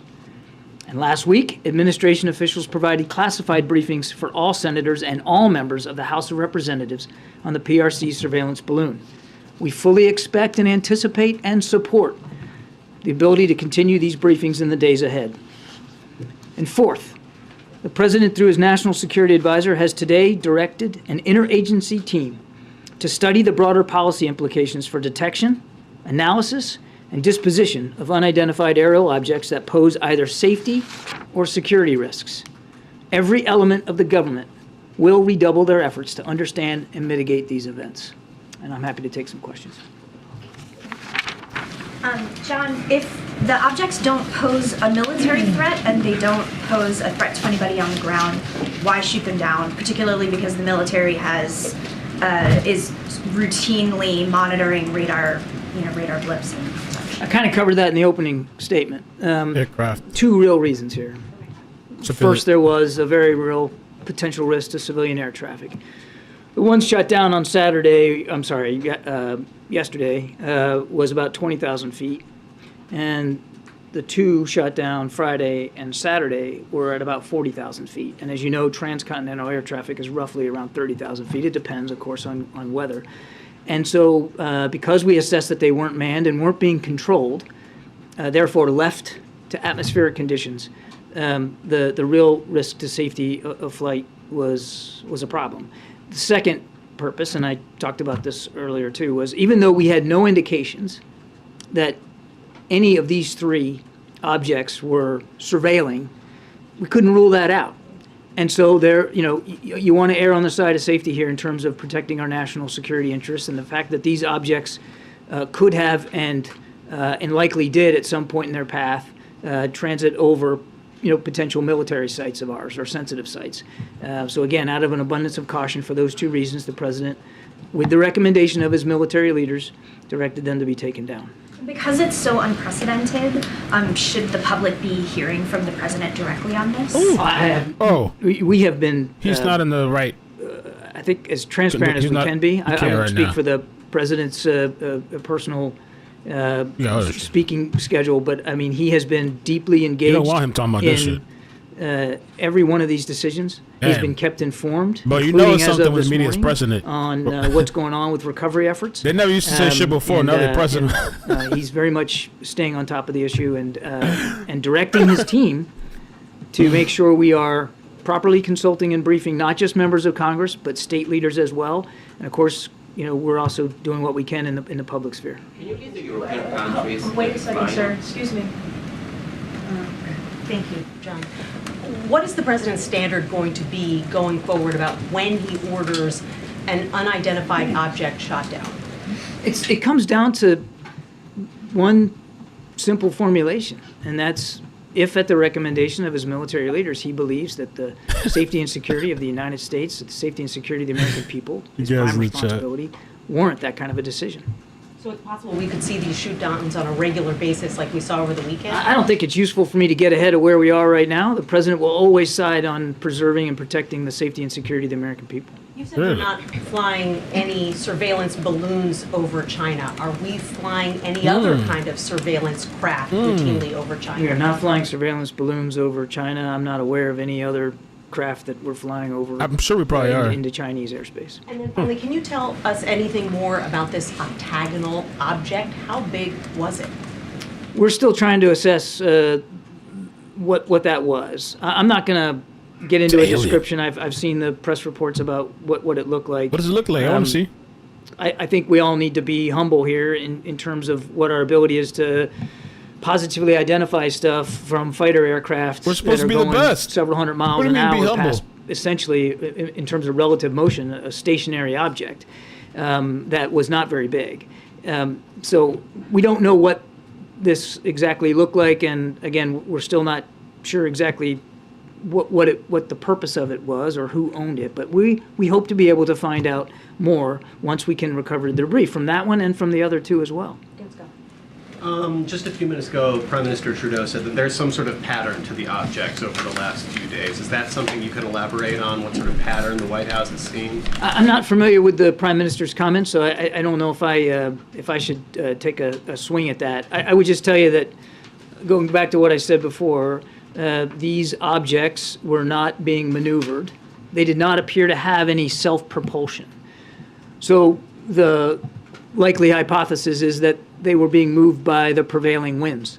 And maybe perhaps that's what the Prime Minister's talking about. I don't want to speak for him, but certainly as the prevailing winds, particularly at that altitude, go west to east across the North American airspace, I mean, there was a general common movement in that regard. You spoke at the top about kind of reassessing radar given what happened with the initial balloon. Can you give us a sense, can we expect, should we assume that this is the regular number of these objects over the United States, that they've always been there and they just haven't been looked at the same way? Or is there any reason to expect that this is more than usual that are flying over? So two thoughts there. I mean, I think I think we can all get our heads around the fact that there are sometimes things floating at high altitudes for various purposes. As I said, scientific research, weather balloons, all manner of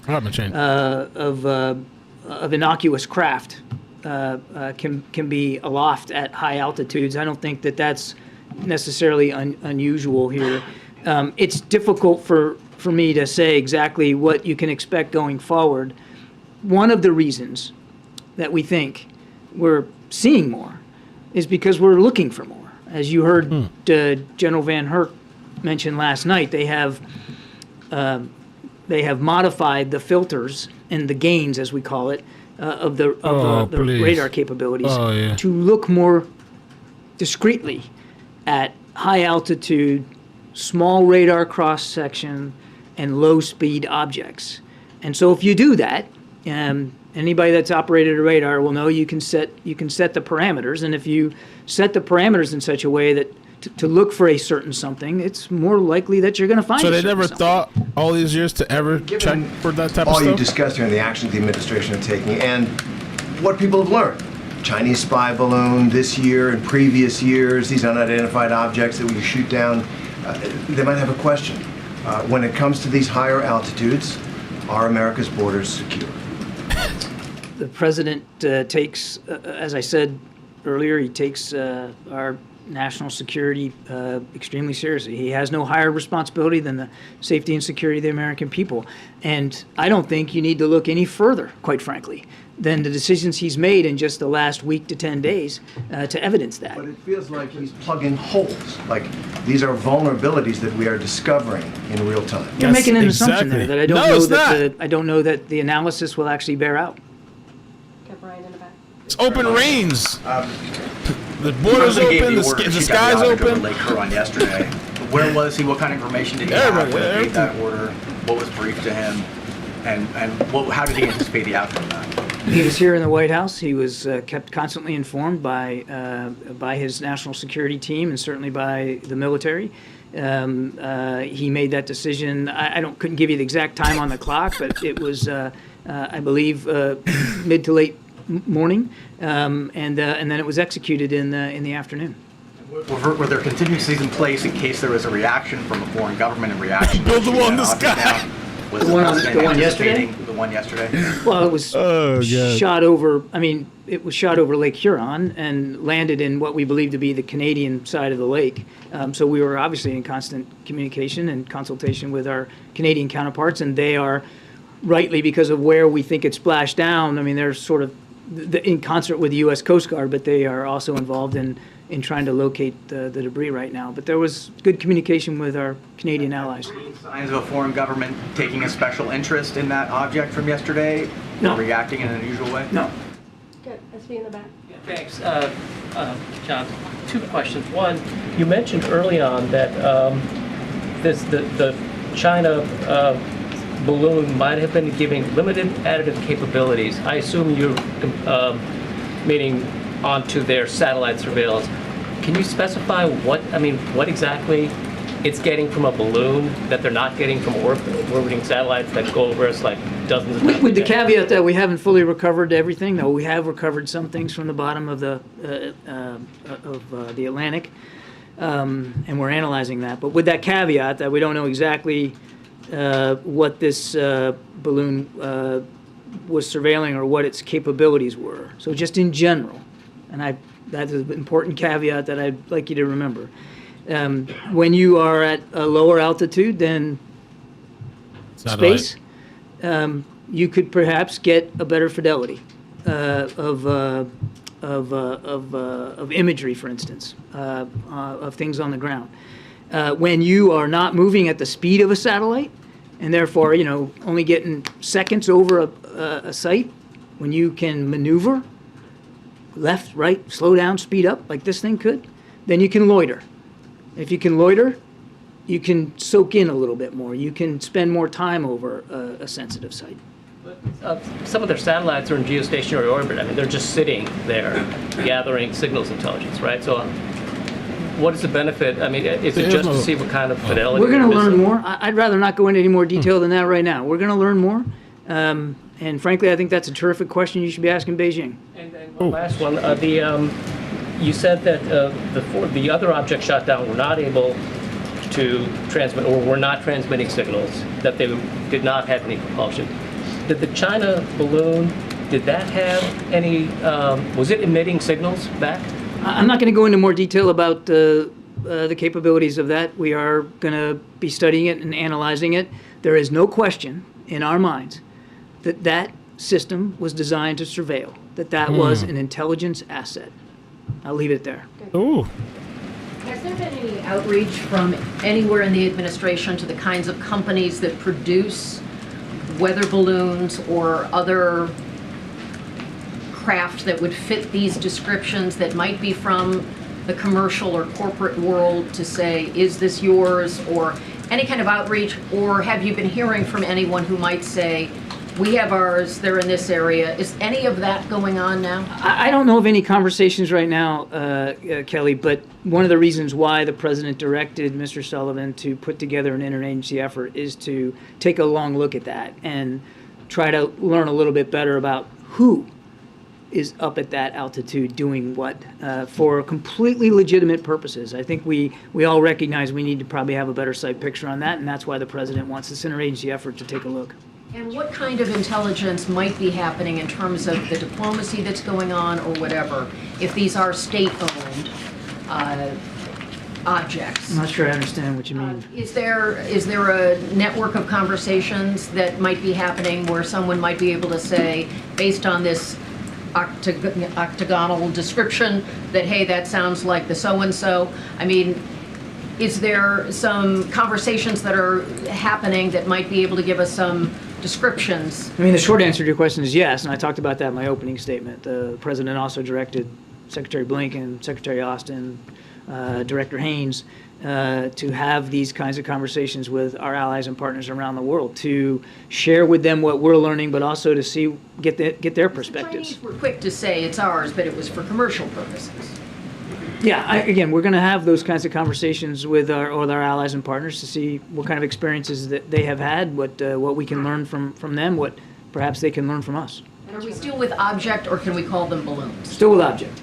And just to follow up on Kelly's question. And I won't mess that up today. On the corporate angle, is there any expectation that this is going to affect the executive order on surveilling the U.S. companies and what they're doing in China and their I know of no operations such there? change to that executive order. Okay, and then is there, and just, you said a moment ago that there's no knowledge of a U.S. balloon or other craft over Chinese territory, just being cognizant of the fact that China has a different definition of what their territory is than the United States. Is there any U.S. surveillance aircraft over Taiwan, over the South China Sea that would fit into that? There is no U.S. surveillance aircraft over Chinese in Chinese airspace.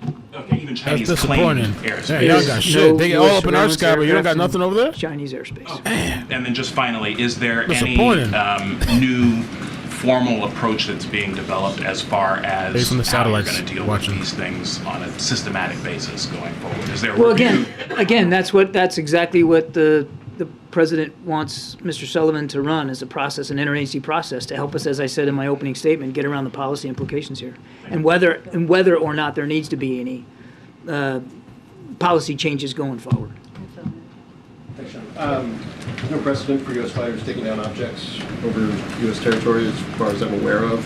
I guess my question is, you talked about the tweak in the radar systems. Yeah. Has there been a tweak in the threshold for the Pentagon presenting to the president signing off on military action related to anything over our airspace? I'm not sure I'm following what you mean. In the wake of the Chinese spy balloon, Yeah. the radars were tweaked, which is why you think you're seeing some of these things. Right. Has the decision about, or has the threshold for the use of fighters to take down objects also been tweaked? Has it been lowered? Has it been changed? We've never seen this before. All of a sudden, we've seen No, three actually, days. I'm sorry, I didn't understand it at first. No, I mean, and you heard General Van Herk talk about this last night.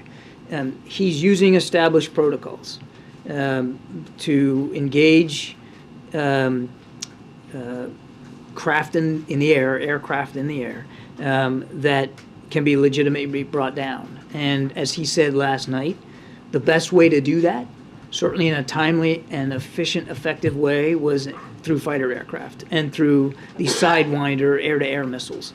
And they looked at, and he talked about this, they looked at other options to try to bring them down, to include gunfire, but that would have presented a greater risk to the pilots themselves. So this was the safest, most effective way to do that. Now, where we go from here, I think we just don't know right now in terms of whether there needs to be threshold changes, as you put out. I think it's important to just take a step back here, and remember what the president did was ordered these actions with the safety and security of the American people foremost in his mind. And there were very good reasons to do it. The military then, once given an order, determines how they're going to execute that order. General Van Herk decided that the best way to do this was with Sidewinder missiles and fighter aircraft. And just to quickly put a sharper point on it, this isn't reactive to the Chinese spy balloon in the sense of there was political pressure, and so we are going to act quickly to take down any objects over our airspace because of the pressure that came from, say, Republicans. These were decisions based purely and simply on what was in the best interest of the American people. Thanks, John. John, does the U.S. government have video or imagery of these latest intercepts, and will you guys be releasing it? You'd have to talk to DOD about that, Jackie. I don't know what kind of imagery might exist, and they'd be the one to talk about whether they're releasable or not. Obviously, certainly with respect to the spy balloon, we want to make sure that we are gleaning what we can from this imagery so that we can answer your questions better. And so to what degree there is or will or will not be public release, I do want to stress that, we're going to want to make sure that we have had a chance to analyze that imagery for ourselves as much as possible. Following up on Phil's question, I guess what we're trying to discern is, you said earlier, we're looking for these more, so we're finding more. And I said that could be one reason why we're finding more. One reason, but what we're getting at is, why are we all of a sudden shooting them down? And to add to that, the NORAD commander, for instance, said that when the first spy balloon was crossing over American and then Canadian airspace, one of the reasons that he couldn't take action was because his assessment was that it didn't pose a military threat or have hostile intent, and so he couldn't take action there. It seems like maybe that protocol has changed, or his ability to make that call where there is not an imminent threat militarily or physically might have changed. So can you explain to us what changed? Why are we shooting them down all of a sudden? I kind of feel like I took care of that in my opening statement, but I'm happy to revisit it. I mean, really two reasons here. And these are certainly in both cases, they're different. I mean, I think we need to separate the Chinese spy balloon. We knew what it was. We knew where it was going. We knew what it was trying to do. And by not taking it down, I mean, that was also a huge payload. Like I said, the size of 3 school buses. Damn. So really the option of shooting that down over land wasn't a legitimate option because somebody really could have gotten hurt. And we used the time available to us, knowing what this thing was all about. We used that time to study it, to learn from it, to collect on it, then taking it down at the earliest opportunity in the water. And we have retrieved some of that debris off the bottom, and we're studying that. Hang on a second, I'll be right there. So let's separate that from these other 3. And these other 3, what are some of the differences? Altitude's a big difference. Is that the threshold now? A risk to civilian aircraft? Let me get through this. Yeah, start warming up. Oh. Altitude's different. The Chinese spy balloon was at 60,000 plus, well outside commercial air traffic concerns. These 3 were right on the border of it. So there was a legitimate concern there. Chinese spy balloon, we knew exactly what that thing was. And we knew what it was trying to do. And we saw it, Jackie, as it slowed down, sped up, maneuvered a little bit, trying to get a look at what we believed to be sensitive military sites. These other 3, they didn't have propulsion, they weren't being maneuvered, it was basically they were being driven by the wind. We don't know for sure whether they had a surveillance aspect to them, but we can't rule it out. So there was enough uncertainty there that, again, out of an abundance of caution, doing the prudent thing, the president directed that they get taken down. And I get where you're going. Is this the standard going forward? And we're gonna dive into this. We're gonna learn from these 3 events. We're gonna continue to study what happened. We're gonna have an interagency effort that helps us get around the policy implications here, and we'll see where this goes. But bottom line for President Biden is, you got to do the right thing for the American people, for our safety and security. No one's claimed these yet as theirs? I can't say whether that's strange or not, since we're sort of in uncharted territory here, no pun intended. But we don't know, and I suspect that. Go ahead. I'm basically done. I'm basically done. Sir, what's your name, sir? Bo from CBS. Okay. Has the payload been recovered from South Carolina yet? The large so-called payload that's... Yeah, as I said, some of the debris, certainly they were able to take things off the surface like the next day, actually that afternoon, some of the balloon fabric. And in the days since, they have been able to recover some, not all, of the payload that sank to the bottom of the Atlantic. It's in about 45 feet of water. Weather conditions are pretty tough off the coast right now. Like today, for instance, they have not been able to get into the water and dive on it. But over the course of the weekend, they were able to raise some of the debris, including some of the electronics and some of the structure. Do you have an expectation of when all that payload is going to be collected? I don't. I wish if I could tell you that, I'd be a very wealthy man. I mean, it could take a long time, given the sea state and weather conditions and the degree to which we have to protect the safety of the divers. And one last question. You said you were unsure of the surveillance capabilities of these latest objects. Last week we were told several times that every precaution was taken to ensure that the sensitive installations were covered. We don't know exactly what you all did, but has there been a Nor are you going to find out. Well, has there been a posture change nationwide regarding all of these sensitive sites? If you're proactively? If you're let me just put a fork in this. If the implication is that there's some sort of blanket now security policy for every base on the continental United States, the answer is no. We do have protocols, particularly when We know Daisy. that surveillance is going to occur, like in the Open Skies Treaty with Russia, for instance, when all that's scheduled and laid out, and when you know that there's going to be an open skies flight by Russia, you take the appropriate actions. And that's what we did in the case of the Chinese spy balloon, and we'll always do that. I will never talk about what precautions we're going to make at any given base at any given time, but we always do what we need to do to protect our nation's secrets. I won't talk about it any more than that. Okay, we have to move on. Way in the back. Thank Way in the you. back. Thank you very much. No. Right there. Okay, Admiral, you started the briefing by talking about the president's involvement in this. The report from ODNI recently that goes over this. In that ODNI report about unidentified aerial phenomena, it says there were 247 unidentified aerial phenomenon reports since March of 2021, some of which have, quote, demonstrated unusual flight characteristics or performance capabilities. So can you say why the president just recently, within the last couple of weeks, started ordering some of these objects to be shot down, and why there weren't any orders throughout 2021 or throughout 2022? It's very simple. It comes down to what sort of safety and security threats and risks we're talking about, and also it comes down to a lot to our ability to track, detect, and engage. Having come from the Pentagon, I can tell you that some of these UAPs, while we may not be able to know what each and every one is doing, some of the big concern there was that many of those reports were happening around our training ranges, were happening around air training ranges. So combat pilots were seeing these things, and there was a potential impact to the safety of flight of our pilots.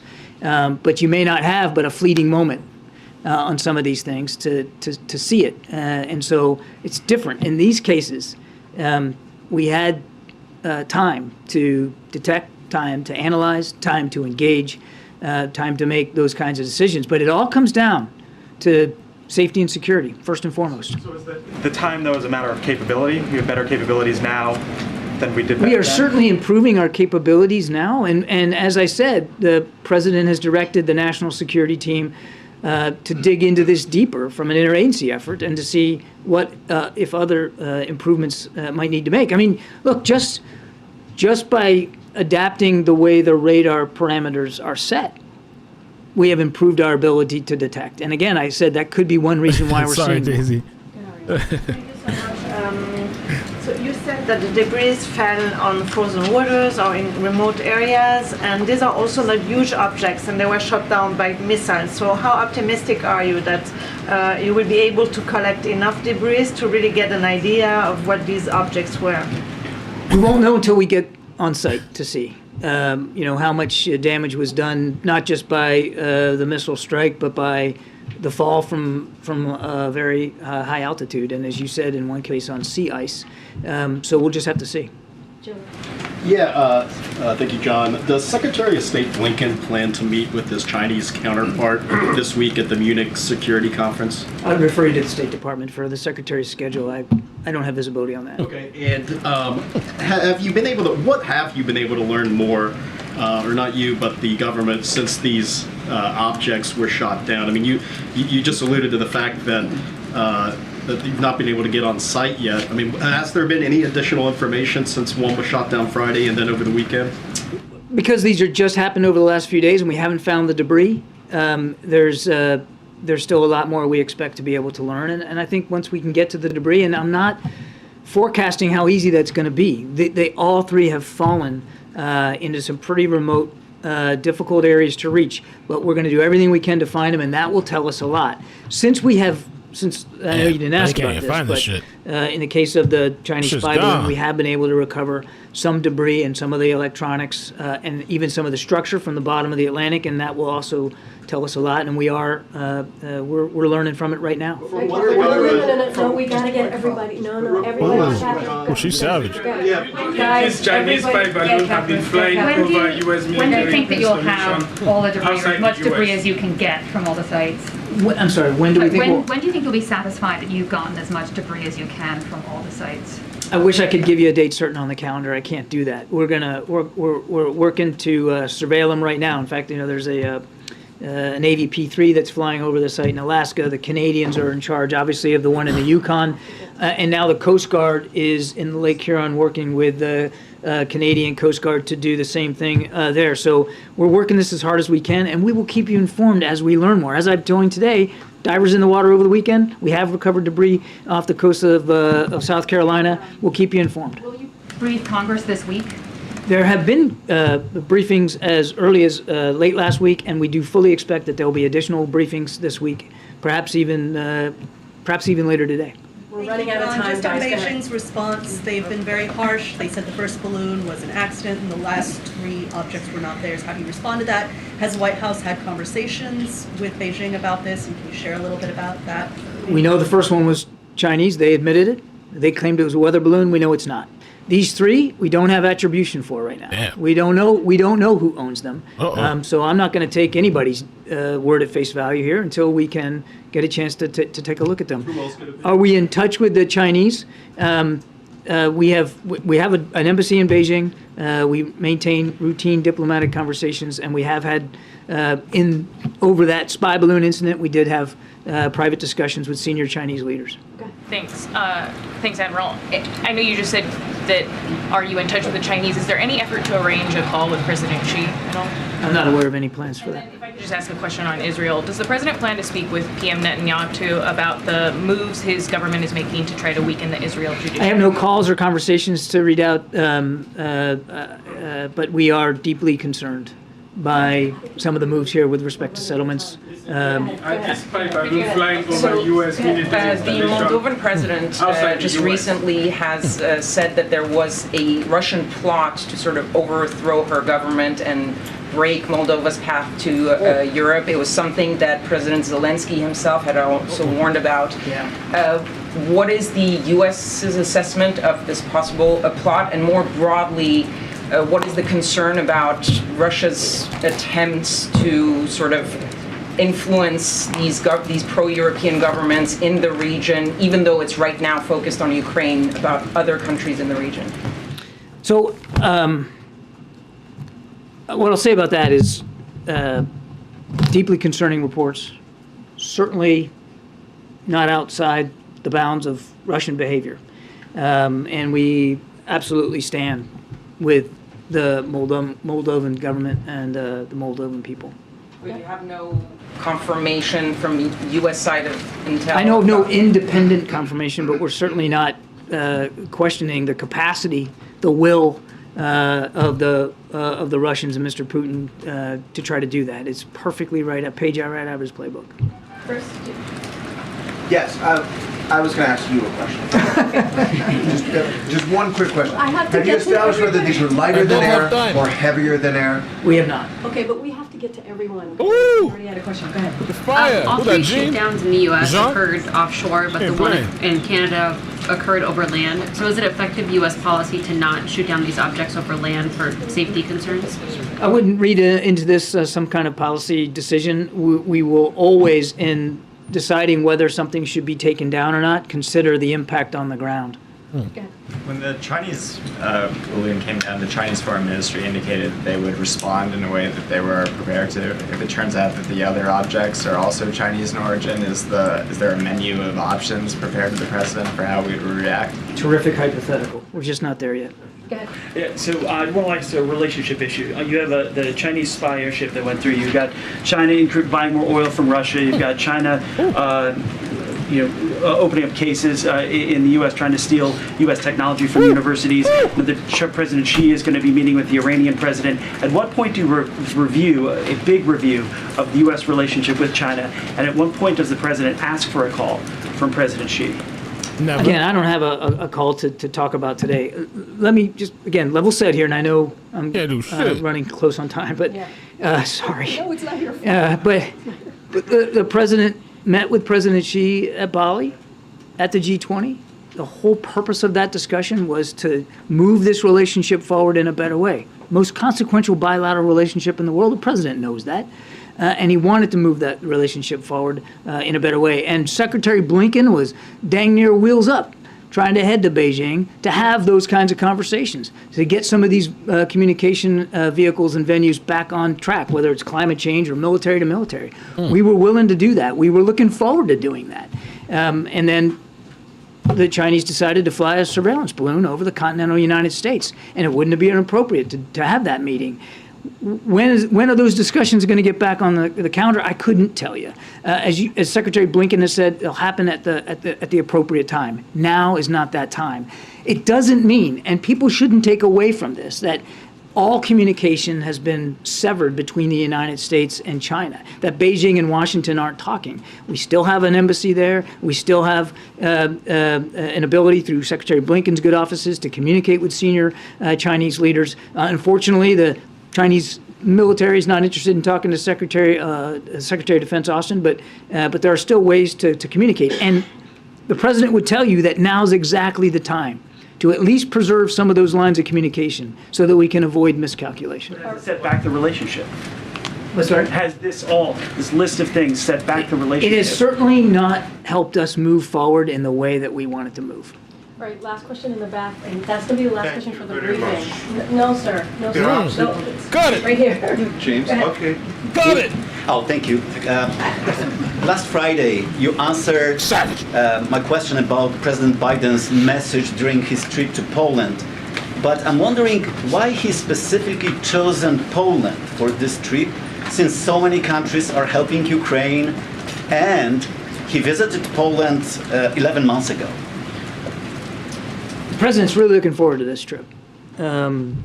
Certainly not lost, I'm sure, on any of you that it's timed around what sadly is going to be a year of war in Ukraine. Poland has been a strident ally, a tremendous supporter of Ukraine, and a generous host, not only to American troops, but millions of Ukrainian refugees who have fled there in safety. The Poles are, pardon the pun, but they're punching well above their weight, and we very much appreciate all the support. The President wants to thank President Duda in person. He wants to thank the Polish people in person. He wants to make broader points about how it's important for the kind of courage and unity we're seeing out of Poland and so many NATO allies continues sadly into what will now be a second year of war. What's the message to James, the people you have of the last Poland? question. Okay, James, thank you very much. You actually have to end the briefing. Thank you, Karine, and thank you, Admiral. Naturally, I have two questions. One on the unexplained aerial phenomena, and the second will be on the Russia-Ukraine war.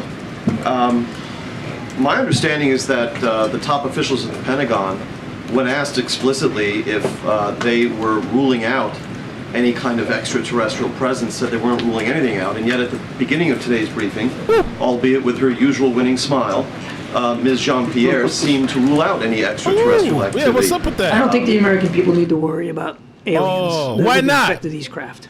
Period. I don't think there's any more that needs to be said there. On the Russia-Ukraine war, as we approach the anniversary, they don't want us to know. In the days immediately after the commencement of the conflict, we heard from senior U.S. officials such as the CIA director in congressional testimony that President Putin had been observed by U.S. officials to have constricted his decision-making circle during the pandemic, that he was making erratic decisions, and these were seen to have played out in what happened on the battlefield. As we approach this year anniversary, what do we observe about President Putin's decision-making now, the caliber of his decision-making, and also his grip on power in his own country? Has any of that changed over the course of the year? I can't speak to the way Mr. Putin gets advised and how he, who's advising him and what they're saying. I couldn't begin to get inside Kremlin decision-making processes. Clearly, Mr. Putin is not making good decisions. Shouldn't have invaded in the first place. This is a country that posed no threat to anybody, let alone Russia. Clearly, he hasn't made sound decisions, nor has his military with respect to their performance on the battlefield. They're still suffering some of the same problems they were They're still a year struggling ago. with Ukraine. Logistics, sustainment, integration of joint fires, manpower personnel, unit cohesion. I could go on and on. The Russian military is still struggling. I thought we were supposed to be afraid of They have them. not surmounted. The only thing they got is these nukes. problems. That's shit. And it's borne out by Soft the as fact fuck. that he continues to change generals done the a way lot I of change damage there, socks. but you would think so. I mean, he's such a still struggling. powerful country would Guys, be, we have to you end the know, briefing. not powerful I as they gotta come go off, into I the guess. Oval, but Soft. I will see you tomorrow. And thank you for All the right. compliment on the smile. I appreciate that. But I'll be back tomorrow. Thanks, Ooh, everybody. yes. Have a great. Complimenting the past secretary. Chrissy, thank you so much for the super chat. Says unidentified individual contributed to the mixture. I just wanted to trigger everyone one more time. Shots for those who were drinking to mixture, brah. Yeah, you'd be tipsy, drunk. Shannon Marie, thank you for the 2-month membership. This is a bunch of lies and bullshit distraction. Miss Mojo Rising, thank you so much for the super chat. Says happy birthday to everyone in February. May you all feel and be safe, healthy, happy, and live with ease. God bless. O'Neill, thank you for the super chat. Says if I have to listen to this BS, I'm gonna watch with you narrating. I will literally laugh out loud by myself listening to you. Thanks. Thank you, O'Neill. Appreciate that. Today's been kind of like dragging. Chives, thank you for the 15-month membership. This press conference was pointless. Guess we'll never know anything. Glad I was able to make this live. Keep doing you, Mel. Hey, man, thanks. I hope you're doing well. 15 months. Alex, thank you for the stars on Facebook. Appreciate that. Job for 9. Thank you for the 13-month membership. Amazing. Hey, everyone. Mel, any coverage of Ohio? I'm not sure. What does that mean, Ohio? You talking about the chemical fire thing? No, I haven't covered that. There's a bunch of stuff that I want to do, but honestly, it's like almost impossible for me to cover extra stuff. I just have very, very limited time to like after 8 hours of being here in the day to like do extra stuff because of like the other commitments and stuff that I have to do, you know? So, but I don't know. We'll see when I can squeeze in extra stuff because I was looking at this missing person case. We'll just see. Trying to find a balance, but I will be back. I'm going to head out for a couple minutes. I'll be back like in 10, 15 minutes. This is supposed to come back in, I think 2:15, about 5 minutes they're coming back. Biden sled agent. And I think the only reason they're shooting this stuff out the sky right now is just to show face. Because people started noticing it. That's why. They've had it all these other times and never does shit. Now all of a sudden they're changing their frequencies and now they're shooting things out. Now you want to try to come back like he's powerful and like defiant and defensive of the American. Get the fuck out of here. That bullshit. Okay, lunch break. Okay, I'll be back. 2:30? Okay. I'll be back. Love you guys.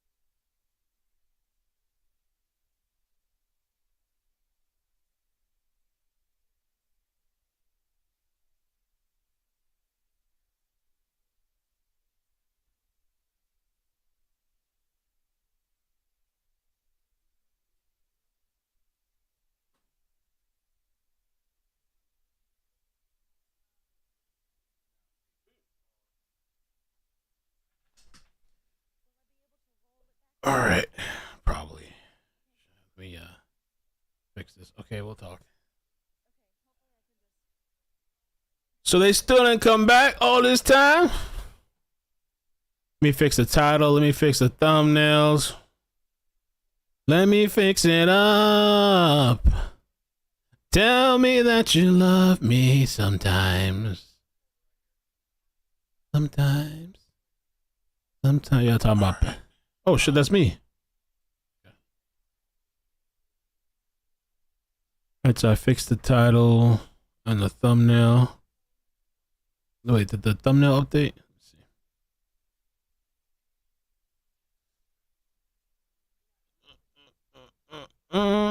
Okay, it should update. Cat C, thank you so much for the super chat. Cat C, thank you.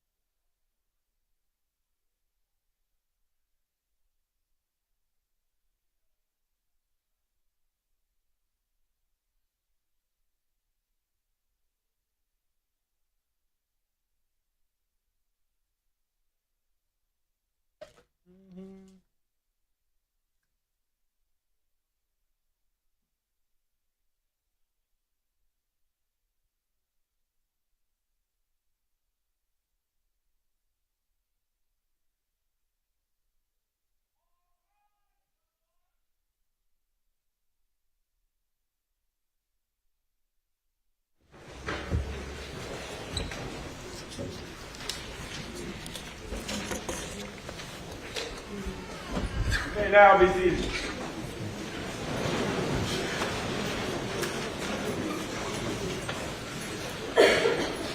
Ready for the jury?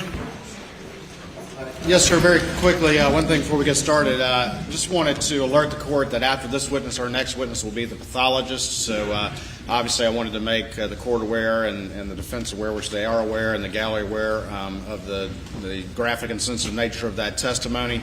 Additionally, obviously all those exhibits will be under seal, or we would request they be under seal to protect those particular images because of their graphic nature.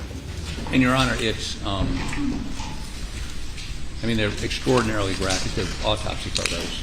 And so both Mr. Waters and I are concerned that no display, whether anything, we're going to cover our monitors, but need to make sure no monitors visible to the public.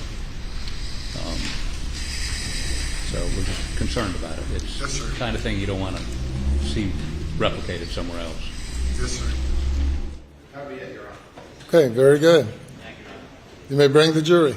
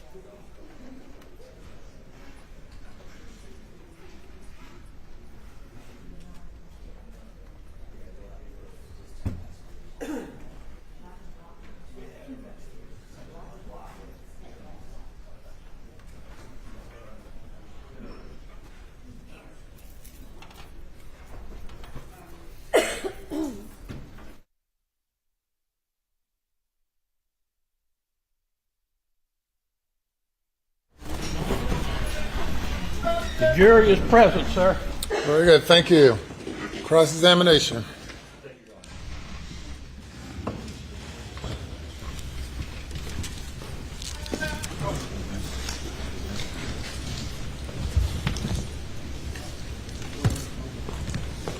All right. Hey guys, we're back. It's signing. Good afternoon, Agent Zapata. Good afternoon.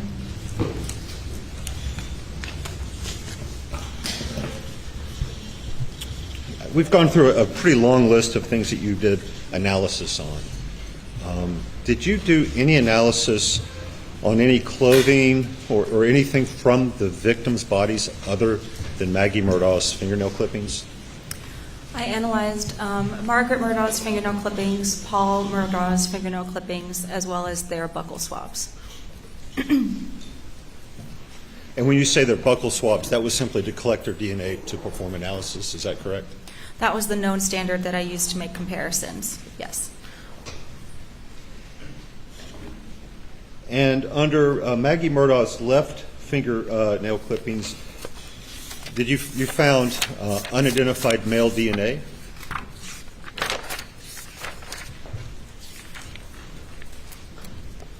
Oh yeah, tribes. Foreign to Margaret Murdaugh, there were some alleles present, yes. Well, we say some alleles present. Was there DNA from an unrelated male under her fingernails?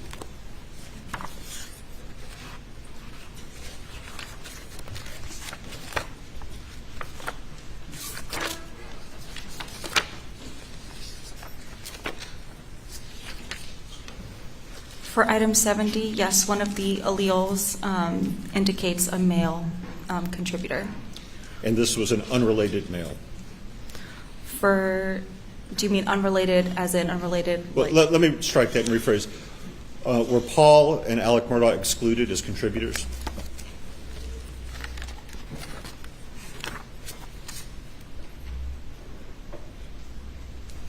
Yes. So male DNA under her fingernails, not from Paul, not from Alec Murdaugh. The foreign DNA to her, yes, they were excluded as contributors. Thank you. I like how they cleaned it up. Just simple shit. Simple, like, you know what I'm saying? Okay. What else we got? 1, 2, 3. ABC. 1, 2, 3. What else? Oh, he cried. Would it have been possible to perform any further analysis on this, a Y chromosome profile? It is possible, but because there were so many male individuals who were related to each other as standards that were submitted, it was decided that that would not be the best course of action to continue analysis because the male, the Y chromosome testing that you're discussing is inherited along the males of a familial line, and so there will be no way to distinguish between any related people, any related males. When I guess making this determination, were you all aware? We've had previous testimony that Maggie Murdaugh had been to a nail salon late that afternoon. I did not have any information about that, no. So if her nails were quite clean coming to Moselle, she doesn't have a lot of opportunity to have contact with unrelated males. Oh. Ow. Overruled the I didn't know about that. I don't So have to if affect her her. nails were clean coming to Moselle, it doesn't appear that she has much opportunity to have that kind of contact with unrelated males, does it? It could be DNA, DNA under fingernails. You're picking up DNA anytime you touch an item, potentially. If she did get her nails done, it's possible that somewhere at the nail salon there was DNA that she picked up under her fingernails. We can't really tell you how or when the DNA got there, but at any point in time between getting her nails done and arriving home, she could touch an object, and potentially DNA from that object could be under her fingernails, or she can touch an individual and their DNA be under her fingernails in that way. Are you familiar with something called CODIS? Yes. And what is CODIS? CODIS is a database that we use to enter unknown profiles from a crime to attempt to identify links between different cases and also between individuals who maybe have been arrested or convicted of a crime. Did you do So it? it's a database that you can submit DNA samples to and see if you get a hit. You can identify whose DNA it is. Correct. Was this unidentified unknown male DNA found under Maggie Murdaugh's fingernails submitted to CODIS? It was not, because, like we explained earlier, there were only 3 alleles present that were foreign to her, and that does not meet the threshold of information necessary to enter a profile into CODIS. And it was decided not to do this further Y chromosome analysis on it. Correct. Ooh. Well, I guess I don't have enough, but still, damn. Is Y'all it didn't do that? unusual in your experience to not test the victim's clothing for DNA? It depends on the situation of the case. A situation where an unknown person has killed 2 people in close point-blank shootings? It would depend on the question that you're trying to answer when you are processing the clothing. Typically, victims of gunshot wounds, their clothing will be saturated in their blood, or there'll be lots of their blood present. And so if you're looking for touch DNA from maybe an individual, we would need to know the specific area of interest to attempt to gather that touch DNA from, because the potential blood from the victims would be on the clothing. So we need to be able to isolate a specific area. If that information is not known, then there's not very much that we can do with that clothing, because there's just no specified area for us to test. Clutch. What about their hands? Wouldn't their hands always be a... She's an android? Again, it depends. If there is evidence of a struggle, then perhaps, which is why we would take the fingernail clippings. If we don't know, then sometimes you take the fingernail clippings just to see if we can get some DNA from the fingernail clippings. But And the one time something was taken from them, it revealed unknown, unidentifiable male DNA. a very partial low-level profile for and to Margaret.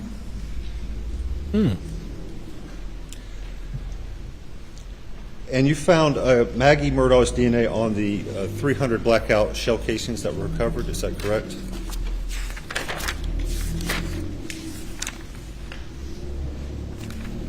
Are you referring to item 7.1? Yes. She was included as a contributor to that item, yes. And your report doesn't separate between individual shell casings, does it? No. And is your report consistent with one of those shell casings being found in physical contact with her body? I believe there was information from the crime scene that one of the shell casings was recovered from underneath her body. And is your report consistent with that DNA could be transferred by physical contact? That's possible, yes. And for the shot shells found in the feed room that had a presumptive blood test positive. You found Paul's DNA on those, is that correct? Paul was included as a contributor to that item, yes, 10.1. And is that consistent with those being found in a room soaked with his blood?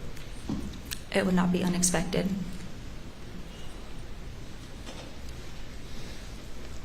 And for the steering wheel of the Chevy Suburban, there was a positive human blood test, and I believe you found Maggie and Alex Murdaugh's DNA on the steering wheel.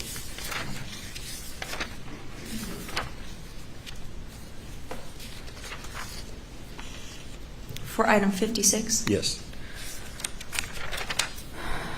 For item 56, which was a mixture, was interpreted as a mixture originating from two individuals, both Margaret and Richard Alexander Murdaugh were included as contributors.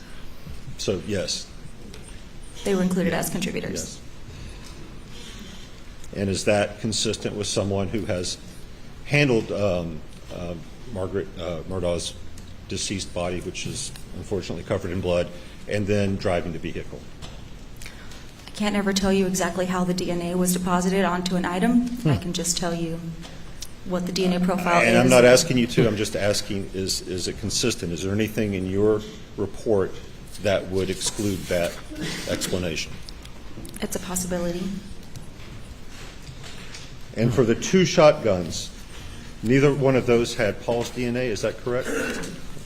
Can you give me an item number, I please? can. Sorry, just a sec. Boop, boop, boop, boop, boop, boop.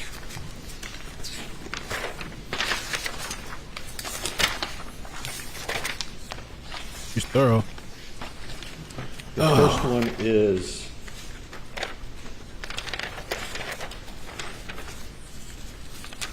item 15.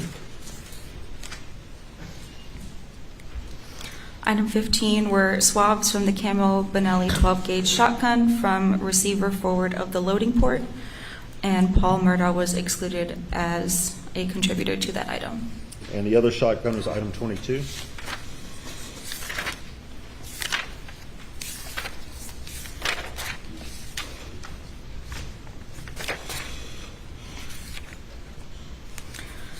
For 22.4, which was interpreted as a mixture originating from two individuals, Paul Murdaugh was excluded as a contributor.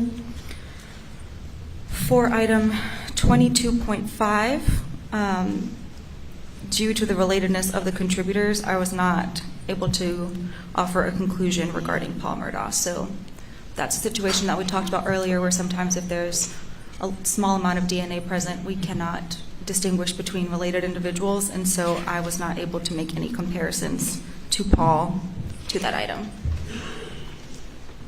But you're not able to say for either one of those shotguns that Paul's DNA was detected?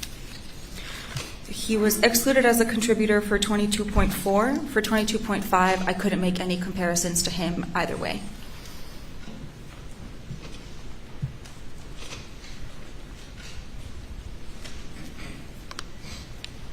And again, is there anything in your test results that would be inconsistent with somebody who, with Alec Murdaugh, having Maggie Murdaugh's blood on his hands, having just visited the crime scene, and handling those two weapons?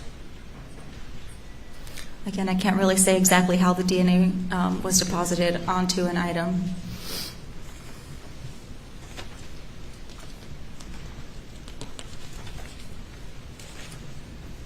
And then later you did some DNA testing on the white T-shirt he was wearing, correct?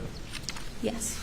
Did anyone ever tell you why you were being asked to perform those tests? Which tests do you mean? On his white T-shirt. The DNA analysis on the T-shirt? So the DNA one. DNA. It was submitted with a request to for DNA for blood, and so when items come in with a request for DNA blood, we will test it. If it is presumptive positive, then we'll move forward with DNA analysis on that item. So did anyone say, we believe he's wearing this shirt that night? Is that why you're testing it for blood? Just to see if that, right? someone's asking you to do this work, did anyone say, we think he was wearing this shirt that night during these murders, let's test it for DNA and for blood? I know that the shirt was removed from his body when it was collected. As far as when he was wearing the shirt, I don't have any information about that. We pull up what's been previously admitted as the Defense Exhibit 32.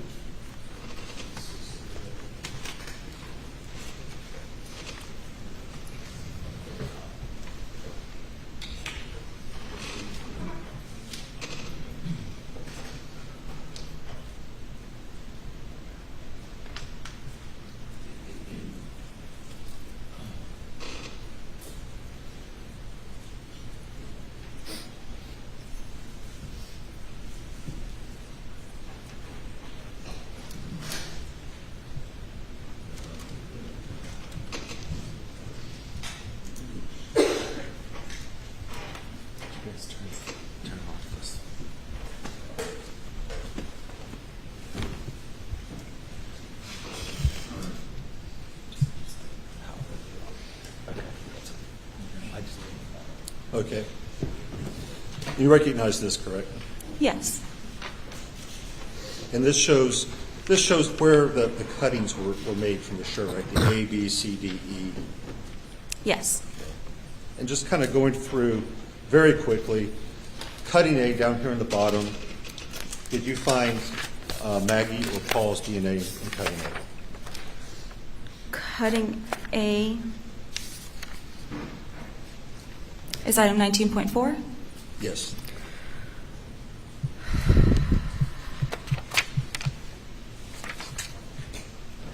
For 19.4, Margaret Murdaugh was excluded as a contributor, and Paul Murdaugh was included as a contributor. So we have Paul in A. In B, did you find Maggie or Paul? For item 19.5, Paul was excluded as a contributor, and Margaret Murdaugh was included as a contributor. And for C, which is going up a bit, so now we're off the bottom of the shirt, did you find Maggie or Paul? For item 19.6, again, I was not able to make any comparisons to Paul due to the relatedness of the contributors,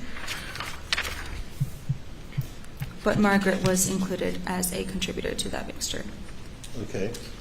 For cutting D, now we're up at the right shoulder. Did you find Maggie or Paul there? For item 19.7, I could not make any comparisons to Paul due to the relatedness of the contributors, and Margaret was included as a contributor to the mixture.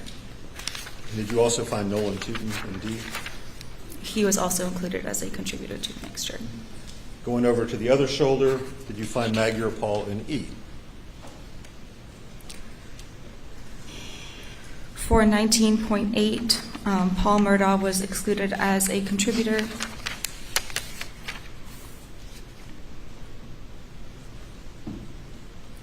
And Margaret Murdaugh was included as a contributor to the mixture. So no Paul but Maggie there. Now coming down all the way to the bottom, G. He's doing a better job at Maggie or Paul there. kind of correlating and breaking it down, at least where they were and where they're not found. Paul was excluded as a contributor to the mixture. Now finally, for both F and H up here, did you get any results for either one of those? For 19.10, Margaret was also included as a contributor. Sorry, just to finish that result. Sorry. You were asking about? F and H, did you get any results for either one of those? For F, which was our item 19.9, a DNA profile was developed, but due to the inability to determine the number of contributors, no further interpretation will be offered. For H, which is our item 19.11, Paul was excluded as a contributor. And for Margaret, The comparison to Margaret, an uninformative statistical result was obtained. No conclusion can be made regarding Margaret Murdaugh as a possible contributor to the mixture under the listed propositions, which in this case the propositions were Richard Alexander Murdaugh and Margaret Murdaugh contributed to the mixture versus Richard Alexander Murdaugh and an unidentified, unrelated individual contributed to the mixture. And that's a situation I described earlier where the seesaw is balanced, so it can't tell me in either direction which scenario is a better explanation of the DNA profile. So the only part of this shirt that we see right here, the front, where you can say that you did find Paul's DNA is down here at A, the bottom right part of the shirt, correct?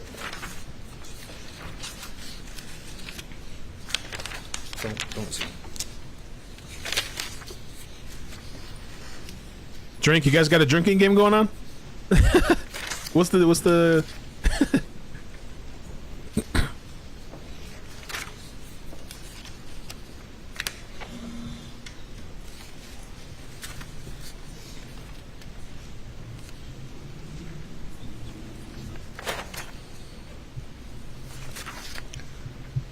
For item A, I did have an inclusionary likelihood ratio for Paul. For several of the other stains, there was, I could not distinguish between him and other related individuals, so I could not make comparisons to him. But the only place you definitely did find Paul was A, is that correct? On the front of the shirt. Come on. We gotta pry it out of her. Beep beep boop beep beep boop beep beep boop beep.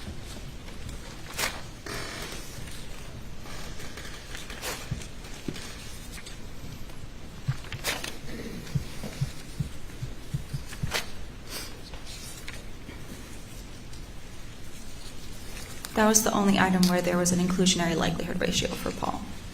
Okay, okay.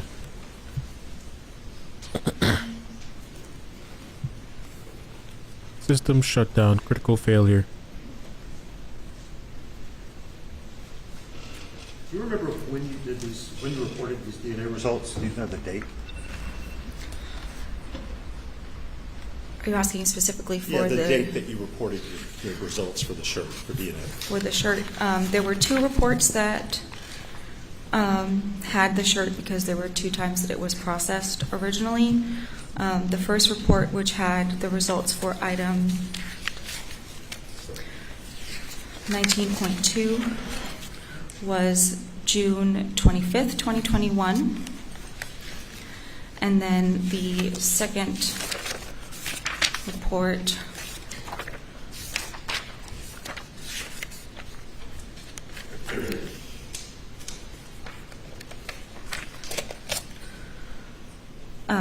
was originally issued July 25th, 2021. July 25th, 2021. On July 26th, the day after, did you attend a meeting with President was Major Huey? I apologize if I'm not saying the names correctly. Captain Riley, Captain Reinhardt, Lieutenant Wallace, Lieutenant Schenck, Lieutenant Hash, yourself, and Mindy Worley. Did you attend that meeting?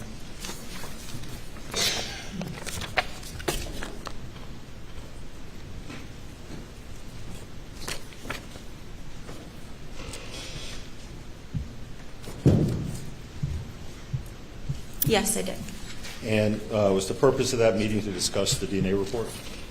Yes, it was to explain the results of my report. Were you at that meeting asked to perform hemotrace tests? Not at that meeting, no. Okay. When were you asked to perform hemotrace tests on the shirt?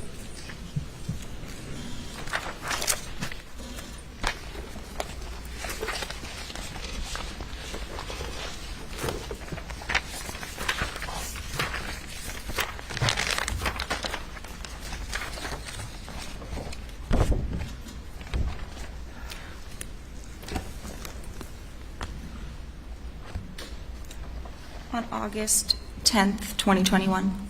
And is that the day that you performed them? Yes, And I think you previously testified your test results were negative. correct. Can you tell us a little more how you did? Well, let me ask it this way: to perform the test, did you make smaller cuttings from the larger shirt cuttings? Yes, so I took the cuttings, opened them, and then cut small portions of the larger cuttings to test for hemotrace, and then place those cuttings into solution, and then that solution is added to each individual card for that individual cutting. So there's a test performed for each item.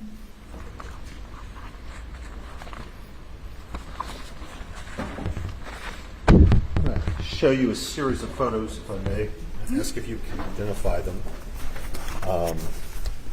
This is what's been previously marked, and the marks are on the back. This can be confusing. As Defense Exhibit 96. Do you recognize that? I apologize.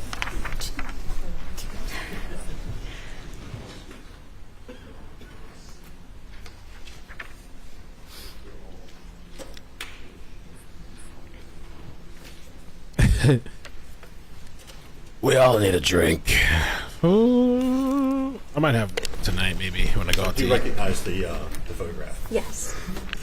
And that's one of the cuttings after you made the small cuttings?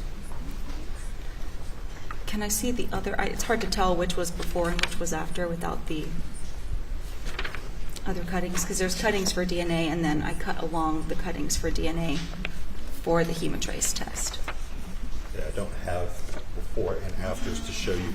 Would it perhaps be helpful to look at some of the other ones? Would that help you? Yes. I'm going to show you what's been marked. I'm going to read these off so I can give them all to you at one time, if that's okay. It might help you. Yes. Been marked as Defendant's Exhibit 97.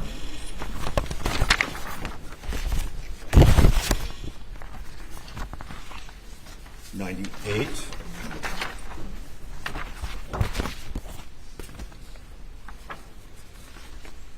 '99.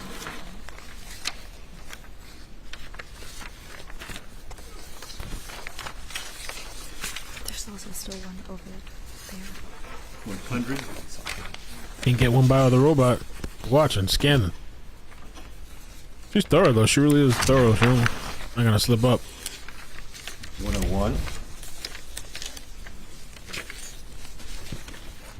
Win-win situation. 102.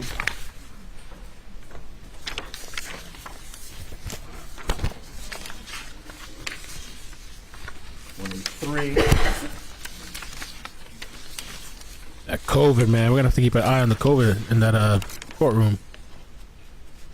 Who knows tomorrow? Anything could happen tomorrow. There could be somebody else that's sicking out. The whole jury could be wiped out. 105. Thank you, voices. I'll go get the other one. It's over there. It's going good so far. I mean, it's kind of today. The beginning was kind of funny, but it dragged. It really did drag with the prosecution and this lady. Do you recognize them? Yes. And these are the larger cuttings with the smaller cuttings made after the hemotrace test. I know that we took photos before the cutting was taken for hemotrace and after. It's hard to tell from these pictures if it was before or after, but they were taken during the hemotrace processing of the shirt. Okay.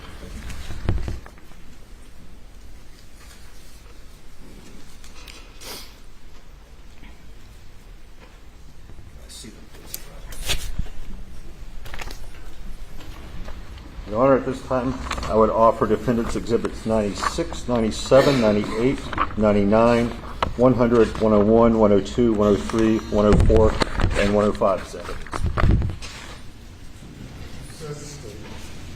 No objection, Your Honor. They're admitted without objection. Permission to publish. May I publish? You don't need my permission to publish anything that's in evidence. Who would bring up the first one?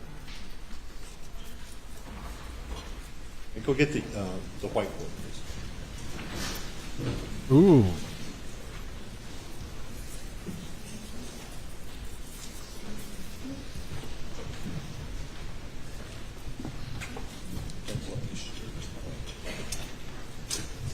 Be sure it doesn't blow up the view of the TV.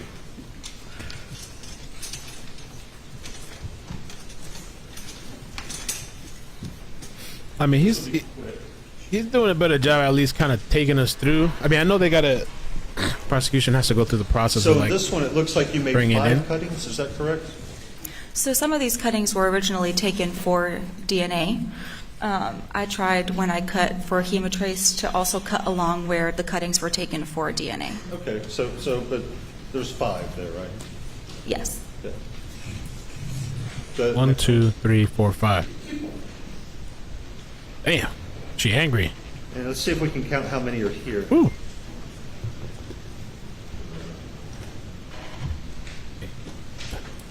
I count like 13. Let's see. What you count in the chat? Type it out. 3, 6, 9, 12, 13.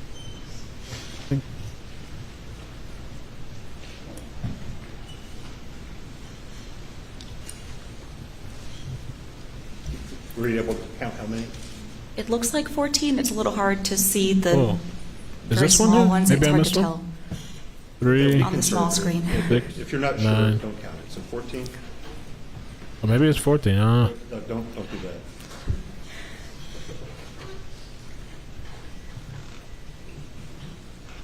Three, 6, 9, It looks like 14. 12. Okay. Oh yeah, actually it is Next, 13. uh, 14. next I didn't exhibit. see one.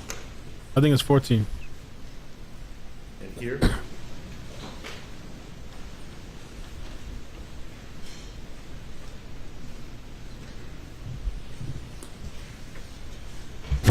Eight.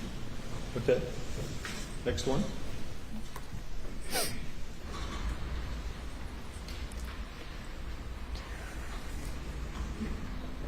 Defense is 7. actually showing us, giving us visuals and shit, making it a little bit more understandable. Jeez.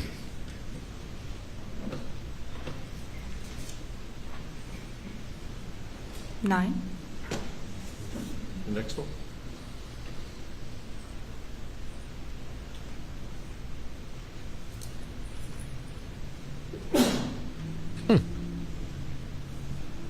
Seven.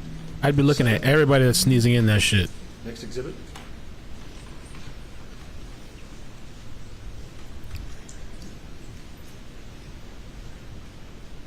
I don't know yet. What's the point of this? Yeah, I don't know what they're counting. Why they're counting this for?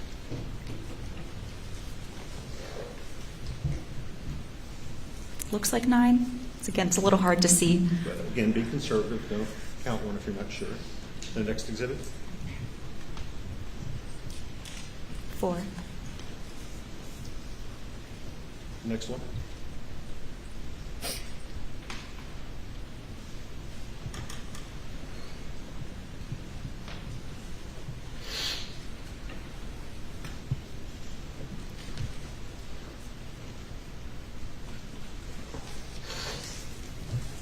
Nine.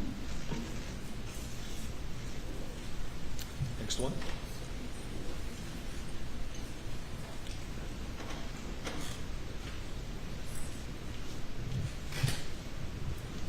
Two. That's it. Those are all of them. So now we'll just add COVID add splatter. the numbers up. I have a calculator. Although.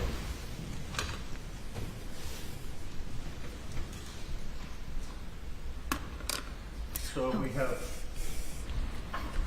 5 plus 14 plus 8 plus 2 plus 7 plus 9 plus 7 plus 9 plus 4 plus 9. So what's the total? 74. 74.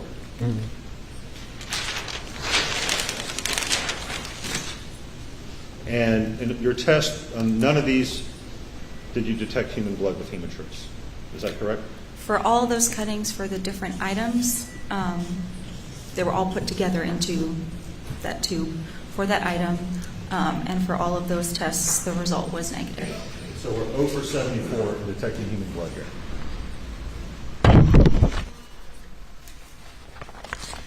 The result was negative. Sorry.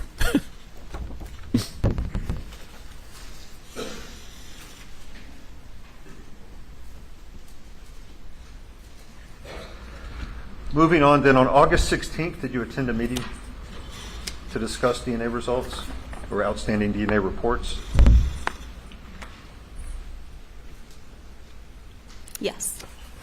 Were these results discussed at that meeting? For that meeting, we were discussing the items that were that still had pending DNA assignment, so that they had submitted for DNA analysis, and we were waiting to see if that analysis was still required.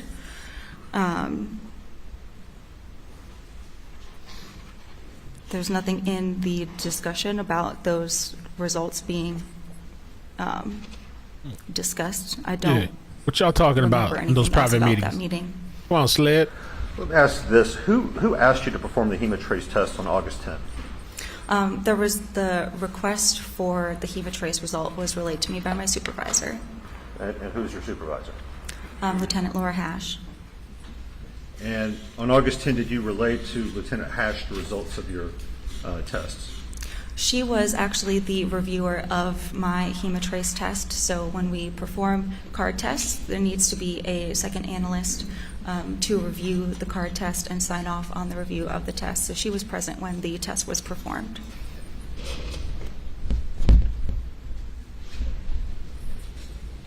You look mad. Boy, look geek. Mad. Hell no, I had no shot. Hell no. In 2021, were you ever informed that SLED was seeking a blood spatter analysis of the shirt? I was told after the shirt had been sent that it was going to be sent for blood spatter analysis, but I don't know anything about how that came about or where it was being sent to. That was once I was done with my analysis. When you say after the shirt was sent, what do you mean by that? Or however they did the blood spatter analysis. I know that there is documentation that the shirt was being taken for that in the narrative, but I don't know how that came about. And at that time, I guess I'm a little confused, were you aware at that time that it was being sent for blood spatter analysis? Not until it was already sent. And by sent, you mean that somebody had asked for the report to be made, or that the shirt had physically been sent somewhere? I don't know anything about how the blood spatter analysis came to be. I don't know what they required for that analysis. Could you just tell me a date, the first time you learned that there was going to be a blood spatter analysis? Even a month, if you don't know the exact date? I really don't know because it didn't have anything to do with me or my analysis. When was the first time your hemotrace test appeared on a report that you issued?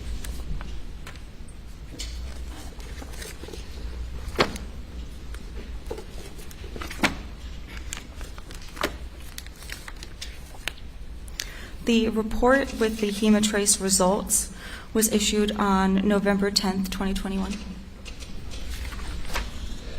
Were the results for the blue raincoat also on that report? Yes, they were. Okay. Did you discuss the hemotrace test results with anyone working on this case?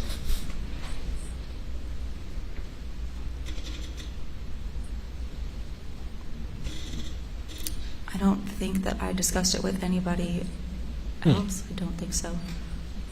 I would have discussed it with the person who reviewed the results. Are you positive?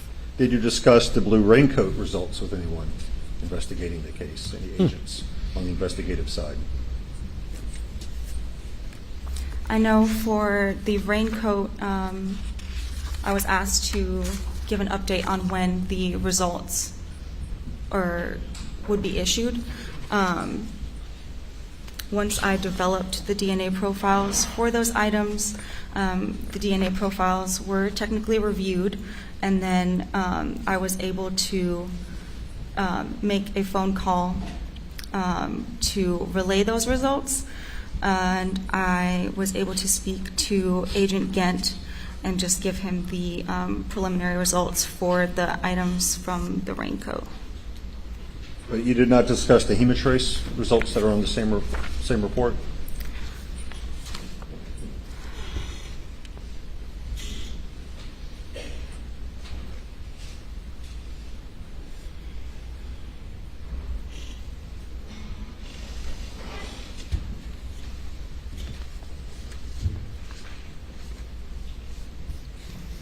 According to my notes, I only updated him on the findings from the raincoat. Let's move ahead then to March 22nd of 2022. You just said that you were aware at some point that a blood spatter report had been requested. Were you aware in March that one had been received claiming that there was high-velocity impacts blood spatter on the shirt? Were you aware of that report? I didn't really know anything about the report or the results of the report. So you weren't aware of it in March 2022, is that correct? I don't know when.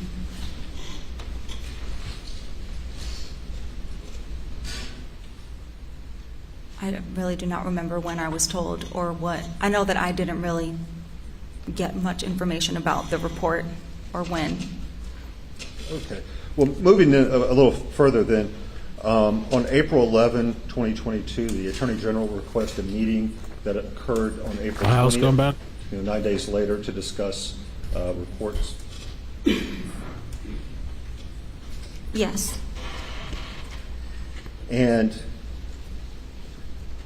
in preparing for that meeting on the 20th, did you access your November 10 report on April 18 and April 19, a couple days before that meeting?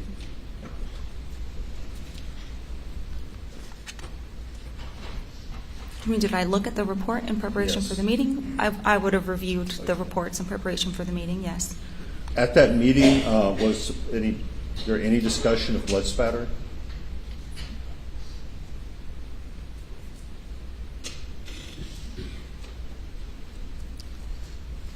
I do not remember. Okay, this is the first meeting with the AG's office after the report is received saying that there is blood spatter. Was it But that had discussed? nothing to do with my testing, so I don't really know. Did you notice that 6 days after that meeting there were media reports that high-velocity impact spatter had been found on Mr. Murdaugh's T-shirt? Ooh. I Oh. tried very hard to not look at any media reports involving this case at all, so I tried to avoid How'd that get that out? information. Well, at some point, did someone come to you and ask about the hemotrace test results that you performed that say no human blood, 0 for 74, in relation to this report seeing that there was blood spatter that had to come from a gunshot on the T-shirt?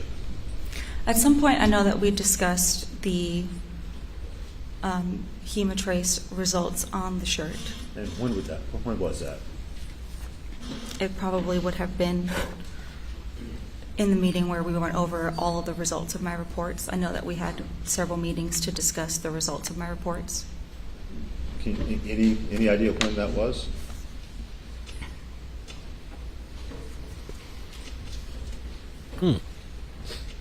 Who leaked it out? Was it a leak? Or you just saying the amount?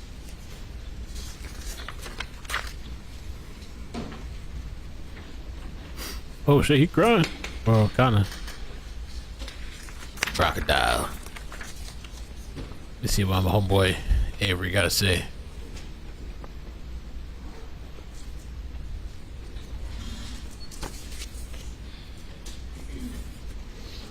It does appear that that April meeting was the first meeting after that report was issued, where we had a discussion about the reports. So it would have been that meeting that had been discussed, your hemotrace test results and the blood spatter report discussed in the same meeting? Possibly, but I don't know that. I also wasn't present for all of the meetings all of the time. I know there were some times when there were meetings with specific individuals first, and then I would come later, so I don't remember if there was specific discussion of blood spatter there when I was present.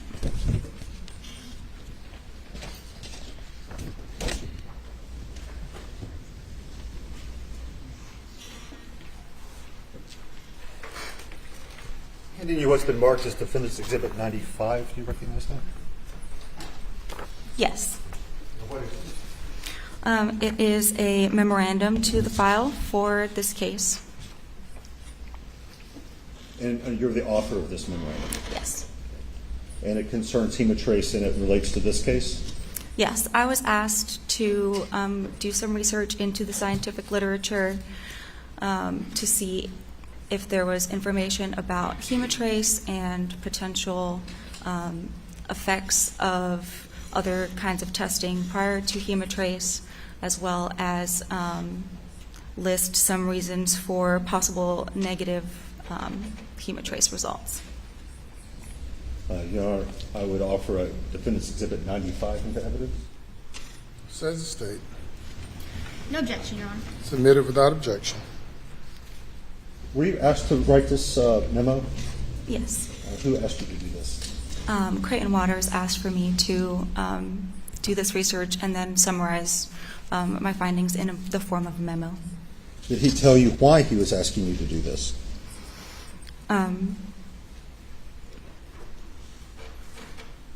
Because there were negative Hemotrace results in this case from the shirt, he wanted just some more information on negative Hemotrace results.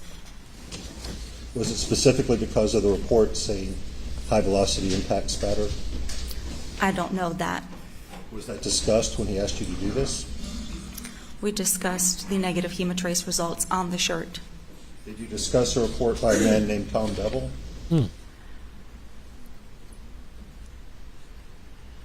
I don't think we specifically discussed the results of that report because I don't know.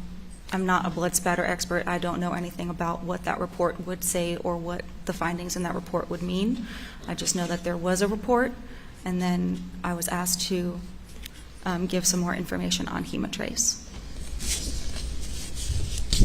Were you aware of a report by Tom Devil specifically regarding use of Hemotrace on things had been previously tested with LCV?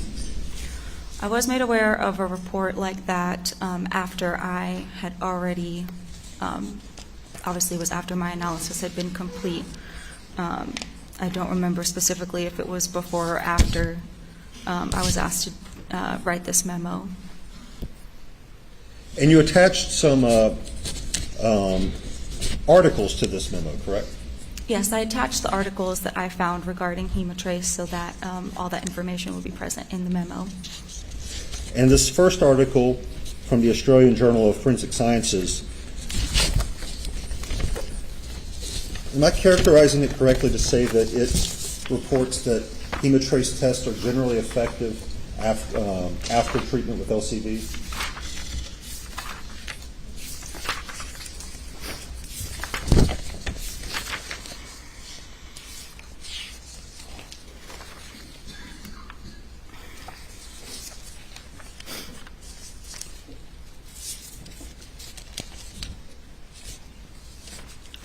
For that article, there were many tests performed comparing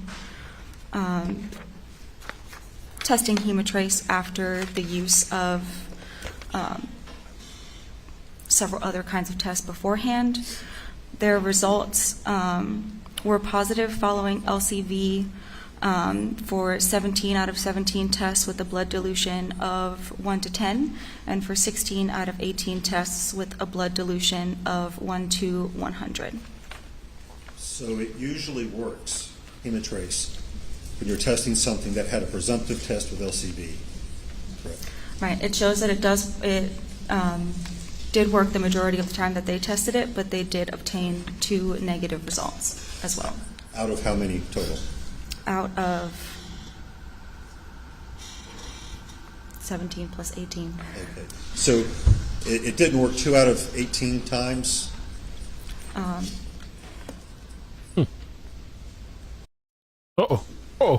That's not the Of bullshit. the 35 times they tested it, they obtained a positive result 33% of the time, according to the article. 33 times, sorry, according to the article. What's the percentage of that?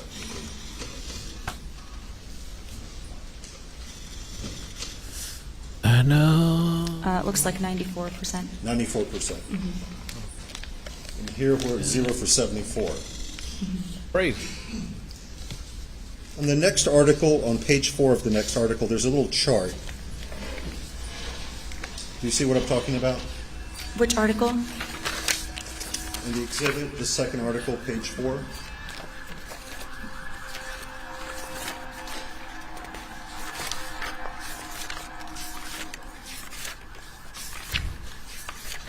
Sled. You took all day today, isn't it? Page 28. Sled.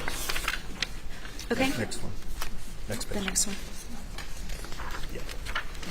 Okay. Am I reading this chart correctly to understand it to mean that hemotrace detects blood at dilution levels in which LCV would not detect blood? According to this study, which was performed by the Michigan State Police, they were able to obtain positive hemotrace results for some samples that were negative LCV. So the hemotrace test is more sensitive than LCV, at least according to this study, correct? It appears to be. According to this study, LCV is not a chemical that I use in the DNA casework department. It is a test that's performed by the crime scene unit, so they would be the best people to answer questions about sensitivity of that test. But according to this, you would get a positive result even if you couldn't see anything with LCV. According to the previous study, after LCV, 94%, and here we're 0 for 74. Is it fair to say that there's no human blood on the T-shirt? Like I said earlier, the test that I performed was negative for the presence of human blood. What? Why so confusing? We call it 32. Why is this just? Why can't we just say that? There's no blood. There's no blood. Why is all this ring around the rosy for 8 hours and shit? What is going on? Zoom in on the pocket. Sorry, I don't have an image of the back I don't of it. want to say it. I don't want to say it. Fishing boat on the back of the T-shirt. Were you aware when doing this is a fishing T-shirt? No. Have you ever gaffed a fish? I don't even know what that word means, no. Well, let me ask it this way then. If someone were doing something while wearing this T-shirt that would cause non-human blood to spray onto the shirt, could that be a reason why something would have a misting pattern with LCV and test negative for hemotrace, 0 for 74?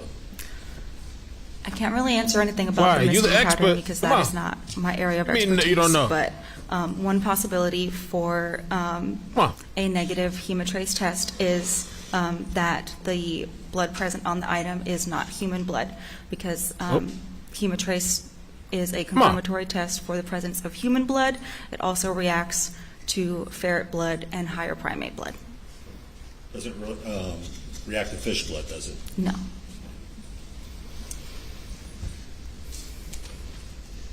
Did you attend an evidence viewing meeting on January 5th of this year?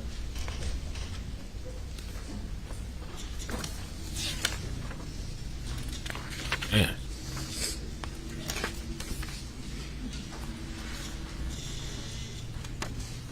You gotta look up the script response.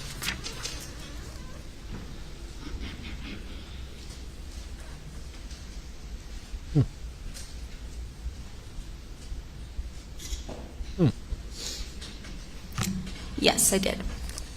Was blood spatter discussed at that meeting?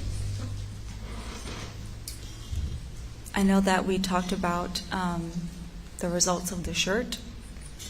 As far as blood spatter, again, I'm not a blood spatter analyst, so I cannot give any information about blood spatter on an item of clothing or on anything. Specifically, were reports by Tom Bevel discussed at that meeting? I really do not recall.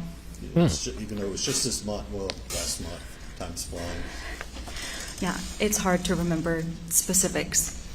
Reports by a Deputy Kinsey discussed regarding blood spatter. I don't recall that name at all. Was the T-shirt discussed? Man. I don't remember the exact items that were discussed specifically.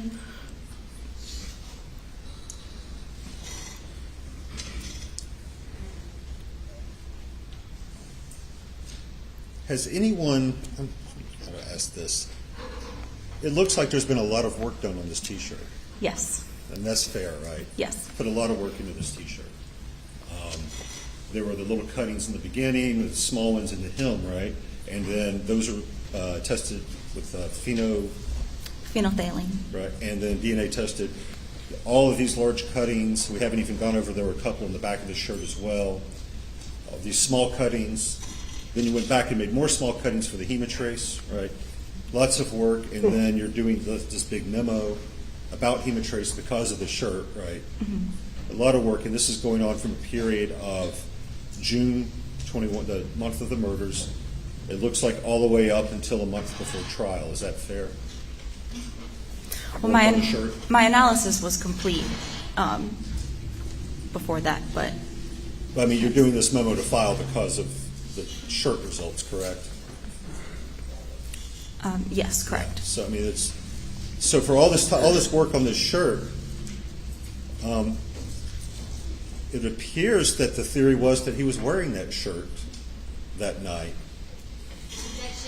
No. Sustained.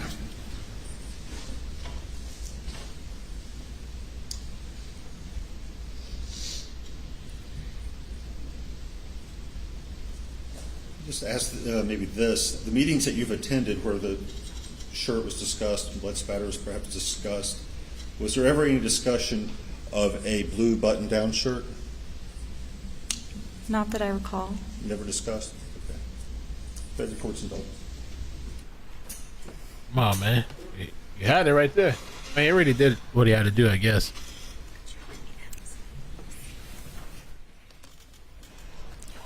Dick.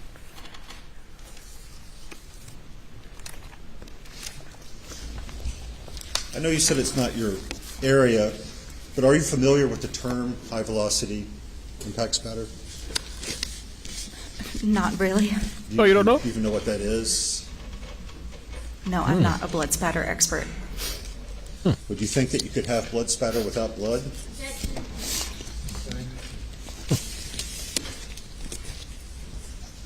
No further questions, Your Honor. Any redirect?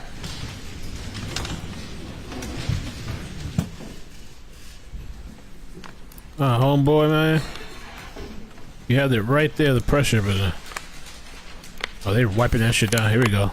This is the rest of the day right here now.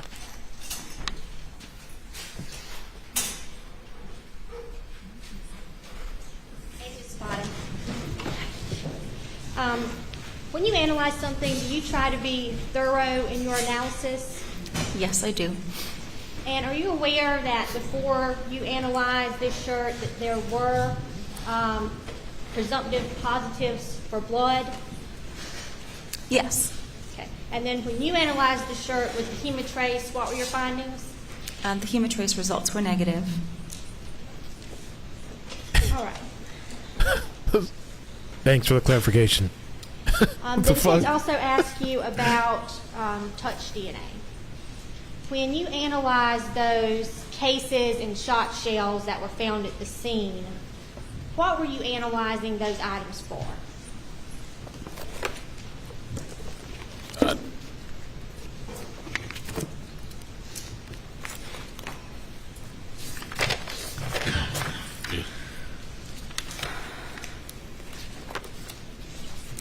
For item 7.1, the request was for touch DNA analysis.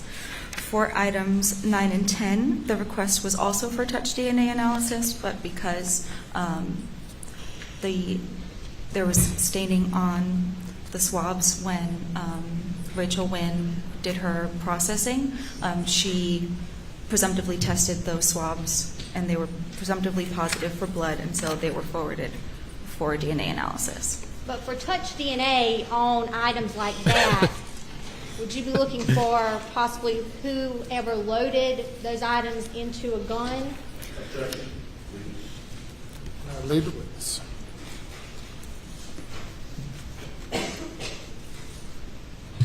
Whose other DNA could you be looking for when you're analyzing those cases for DNA?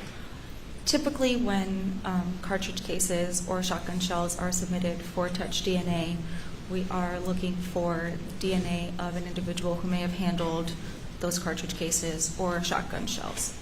And is it common to find touch DNA on fired cases or shot shells? In my experience, there's not been a very good yield of DNA on those items. From my understanding, when a bullet is fired, it is being put through a lot of intense heat as it's moving through the firearm. At least that's how firearms analysts seem to explain the process. And so the heat can affect the recovery of DNA from that item. And also with touch DNA, do you know when touch DNA gets somewhere? No, I can never say how or when DNA was deposited on an item.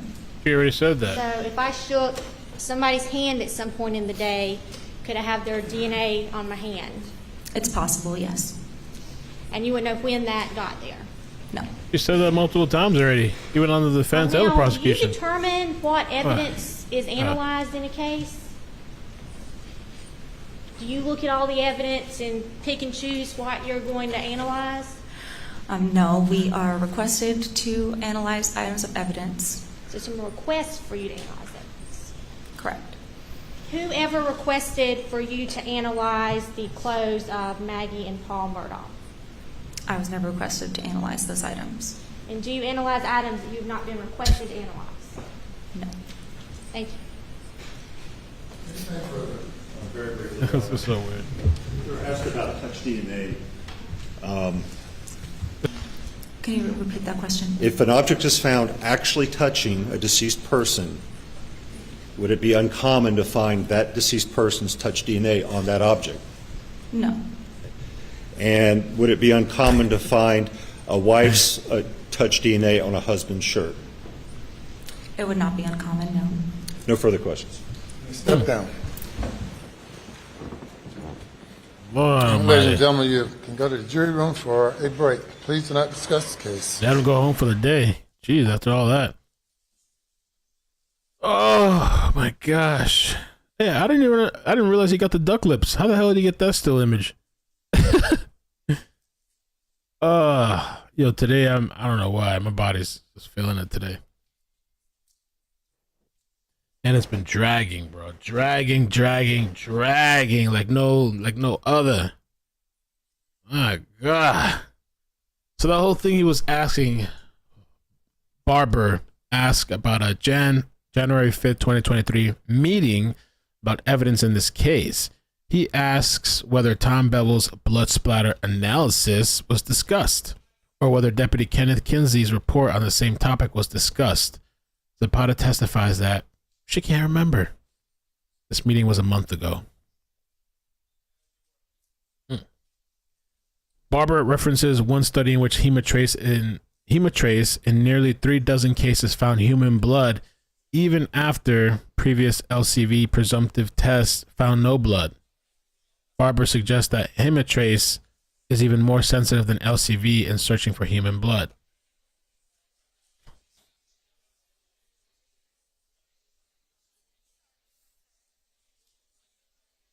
Barber is trying to use Zapata's own research to show how effective hemotrace is. That's the type of test that found no human blood on Alex's white t-shirt. It's kind of like, I mean, it's bewildering to me almost that the people that are the prosecution's bringing out, it's like helping Alex's case to try to prove beyond a reasonable doubt, like to that they don't have enough to prove beyond a reasonable doubt. I sometimes kind of bewildered. It's like, damn, are these people working together to get this guy off or some shit? Like, what the heck? Sled. Yeah, no, we don't have anything. Yeah. Yeah. Wow, man. And I almost wondered, because I was talking to a friend on the phone, and I was like, is the defense like doing all this shit of just like all day long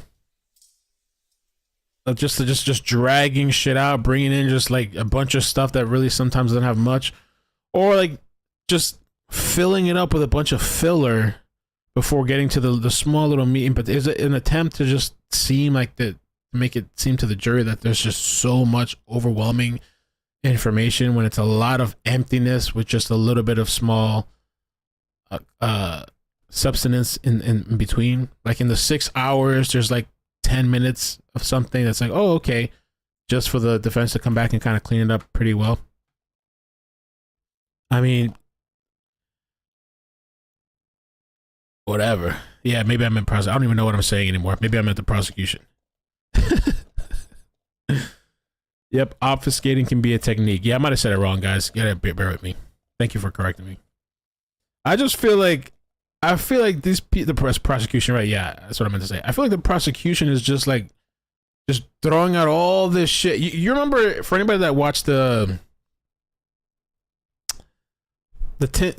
Crumley, one of the hearings or whatever, Crumley, was it the ladies, his attorneys, I thought, or his parents' attorneys, I think. His parents' attorneys, they brought like this stack of shit on the table, like boom, boom, boom, like all like books and books and stacks and stacks, and it was like for nothing. It was just to make it seem like, oh shit, they had all this stuff, and they just did like a small little like boop, like that's it. But they had all this, and I think they even slammed it on the table or something like that. And we're like, oh wow, and everybody's like, wow. I mean, there is a lot on that kid, but it's like this whole show, it seems like. What do you guys want to poll on? She was like annoying, dude. Some of the I couldn't do this. It's kind of like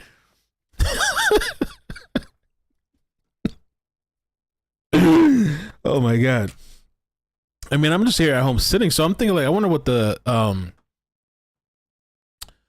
the jury must think. Like these people sitting there all day long. I've been saying it for the last, like even since last week. I've been saying, listen, some guy already was complaining like, I have 3 weeks and I gotta go. Like you guys said this shit was gonna be 3 weeks, and clearly it's going past 3 weeks. So to me, in my head, this person already has to be thinking like, this shit is taking forever. This shit is taking long. This is getting dragged out. This person already wants to go. Though he did have another talk with the judge and said, okay, he's gonna try. I wonder what that person's thinking now, and I wonder if that's one of the persons that contracted COVID. At this point, if one of these jurors are trying to get out of there, they're probably all trying to get sick on purpose, maybe. Trying to go have a COVID hangout. I remember with chicken pox, there's some parents that would have these chicken pox parties, and they'd purposely get their kids infected. But we had that one juror, then we had the guy that had some sort of, had to go to the ER, and he's already excluded. Now we have the 2 other people, I think it was 2 other people now that got COVID. Who knows who else is going to turn up with this COVID shit. And 2 staff in that courtroom. You know? I feel like, I don't know. So, okay, what kind of poll do you guys want to do? Let's see. What kind of poll? As far as like, stop complaining, please. What kind of poll do you want to do? I'm just ranting. If you don't want to watch the rants, go watch the feeds with no commentary.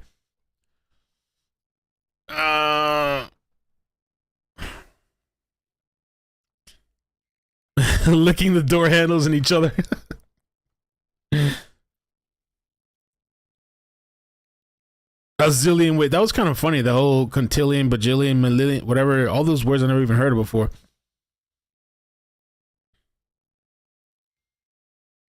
Oh, so yeah, Diggs was asking for a poll earlier or something. Let's see.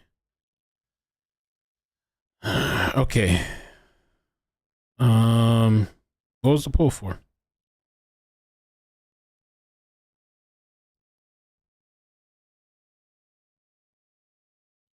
Okay, all right, let's do this one first.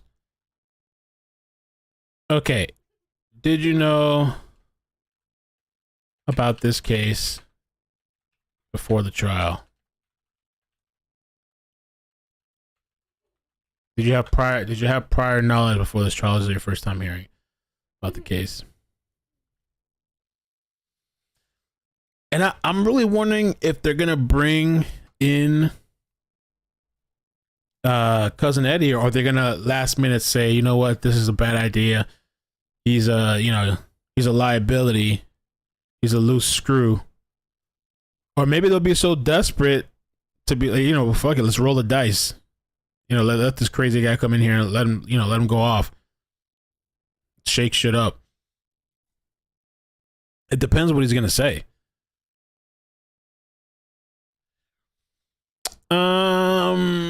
KDB, thank you for the super chat. Says love the rants, keep them coming. I used to do rants all the time, and it's just for fun. It's not like to really be angry. It's just to have fun, whatever, get it off, and keep it moving.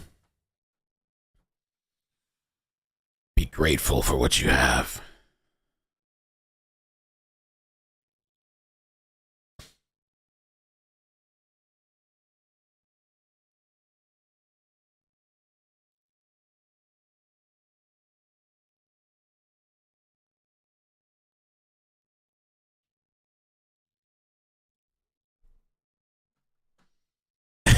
He's a mess, unreliable, disaster. I want Eddie, man. If Eddie comes on and he doesn't disappoint, it'll be all worth it. The weeks and weeks and weeks of waiting, and also it'll be all worth it. And honestly, I don't want this jury to. I don't want there to like be not enough jurors or something to happen, because we've been waiting all this time just for it to end without actually having an ending. Or I don't know if they would be able to take a break. There's just too many variables. Like, I don't know how long are people going to be sick. There's too many variables. But at the same time, it seems like more and more people are starting to get sick in that courtroom. I mean, we're going to have to see tomorrow morning when we come in and we check in. We're going to have to see if more people have gotten sick. I think the judge said on Wednesday they're going to do another test to see. And I don't know, there could be something spreading around through that courtroom. It's like, what if the judge gets really, really sick, or one of the attorneys? What happens then? And everybody's talking about Ohio. The chemical release in Ohio looks really bad, and the media is barely talking about it. Where is the climate activist? That's true. Where's all those people that are always, the environmentalists? What shouldn't they be? Shouldn't this be one of the main things to be on? At the area, well and groundwater are safe. However, after this couple saw dead fish in. Oh, hell no. They were telling the water safe. Local news in Ohio is telling residents that the water is safe. The air and water are not safe. Hundreds of thousands of pounds of vinyl chloride have been spilled and or burned. Vinyl chloride is deadly, over 1 ppm. That's that usually means I think ppm means like the amount per. I don't know, this like per water, or like something like milligram per ml, micrograms per ml. It must be the amount of concentration in the water. ppm meaning parts per million. This abbreviation, parts per million. And it can also be expressed as milligrams per liter. Yeah, so it's a measurement of concentration. Bro, all right, let's check it out. Let's see. After this stream, I'm going to schedule this. Well, during this stream, I'm going to schedule the stream for tomorrow morning. I have to go to dinner tonight, and I might post. I have somebody, an old friend, working on something, the body cam stuff, that it's fixed edited version because the audio's out of sync. So I might post that for you guys after too. Oh shit, the plug came through. The plug. Boom. What's that song? Think about it, the plug. Plug walk. Alright, let's watch this.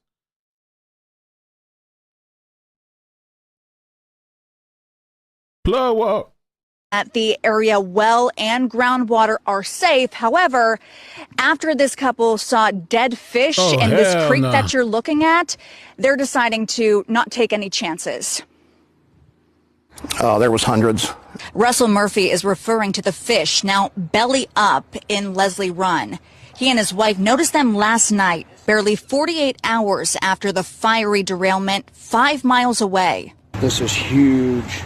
So I don't know all I've seen is the titles. People are telling me about this. So what happened? A train crashed and it caused some sort of chemical spill or something, or derailment? Train derailments. Ohio catastrophe is a wake-up call to dangers of deadly train derailments. Ooh, I'm gonna show this picture in a second too. It's pretty bad. Huge environmental effects. That's now one of many concerns the EPA now faces. The impact of the fish, yes, there was a impact to those. However, the levels as we have seen it are protective to groundwater. So the fish are dying, but you can still drink that shit. Drink the water. It's all good. We are aware there are some wells along that for residential wells. Environmental cleanup crews were at and actually in that water today. So are these booms, which are used to catch and stop anything that shouldn't be flowing here, or into water wells, which Murphy uses for just about everything. Hold on, so homeboy said drink it? Huge environmental effects. That's now one of many concerns the EPA now faces. The impact of the fish, yes, there was a impact to those. However, the levels as we have seen it are protective to groundwater. We are aware there are some wells along that for residential wells. Environmental cleanup crews were at and actually... Don't worry, drink up. Wow, look at that picture, man. Holy crap. So let me show you this other video here. If I have time tonight, which I probably won't because I really should be cleaning. Or kind of, not really cleaning, but packing. But I feel like I want to start squeezing. There's just not enough time. I feel like I want to start squeezing in stuff, other content, you know? But, you know, I got this other video too, actually, for you guys later. Damn, look at this. Plug walk. Wow.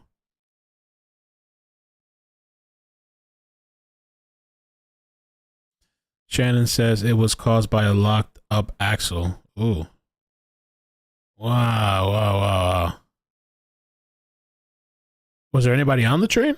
Was the driver on there, the conductor, what do they call him? Is he all right? Is he dead?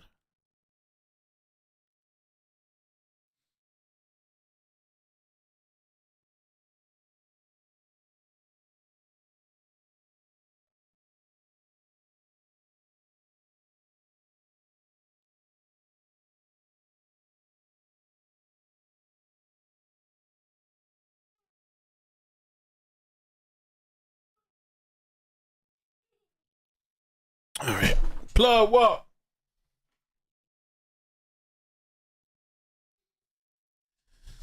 Yeah, it's pretty bad, man. Wow.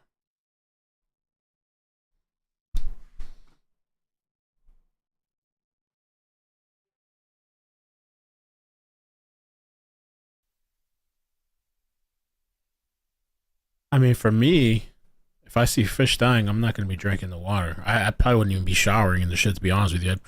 I mean, for a lot of people, I guess you don't have a choice, but I don't know if you could boil the water and let it sit and then shower or something. I wouldn't be even showering. I don't know how that stuff works. To me, common sense is you look to the wildlife. If the wildlife is running or leaving the area or they're dying, I mean, I don't know. I wouldn't be consuming or like, you know, immersing myself in that area. I don't give a fuck what the experts say.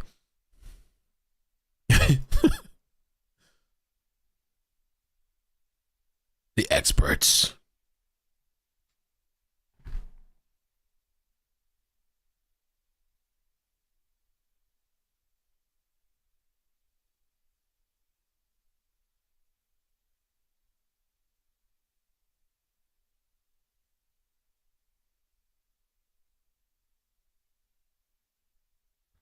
Blow up.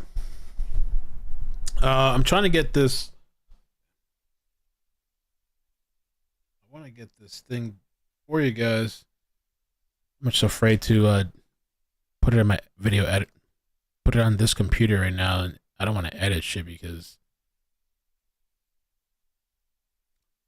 I noticed my computer, I feel like it's kind of slowed down. I mean, I do have a lot of tabs open, but when I'm streaming in 60 FPS and then I start opening the video editor and I start messing around, it is problematic.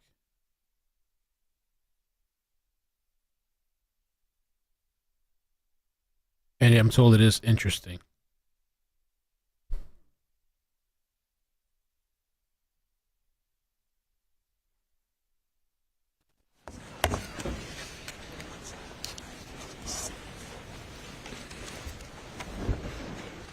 May now be seated.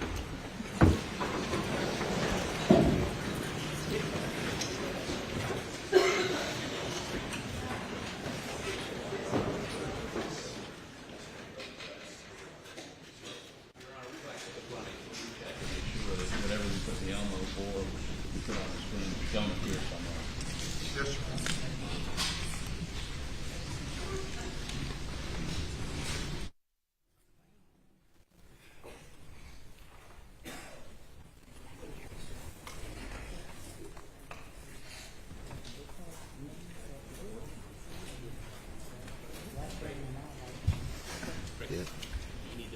No, you turn it this way though, please.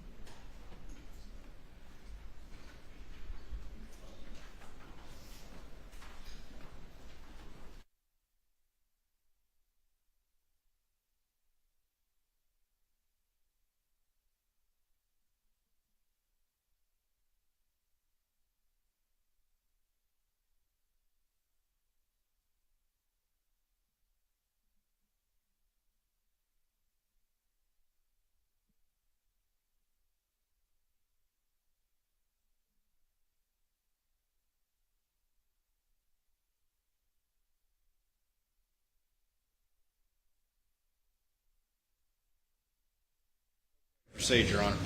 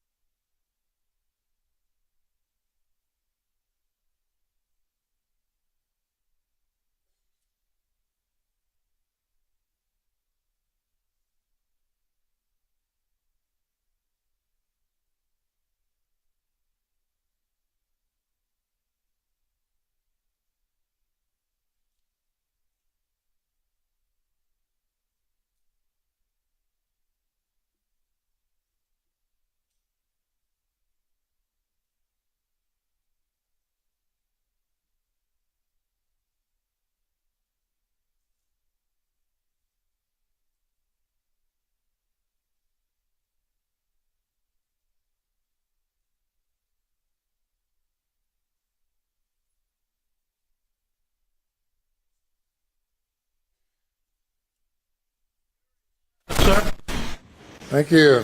Your next witness. Your Honor, the state calls Dr. Ellen Reamer.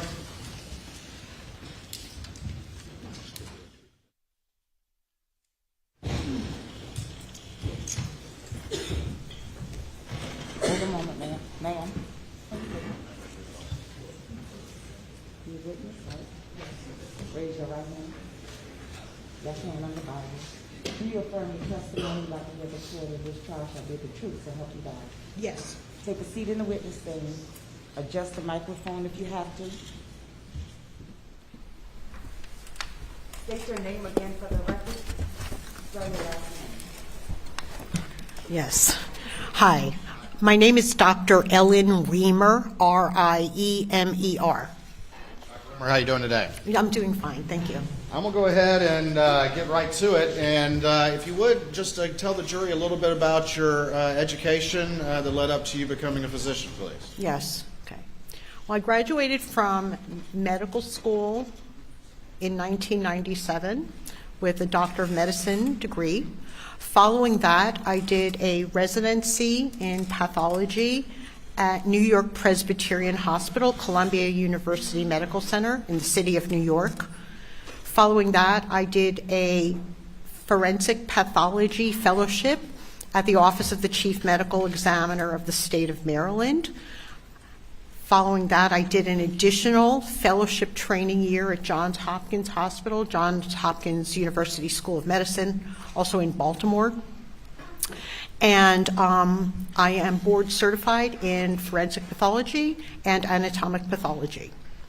After I completed my all my education and fellowship training, I took my first job as a forensic pathologist at Wake Forest University Baptist Medical Center, Wake Forest University School of Medicine in North Carolina, where I remained for almost 6 years, but before being recruited by the Medical University of South Carolina in Charleston, where I've been for 14 years as a forensic pathologist. All right. And at the Medical University of South Carolina, you said you're a forensic pathologist. Do you have any professorship or teaching responsibilities there? Yes. So I have also the title of Professor of Pathology and Laboratory Medicine.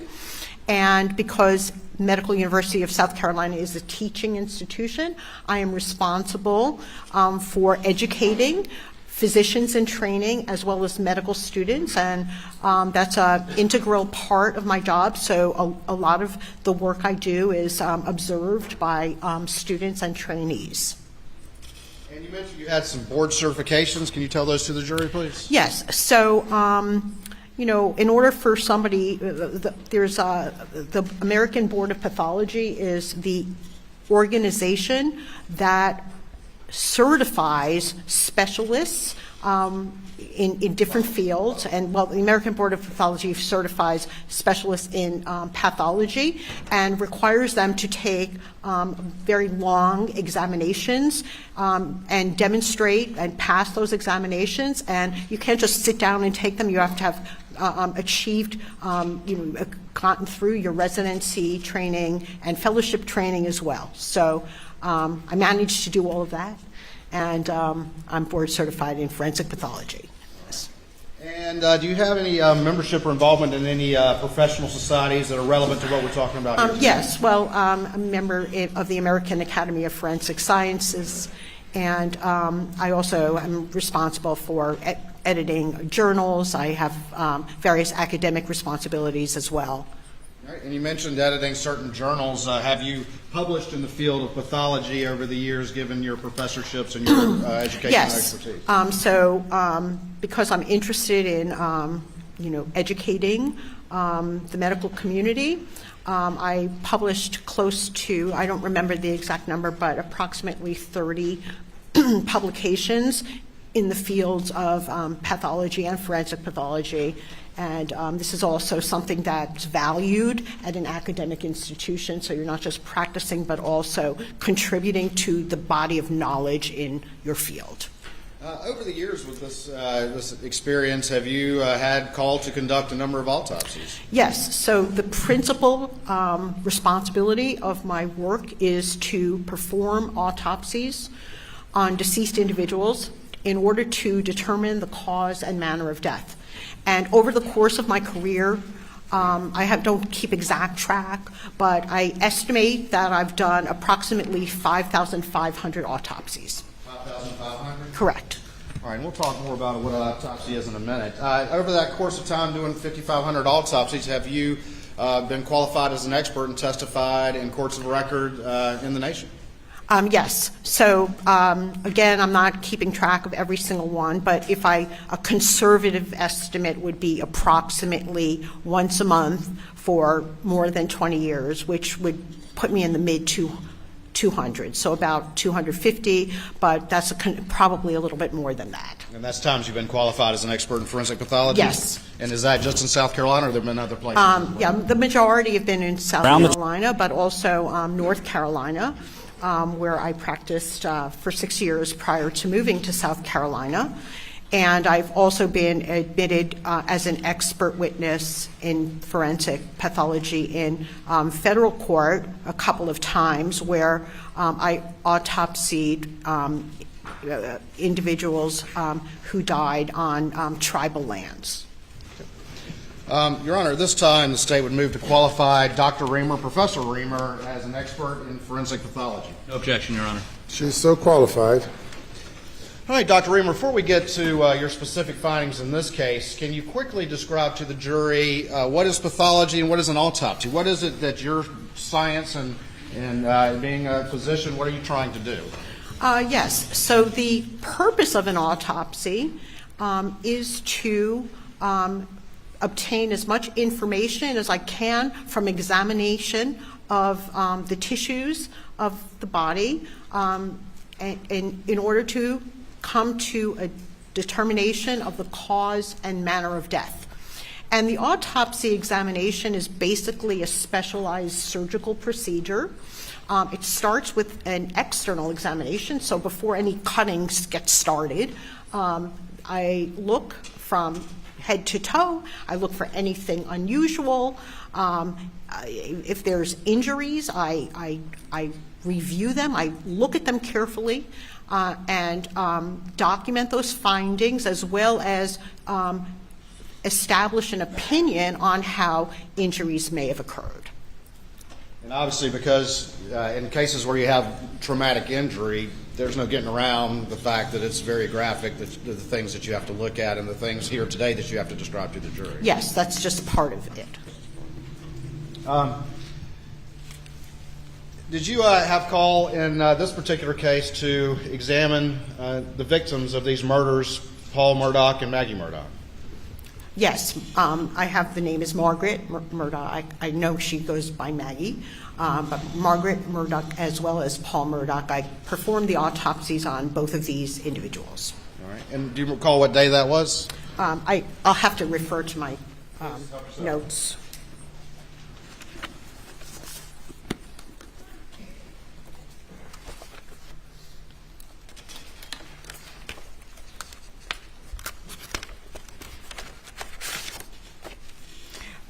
Both of the autopsies on both Paul and Maggie were performed by me on June 10th, 2021.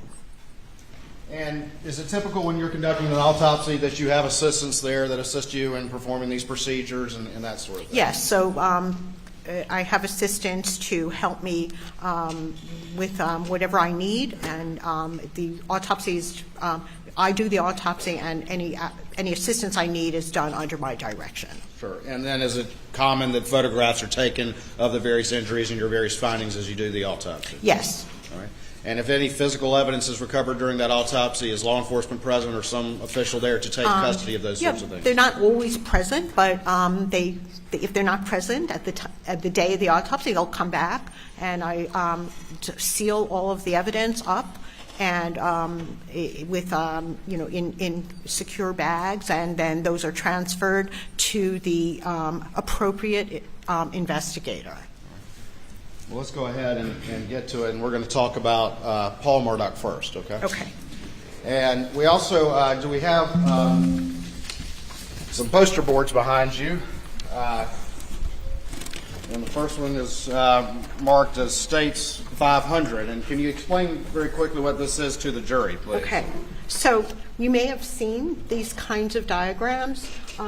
These are blank body diagrams, and so when I autopsy a man or male, I start with that diagram, and it's basically a vehicle for me to take notes during the autopsy so I can incorporate findings into my final autopsy report. But this is not, something that, this is really for my edification, and so I can write things down, and it helps me when I write the autopsy report to make sure I've covered everything. And will this assist you as you explain to the jury the injuries that the two victims suffered? Yes. Dr. Reamer, let's again, starting with Paul, if you could very quickly, how many, did you observe any gunshot wounds to Paul? Well, actually, there were 2 shotgun wounds, so that's different than a handgun, or so a shotgun is where there, there's basically pellets that are enclosed in a wadding, and the wadding, after it's fired from the shotgun, kind of opens up and allows all these pellets to be released from the wadding. And so the features of his injuries told me in no uncertain terms that he was shot with a shotgun. And if I could ask you with the court's permission, if you could step down. I'm going to hold up this board, and if you could bring a marker with you. I've got a red Sharpie right here if that helps you. And let's talk about the injuries that you observed to Paul Murdaugh. And then if you could, for the jury, if you could draw on this board that the first shotgun wound that you observed on Paul. I'll use my markers. All right. Let me put mine up real quick. Okay. Okay, so in order to make things as clear to you as possible, I'm going to use a black marker for an entrance wound and red for exit, okay? So just arbitrarily. Okay, so Paul had 2 shotgun wounds. One of them was to the left side of the chest, approximately this location. And the wadding containing the pellets traveled beneath the skin through like the soft tissue of the left side of the chest. It didn't actually go into the chest cavity, but traveled beneath the skin and through the muscle and fat before exiting the left axillary region. Okay, so it's kind of a straight, kind of left to right, right to left shot. And just real quick, when you say right to left, you're talking about Paul's right to left. Yeah, that's right. So I'm always thinking about like the patient's right to left. Okay, it's not. If we look at it, it's from would be from left to right. But we always, for consistency, it's always relative to his body. Down here by the hands, could you put an R on one side and an L on the other, just because I know I get confused? Yeah, no, it is. And honestly, we all do this during autopsies as well, because especially we have the back, and it's very easy to make a mistake. And also, just real quick, could you write Paul up at the top there? All right, thank you. All right. All right, so you were talking about that first shotgun wound to the chest and where it exited. Were there any other injuries associated with that? Please continue on. Yes. So remember we have wadding enclosing pellets. The wadding actually got stuck, didn't completely exit and continue to fly out. It got stuck right underneath the skin of the left side of the chest, like close to the armpit area. And we have a photograph of that pink wadding that remained in the skin of the exit wound. From there, multiple of the shotgun pellets started going through like the left arm, okay, starting from the underside of the left arm. So the wadding terminated in the skin, and then pellets kind of went out and went through the left arm. Okay, so this is the left, remember this is his left side, his left shoulder, his left arm. And then we've got a bunch of exit pellet wounds on the left side of the arm, and some also a little bit on the back. So that you can see this is going through, and then this is actually on the inside of the arm, and the exits are kind of on the left side. So, was there any stippling associated with this particular wound? yes, okay. So there was stippling, and I'll draw that over here, okay? So when a projectile comes out of the barrel of a weapon, be it a shotgun, a handgun, an assault rifle, what propels that projectile, or we call, projectile out of the barrel of the gun? Okay, it's gunpowder, and gunpowder is basically ignited through the action of the shooter on the gun, and so gunpowder is basically burning and projects the projectile out of the barrel of the gun. A projectile can potentially travel a very long distance, like many feet, or yards, or a long, depending on the projectile, until it hits something. Or if it doesn't hit anything, it could eventually lose power and go to the ground. But the gunpowder that leaves the barrel of the weapon can travel not too far. It only travels about up to 3 feet, depending on the weapon. So in this case, we actually have some particles of like abrasions from particles of gunpowder. And this is called gunpowder stippling. Okay, so we have stippling, which indicates that this wound was fired at a fairly close range. We can't say exactly, but probably no more than 3 feet, because that's our standard. Could be anywhere from 2 to 3 feet. And interestingly enough, there were some markings on the edge of this kind of cookie cutter type of defect from the wadding going in that shows that some of the petals of the wadding are beginning to open. So this is very classic for a shotgun entrance wound, and the autopsy shows that it went, after going through the underneath the left side of the chest, it went through the left arm. All right. And let me ask you this, and before we look at some of the pictures, which are very graphic, is that correct? Yes, it's just the nature of the beast. Okay. If this particular injury, was it immediately fatal? No, amazingly enough, this really, if that was all he sustained, he would have needed medical attention and some stitches and irrigation of the wound to clean it out, to make sure he doesn't get infected. But it actually did not pierce the chest or cause any internal bleeding.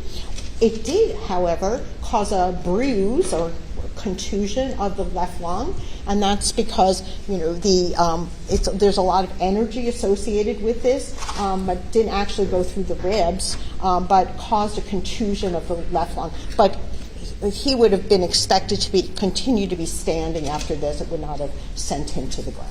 All right. If you could, there's a dowel stick over by your witness stand, and I'm going to make sure the jurors down here could see what you're talking about. If you could grab that for me real quick, and then we'll look at some of the pictures here. Okay, what do you want me to do? Well, I just wanted to show it to these jurors down here just to make sure they could see what you were doing. And then if you could just stay standing for me, I'm going to give them an exhibit. Just bring back real quick out the room. Doctor, what's up, guys? I'm working on something for you guys that we're going to premiere right after this trial stream. So it's already rendering. And thanks for my friend helping me out to put this video together.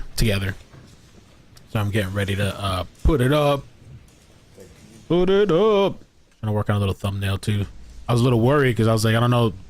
Lately, multitasking on the computer doesn't seem like a great thing, but it's running. It's running fine. It's running. It's cooking. If you would be very careful to keep these pointed this way, if you could. But I'm going to have hopefully it you doesn't. just It's look not glitching through though. States 478, 479, 480, 481, and 482, and see if you recognize those images. Okay. So these are photographs. And just real quick, just tell me if you recognize them. Yes, I recognize. All of them. All right, and these images that were taken during the autopsy you conducted of Paul Murdaugh? Yes. All right, and would they assist you in explaining the injuries to the jury? Yes. All right, Your Honor, this time I've moved states 478, 479, 480, 481, and 482 into evidence. No objection, Your Honor. Admitted without objection. All right. Now, Dr. Ream, if you get the dowel stick and come around here to this screen, I'm going to put this first image up on the Elmo, and then if you could, we'll talk a little bit about these injuries. And They're saying another train derailed? Wait, what? Okay. So, No you way. can see, it's not great focus here, but this is the entrance shotgun wound on the left side of the Wow. chest. His left nipple is over here, so it's the left side of the chest. And there is some stippling around And Dr. it. Reamer, I apologize. Okay. If you could come around and work this way so that all our jurors who are that way can see. Okay. Awesome. All right. So the shotgun wound is going in all right. this direction. Remember, it exited that left side of the chest and then continued through the left arm. So that is a photograph of that wound, to the shotgun wound to the chest. All right. And we'll see some more close-up images here in a minute, but this is the entrance wound right here. Is that correct? Yes. And then we have some injuries right here. Is that where those Yes, petals exited that into the arm? is where the wadding, which is the plastic piece enclosing the pellets, terminated in the skin. It just didn't manage to get out. But all those pellets kind of got released from the wadding and went through the left arm. I'm going to move. That was states 478 for the record. I'm going to move now to states 479. And what is this image? Okay, so this is a more close-up view of the entrance wound, and you can see that it looks like there's little, almost squares or pegs sticking out of the edge, and that tells us that the wadding is starting to open, because it opens up, it kind of opens up, there's petals, and this is a classic. I could put it in a book to say that this is consistent with a shotgun entrance wound. Okay, and we can see the dots around here. Those are from pieces of gunpowder that have basically impacted the skin because it's within a distance of 3 feet or so.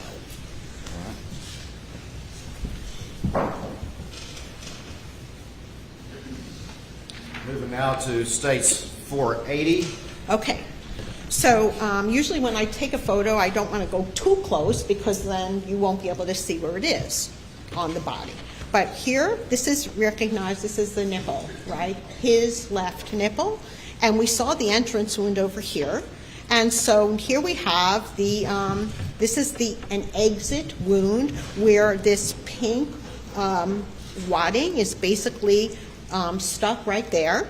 And you can see these are the petals on the edge, and that's what gave that unique appearance to the entrance wound. Now, this is basically a cylinder that encloses lots of pellets. And then the pellets here, we start to actually have some of the pellets coming through the surrounding skin and then along the left side of the lateral side of the chest, kind of below the armpit area. All right, and I'm going to show you what's been marked as states 111, already in evidence at this time. Do you recognize that? Yes, so that is the wadding that I recovered at autopsy and took a picture of it before I recovered it, so that's the wadding that was from Paul's chest. And just again, point that where that is in that image, please. Yeah, so here it is. Hey, what's up, guys? It's kind of iCkEdMeL. peeking out Welcome through back. this big hole in the left side of the chest. Gotta make sure it's not lagging. All right, let me move on to the next exhibit. I'm going to put up on the screen now states 481. And perfect. Tell me what this image Okay, represents. so this is a photograph of the same wadding, but I'm taking it from a different angle. Okay, so he's lying on an autopsy table, and I've moved his arm up to show the relationship of this wadding with the entrance pellet wounds on the underside, the underside of the left arm. And interestingly enough, a lot of times pellets just go through the skin, but here we have some abrasions around the skin, and it actually corresponds to abrasions. We normally don't have abrasions with an exit wound, such as we have here, but the fact that we have abrasions on the underside of the left side of the chest corresponding to the inside of the arm indicates that his arm was down at the time of this injury. So let me ask you about that.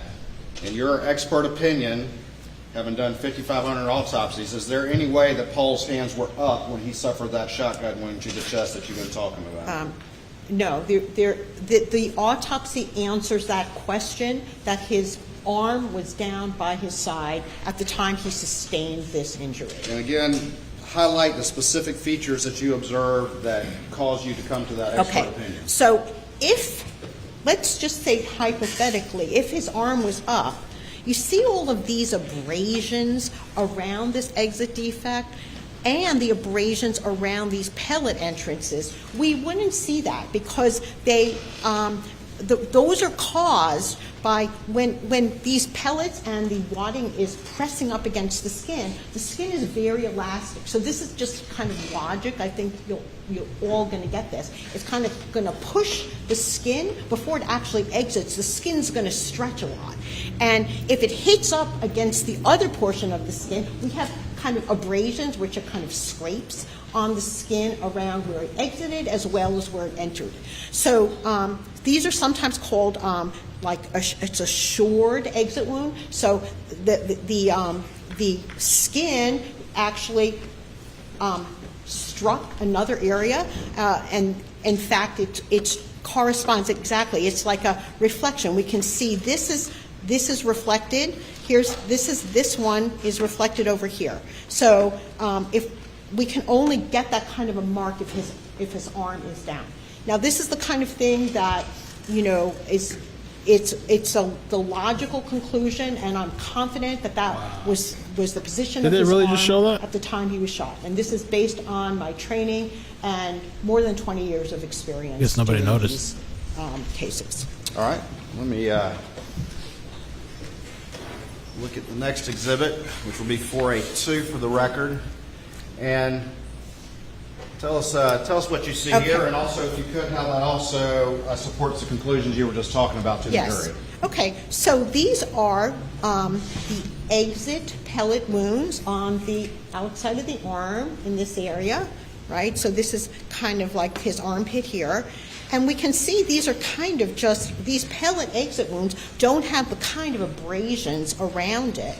This is just kind of finding its way through the skin. And then this one is over here. So, and if the further the pellets travel, it kind of splays out. So after the pellets leave the wadding that is open, there's spread. So, but these are, exit pellet wounds, and we don't have the kind of abrasions to suggest that his arm was pressed up against anything at the time that those pellets exited. All right. One other thing as well is when talking about his arm being down, of course, the wadding stopped in that wound still in his chest, correct? Yes. Okay. All right. Let's move on. Just give me 1 second here to get some other exhibits and show them to defense counsel.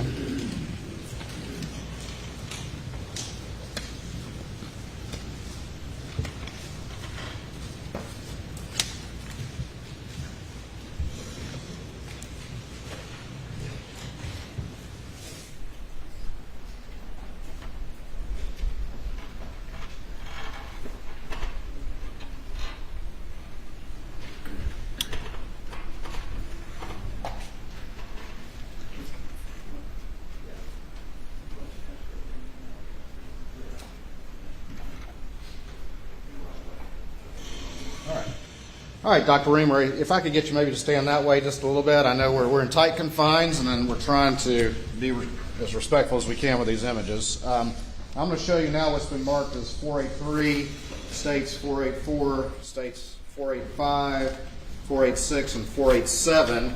And just quickly tell me if you recognize those, and then I want to go back to the board before we talk about those pictures. Yes, I recognize these. All right, and those autopsy photographs that you took of Yes. Paul Murdaugh? These are photographs that I took at the autopsy of Paul Murdaugh. And would they assist you in explaining to the jury the injuries that he suffered? Yes. Your Honor, this time I'd move states 483, 484, 485, 486, and 487 into evidence. No objection, Your Honor. They are admitted.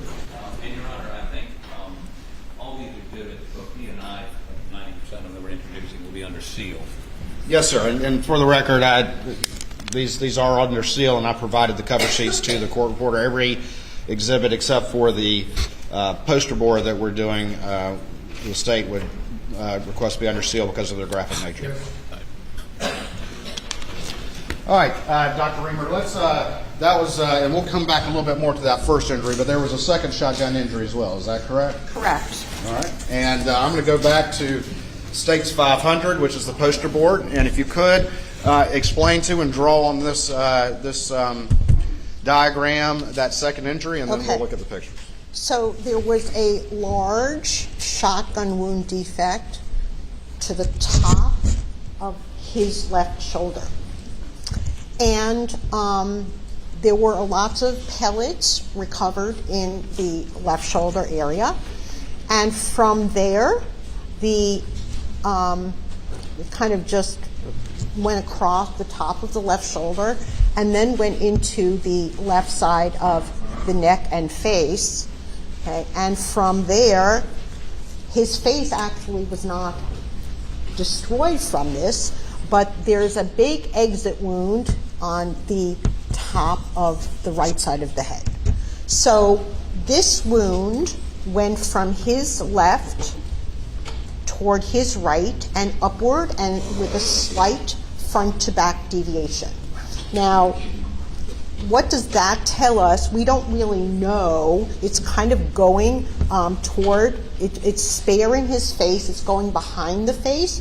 Now, one thing that makes sense to me, how could that happen? If he was just standing, not everybody gets shot like standing like these diagrams, right? But if he was shot and his face was forward, it would have taken off a lot of his face. However, if he is turned toward the shooter, then it's going to go into the face here and go out toward the right back of the head. So to me, it makes sense that his head is turned to the left. Not necessarily completely, but partially turned to the left. And what happened here was an extremely severe, immediately fatal injury, because what it did was that after it went through the left side of the neck and face, our brain is basically held up through the skull. So we have bone at the top of the skull, but then we also have a bone that kind of holds up the brain. It went through the base of the skull, okay, which is kind of like in this area, the brain that's up there. And this wound, actually, his brain was ejected out of the top of the right side of his head and actually arrived at the autopsy in a separate bucket. So the force of this wound actually pushed the brain out of his head. There was only just a small piece of brain remaining, and that's the brain stem that was attached to the spinal cord. All right, and real quickly, going back to the first wound to the chest, if Paul was standing when he suffered that, could he have remained standing after suffering that wound? Yes. All right. The second wound, the one that starts in the shoulder and goes in here and then out the top of his head, what would have been the effect of that wound? That would have been immediately fatal, and he would not have been standing. He would have just fallen to the ground. All right, and would he have been capable at all of bracing his fall or anything like that with a catastrophic injury like that? No, that's instantaneous death. All right. Did you notice any abrasions on his face or anything like that? Yes, he did have, and it's depicted in one of the photographs. He does have a kind of a scrape on his face, and very frequently scrapes on the face that it has a slight directionality. It's consistent with a terminal collapse. So if he's hitting the ground with some movement, there's frequently kind of a linear pattern. And, all of this really makes sense. Once you see these things, you can understand that if somebody is going to fall with, the force of their body and they're going to hit their face on the ground, and we get some abrasions that correspond to that. All right. And let me do this real quick. If you could grab that dowel stick for me, and I'm going to make sure the jurors down here had a chance to see what you've been drawing. Okay. So that's the shoulder right there, and then... Yeah, I should have made a red mark here to be consistent. This is the exit wound on the right side of the body, and the brain came out of that exit. Now, you mentioned a little bit about being consistent with Paul kind of having his head tilted to one side. If you could use the dowel stick, maybe use me as an example and show me kind of what you're talking about. You can position me however you want to. Yeah, okay. Let's go out here a little so bit. we'll start with like a different idea, okay, in order to understand how that's the case. So if a shotgun wound is entering the top of the left shoulder, and let's say his head is turned like that, it's going to go right through the face, right? But if his head is turned like that, it's going to spare the face and be able to go behind the face. So if somebody's just standing looking straight ahead, this most likely would have done a lot of damage to his face. But the fact that the face is remained intact tells me that his head was, I don't know, up or down, but his head was facing in the direction from where the shotgun was being fired. And then the injury to the shoulder would have been where, if you just point with this? Yes, so it's kind of on the top of the shoulder. This also did not injure his chest cavity. It kind of went through a lot of the skin and muscle and fat of the left shoulder. And there were a lot of pellets that were recovered from the left shoulder area as well as the head and neck. And I'm going to show you very quickly what's been marked as States 110, and do you recognize this item already in evidence? Yes, these are the pellets that I recovered from the left shoulder and head area. All right. I'm going to go ahead, and if you could stay on that side so the jurors can see, and I'm going to... This side? Yeah, if you could work on this side so that the jurors down on that end can see, and I'm going to look at some of these.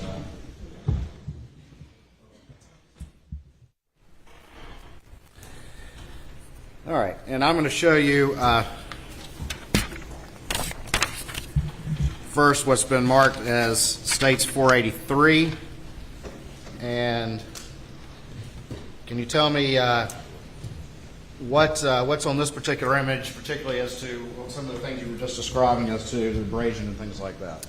Yes. So we can see this is basically an abrasion is a fancy word for scrape.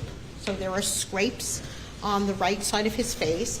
And you can see they kind of have, you can kind of see that there's a little bit of linearity. So if he just fell completely flat, we might just get dots. But if there's some movement, we get, it's kind of, he's hitting the ground and then moving a little bit as his face hits. So we get this kind of vertical direction. And this is a very typical type of injury to the face that somebody might suffer from a terminal collapse. So after they sustain a fatal injury, what are they going to do? They're going to fall to the ground. Now, depending on the surface of, if it's concrete or, grass, we might get some. But this is very typical of, I don't know what kind of surface it was, but a terminal collapse. Okay.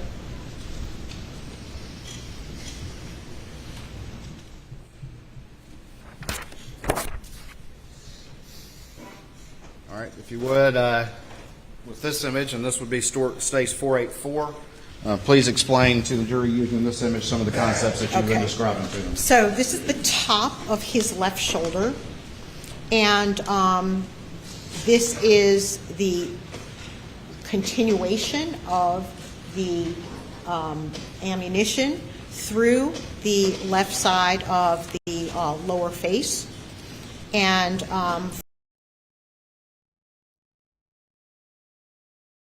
Uh-oh. Did I fuck up? from there, Sorry, it guys. proceeded behind the face through the base of the skull and exited the right side of the top of the head and sort of toward the back of the right side of the top. And those two sort of together, they are. That's kind of what you described before when you had positioned my head in Yes. the manner in which you yeah, did. that's right. So Mike, who turned to the left like that. I think that makes the most logical sense, and forensic pathology is really logical. So when we look at these things, we have to think, well, how could this have happened? And, after the, it's not always immediately obvious, but, with some thought, we can come to these conclusions with confidence. Turning now to States 485. So it's just another perspective. Yes, so this is the same injury. This is formed by a single piece of ammunition here that went through the top of the left shoulder. It tore it up, right? And then went into the left side of his face and neck. And some of these pellets also did a lot of damage in the neck because they kind of splay out as they go further. And some of them went actually through his airway and other structures of the neck, as well as continuing through the base of the skull and propelling the majority of the brain out the right side of the back of the head.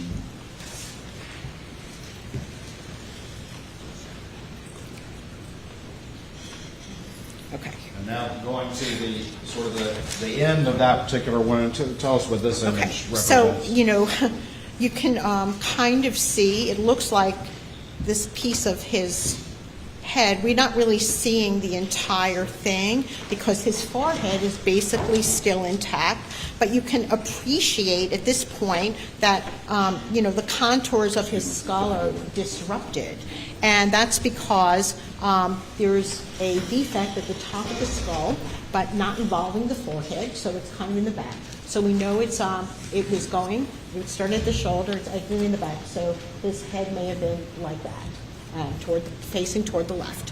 For the record, that was States 486, and then finally States 487. Okay, now this is, all right, so this is... I can't. Yes. It's hard for me to see what I'm doing. It's but- okay. Yep. Yeah, so this is actually a photograph of the right side of, this is his, the face area, okay, and I know that because I usually, when I take a photograph of the number, I usually have it like right side up, okay? So this is the top of his head, and this is... I apologize. No, Maybe yeah. do it like that. Yeah, It might be that's a good, little better. right. So now you can sort of see, this is the right side of his head, and it's horrible, I know. And there's a big defect there. And we can see the inside of the skull, but his face was spared, so...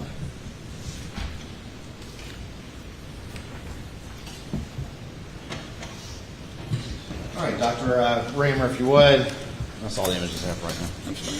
Excuse me. Ladies and gentlemen, we're going to go to the jury room for a few moments. Please not discuss the case. Uh-oh, what happened? What happened, pimpin'? I have this other video ready for you guys too. Once this day ends, anxious. I think it's ready. Betty spaghetti. Almost done. I'm gonna make sure it's not lagging either. I'm gonna play it. I don't have that glitch we had yesterday. Yeah, perfect. Perfect, just how I like it. I wonder, is there any more in the truck? Woo! I hope y'all ready for the next video, the next content for today. Oh, bro. Okay, so I did that. I'm scheduling the stream for tomorrow as well. Chopping it up, you know what I'm saying? Chopping out that coca. So the video we're gonna watch after this is the body cam. So once this stream ends, I'll move you guys over there. I am gonna be getting ready though to head out. But I'll be listening in and chiming in when I can. I'm probably just gonna go as is. And oh yeah, and who knows what happened now? Oh, and by the way, so shoot, thank you so much for the DM, Daisy. She sent me Avery's post. Avery said here, I've seen some reporting on this elsewhere, but there's a chance that Alex Murdaugh will testify at this trial. It's not a guarantee. If so, he would be the defense's last witness, meant to explain things no other witness could possibly explain. A big risk to put him on the stand. Imagine that. Imagine Alex takes a stand on some Johnny Depp shit. Not comparable, but still. What do you think? You think he should take the stand? What y'all think? Let me do a little poll real quick while I'm scheduling things for tomorrow. Should Alex take the stand? Now, when I say should he take the stand, I'm not saying do you want him to take the stand. I think we all want to see that shit. But should he take the stand? Okay? Let's put it right there now. Some people saying, hell no, you crazy? What no? Should he take the stand, man? Because the thing is, man, he's able to put on tears, man. People can almost, I don't know if that's working though. I don't think the tears are working. I don't know. It is a really big risk, right? Like they're gonna tear theirs up.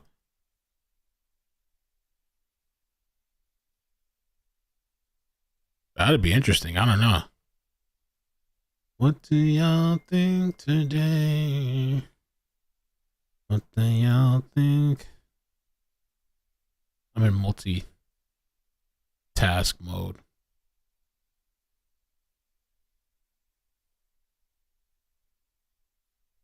Yeah, so tomorrow's day what? Day 17? Day 17.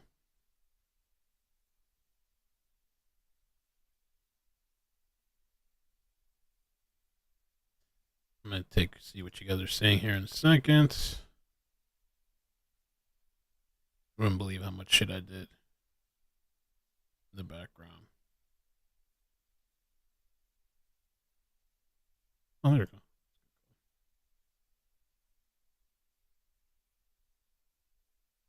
So we're going to watch the body cam after this, which is really interesting. If it, like them literally walking on scene of a crime scene.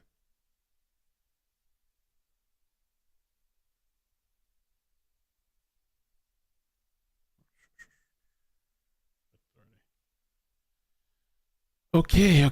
So we got that. We got the stream set up. Trial day 17. Boom. I feel like I'm really stretched. You know what I mean? Like I'm doing a whole lot. Day 17 for tomorrow.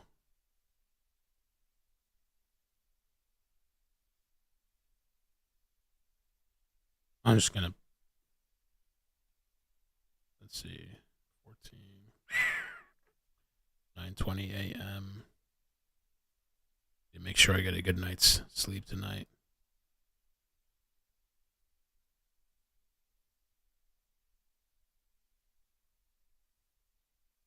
A.m. Okay. Stream is set for tomorrow.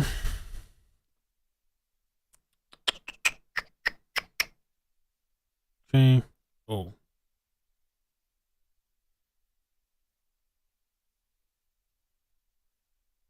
I think I screwed something up.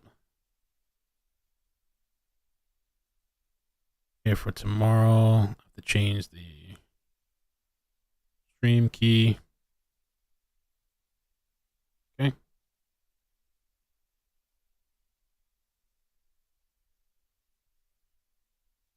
Oh, there we go. Okay.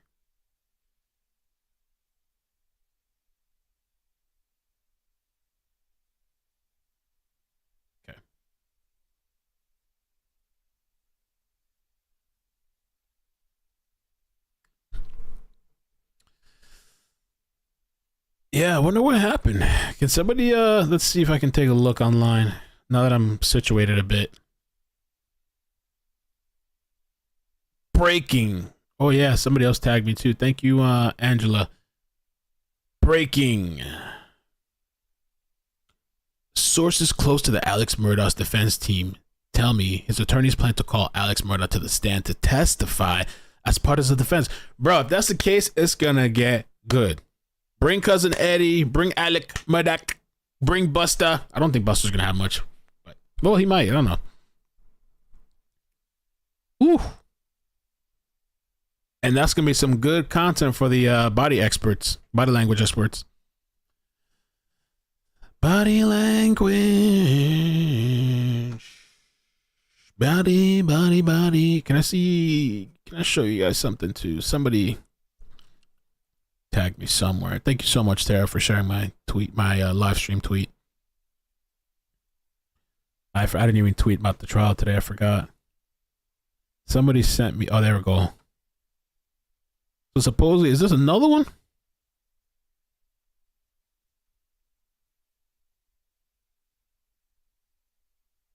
There's two pieces. Yeah, and actually, and I'm trying to avoid sensitive areas here. I'm going to zoom out real quick. But it looked like there was two pieces of what a cab was, and I can actually try to point it out. Over right behind where those cars derailed, there's like pieces of what looks like a cab area, and you can see where those investigators are standing. That's the point of impact. That's Midline Road. And again, they're looking for, I think, debris and trying to collect all pieces of evidence right there where the point of impact is. And then just a little bit more to the right is where they've kind of got a perimeter set up of where the body was found, and that's where I'm trying to stay away from and zoom out until I can kind of get we kind of like blur out some of the images here for you is what I'm kind of doing as you're talking. Can we tell, Tammy, what the business is right next to the train derailment? Are those homes, mobile homes? I can't quite tell. It looks like, possibly could be like, mobile homes for sale, possibly, or there might be some people that are living in that area. So that would be mobile homes behind. Doesn't look like there's really much residential area from where this is. So that is the good news, is either lots of times, there's an evacuation around the perimeter, and it doesn't look like, they have the area evacuated other than just near 59 and Midland. So that is, the other sort of good news, because we're checking with our desk about exactly if it doesn't look like there's going to be any type of evacuation other than just in the immediate area from what we're seeing. Yes, and we're monitoring too here. Okay. So I don't know what the judge took a break. I don't know if it's just a regular break for the jury or if something happened. It's also being reported that Alex Murdaugh is deeply distraught, crying and fidgeting in his seat. Maybe this will be an appeal.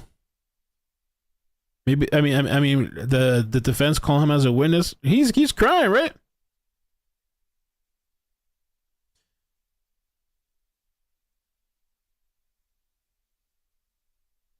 I wonder what's going on. What's going on with the judge? Because okay, Diggs made this point. Prosecution says that's all the picks I have for now, and then goes to start to ask another question, and the judge tells the jurors to go take a break. Did something happen? What's going on in there, man? And 61% say yes, Alex should take the stand. That's the smart thing to do. Okay, he's back. You may now be seated. Something happened or not? You may bring the jury. Oh, yeah, no. I thought something happened. The judge is a reptilian. All right, let's get started. Let's see. Boom. Doctor, sled doctor. Oh yeah, maybe he just had to go pee. That's true. Maybe he just went to go use the restroom. MJ, what? Inquiring minds want to know what? Inquiring minds. Oh.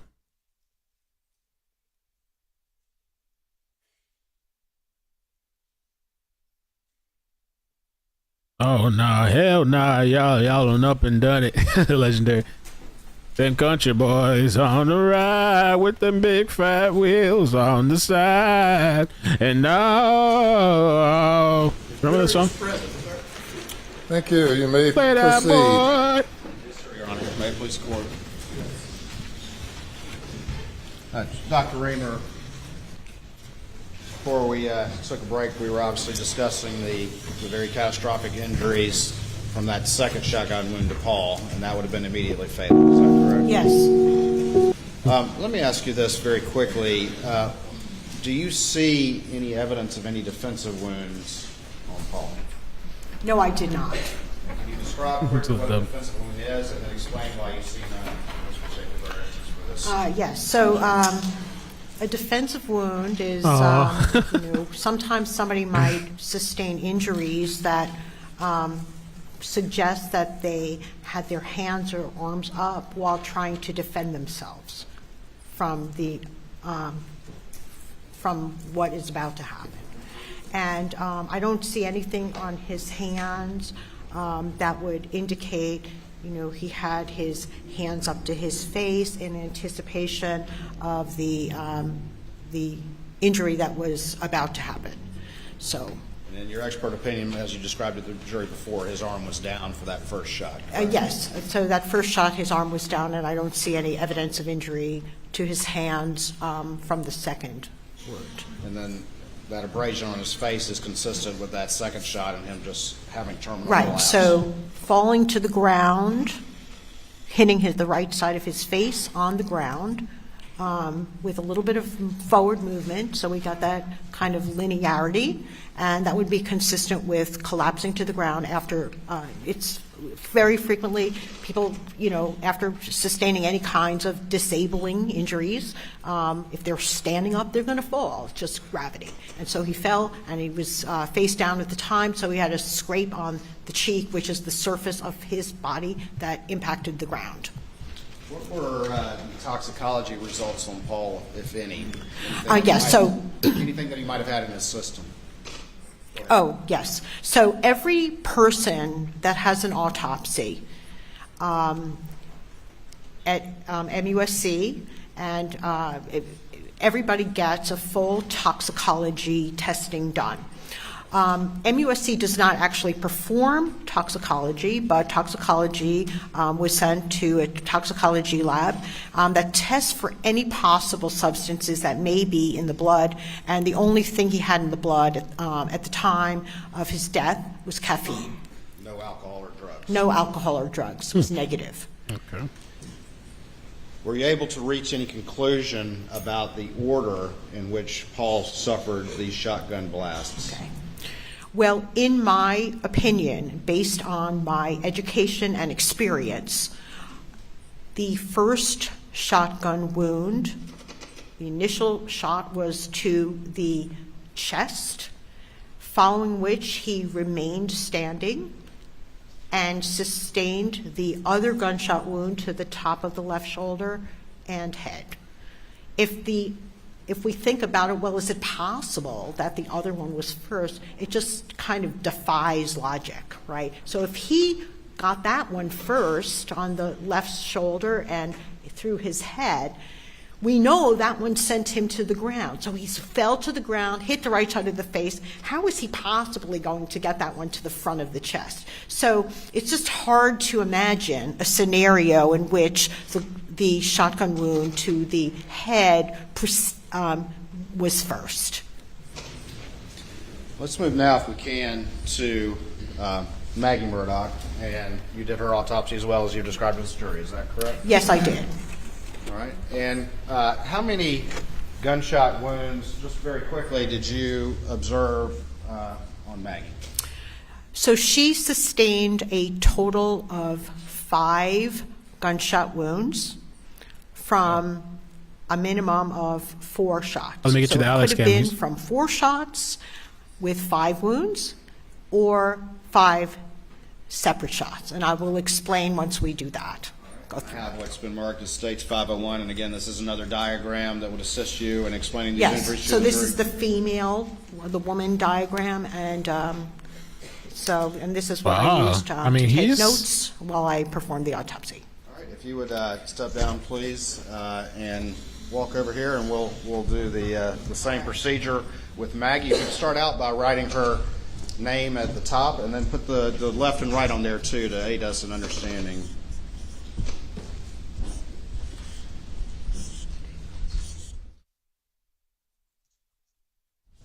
Okay. All right. And let me do this just very quickly. I apologize.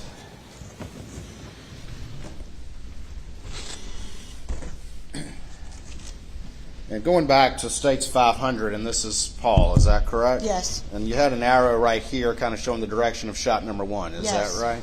Can you do an arrow for shot number Sure. 2, please? All right. And Your Honor, this time I'd move States 500 into evidence for demonstrative purposes. Or move it into evidence. Is he going to just use it for demonstrative purposes, or is he moving it into evidence? I'm moving it into evidence, Your Honor. No objection. To admit it without objection. All right, going back to 501, this would be Maggie, is that correct? Yes. All right, if you could start to detail the injuries that you observed to Maggie in what is the most probable order based on your review of the evidence. Well, first of all, this was a different weapon. It was not a shotgun with wadding and pellets. These injuries that Maggie sustained were they're completely consistent with an assault rifle. Okay, so it's a different weapon. And I'm going to go through the 5 wounds, and then we'll think about how I'll try to explain my opinion as to the likely order, just sort of like we figured out Paul's shotgun wound to the chest came first, but we'll do the same with hers. But she's got a few more wounds, so it could be require a little bit more logical thinking. Okay, so she had an entrance wound that was right over there. Okay, it's kind of right below the rib cage, not far from the middle of her midline of her body. And that wound, okay, now we're going to remember, this is right and left. It's very easy to get the right-left situation confused, but that's going from front to back and downward, and there was an exit wound kind of like right down here. Okay, so it entered here. Okay, so we're in a kind of downward direction. It was actually 10 inches below where it entered, so it's pretty low. Down here was the exit wound, and on the way, that projectile, that bullet, went through the abdominal wall. That's like our muscle and all that. And then once it got inside the body, it went through mesentery, which is the supportive tissues of our intestines. So it went through mesentery, has all the blood vessels and lymphatics, all that stuff that supports our intestines. The intestines take up a lot of room in there. Now it's continuing to go toward the back of her body, went through the pancreas, okay, which is kind of toward the back. And then as it's traveling left, it went through the left kidney and left iliac artery, which is a blood vessel that leads off the aorta before exiting the left side of the back. All right. And let's go ahead. Can we do the second wound, and then we'll talk about both of those together in a second, if we could. So we've got 2 that are basically completely to the front of the body, directly to the front. And there's another wound that's kind of on the front inside of the left thigh, kind of like over there. Okay, and this one is also going from front to back and toward the left and downward. So these 2 shots follow a parallel path. they're both, so this is the left, okay, left leg, right, left thigh, and the exit wound was in the back of the left thigh, and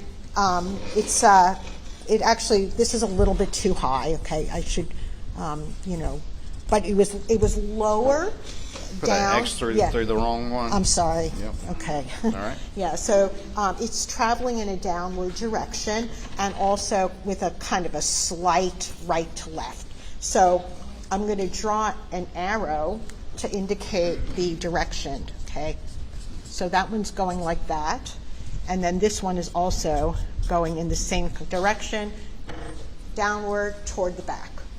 And those, you said, followed kind of a parallel trajectory? Yes, they had a relatively parallel trajectory. Another feature of each of these wounds is that, remember we talked about gunpowder stippling when somebody is shot at a relatively close range. Well, both of these wounds had gunpowder stippling around them, okay? All right. And now, go ahead. And remind the jury what stippling indicates about probable distance from a firearm. So within 3 feet. You don't usually see it any more than 3 feet. Sometimes it's within 2 feet, but depending on the firearm, I can't say exactly, but it's somewhere in that range. It's a fairly close range and parallel trajectories for these two wounds. Okay. Is that correct? Yes. All right. And they both exited the left side of the body. One was on the, this is her left leg. It's really easy to get toned around here. Okay, left thigh, and the other's on the left side of the lower back. And the one to the left leg actually just went through. It went through muscle and soft tissue. It didn't actually break a bone. All right. All right. If those two wounds, let's go ahead and do all the wounds. Can we go to the next wound that we have? And before we do that, was there a wound to the wrist in this particular instance? Yes, there was a wound to the wrist, and it was on the left wrist. The entrance wound was somewhere around here.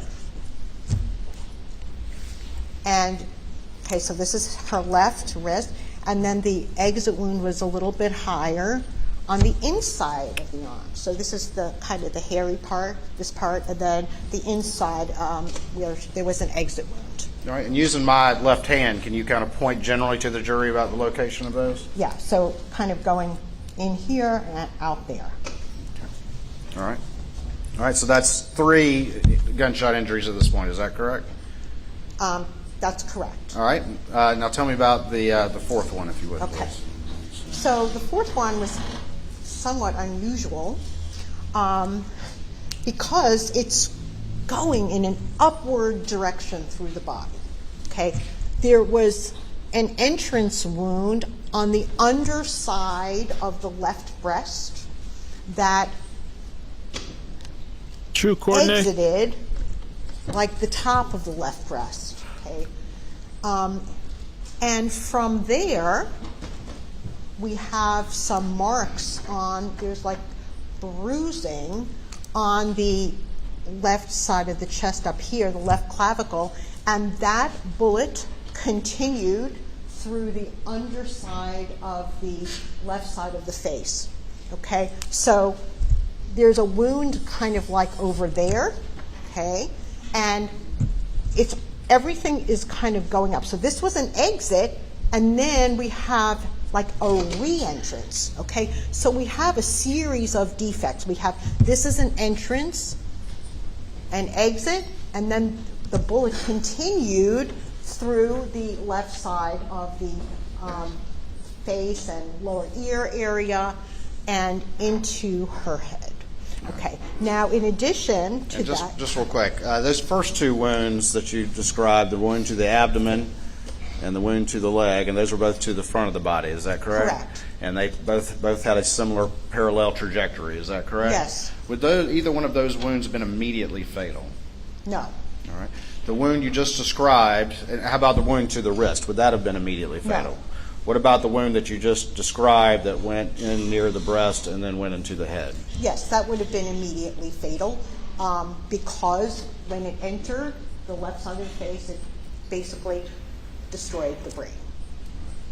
And was there another gunshot injury, traumatic gunshot injury aside from that one? Yes, but I'm going to, before I continue, I did want to mention that there was like an abrasion, kind of a scrape below that, which indicate below her left breast. So it indicates before it actually went through the left breast, it kind of scraped along the abdomen as it was going upward before it went into her head.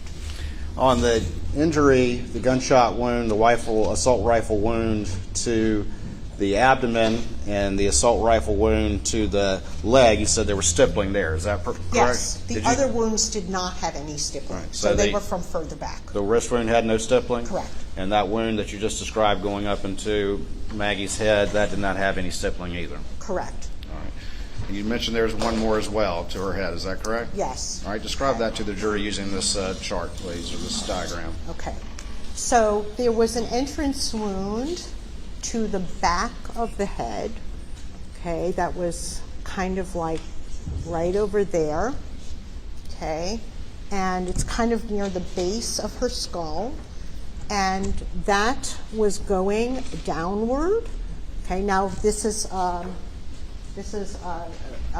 like automatic rifle, it's a rifle ammunition, so it's not a single, cylindrical projectile that remains intact. These rifles, the projectiles fragment as they go through the body. That's one of the mechanisms by which they do enormous damage. Okay. Now this wound was going in a downward direction, and then we have lots of exit wounds on the right side of her upper back where all of those fragmented projectiles, fragments, exited. And this wound, it's in a clearly downward direction. It entered the back of her head, went through the back of the skull, and through the brainstem and cerebellum.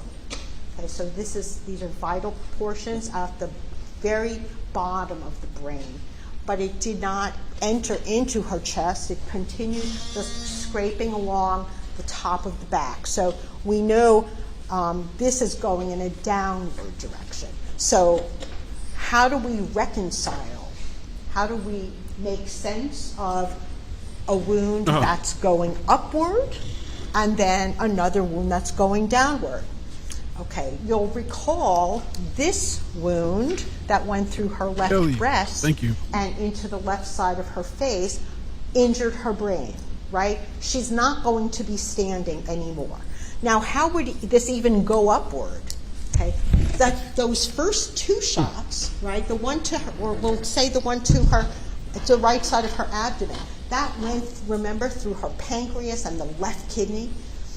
Kidney pain is usually very painful. We can imagine this did not immediately cause death, but she may have been bent over straight, and that puts her in a position, if someone's bending over, leaning over to get a gunshot wound that goes along, so when we look at her body in an upright position, and she's got a gunshot wound going upward, we know it's going upward because it ended in her head. Probably her body was bent over, and it may have been that she just sustained this very painful wound to her abdomen, not in addition to her thigh, and she was most likely, in my opinion, bent over or even possibly on the ground, but not completely lying flat, at the time, because then it would never have been able to go through the front, you have some like skip areas here. So if she's bent over, we have some skin folds. We're going to get a skip, plus it went through the underside of the left breast, exited the top of the left breast. So that would indicate that her breast may have been sort of, like hanging down a little bit. All right. So do you have that dowel stick anywhere? Unless if you would, just again, use me, if you could, just describe some of the concepts you're talking about. And let's start with those first two shots to the abdomen, and then just kind of position me as we move on to the shots. All right, so one wound. Stand over here if you would. So absolutely. Okay. Well, now I have to kind of, I'll I'll have to, yeah, I can't show this. Yeah, I'm going to show this. The entrance would be about there, right, top of the abdomen, and it went through the body, exiting on the left side of the lower back. And while it was in the body, went through the pancreas and the left kidney and a blood vessel nearby. All right. And then the wound to the thigh. Okay, the thigh was kind of on the front, but a little bit toward the inside area. And that exited lower down on the left thigh, in the back of the left thigh. The one to the abdomen, would that have been very painful? Yes, I mean, you know, kidney, if you ever knew anybody that had a kidney stones are some of the worst pain in medicine. People who aren't get a kidney stone have to get on very high doses of morphine just to control the pain. Well, she had, like projectiles, ammunition going through her left kidney. We can imagine that was a very painful wound and may have caused her to, like, fold over in pain. So something like this? Yes. All right. And could it even been that she went to the ground and she's on her hands and knees, something like this? Yes, that's also possible, and she could have had her head bent down or like sort of touching the ground at that point as well.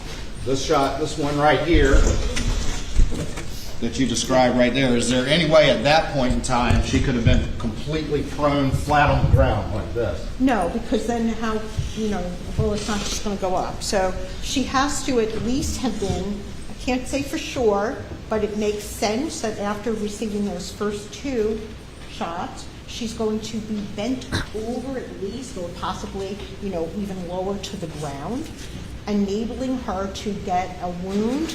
Like that. That's perfect. Okay, going through the front of the left side of the chest, and if your head is bent over even further, you can imagine it's going to go into the head like that. Okay, so when I first look at this, I'm like, what? It takes a little, but in retrospect, now that I've made sense of this, it all comes together. So far at this point in time, we've talked about the abdomen and the thigh wound. In your opinion, are those two shots the first two shots she suffered? Yes, I think she was standing upright at the time, and then she only could have gotten the wound to the left side of, through the left side of the front into her head if she's horizontal but not completely on the ground. But after sustaining that wound, okay, she could have been down on her hands and knees. She could have been down on her hands and knees, or just bent over, right?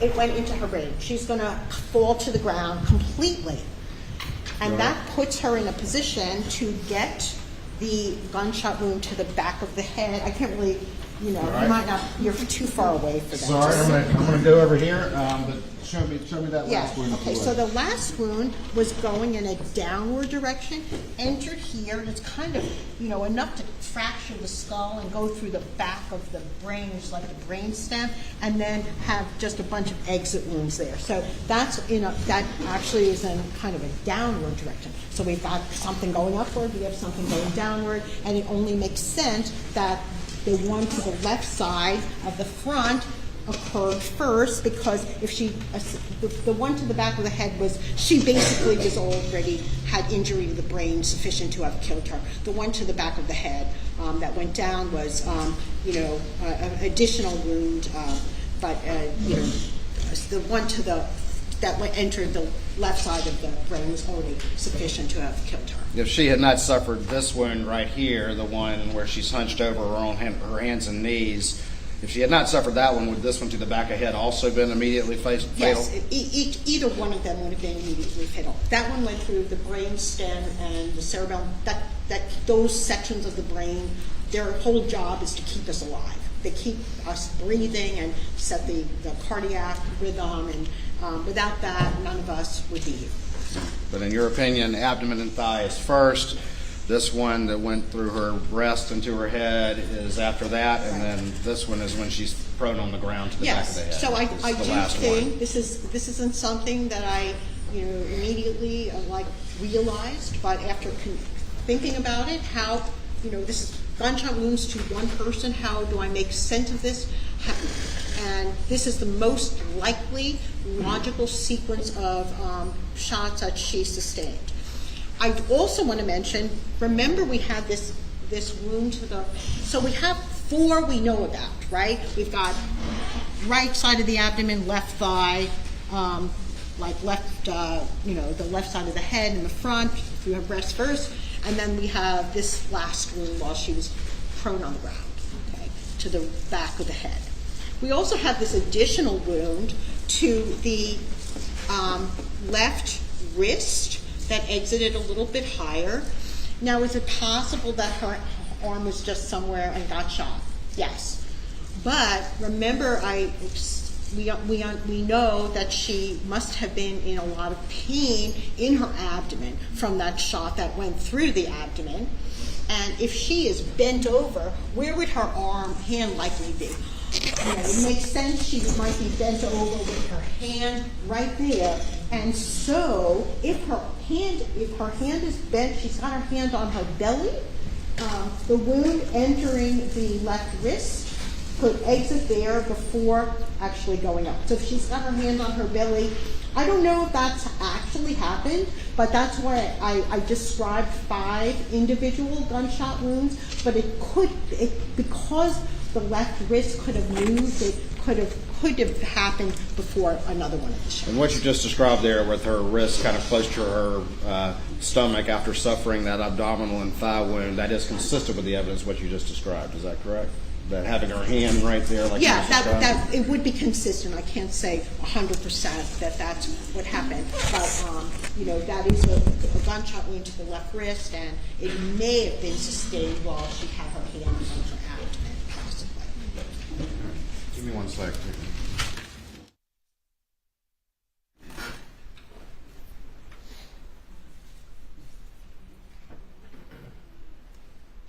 Yeah, Alex is very emotional.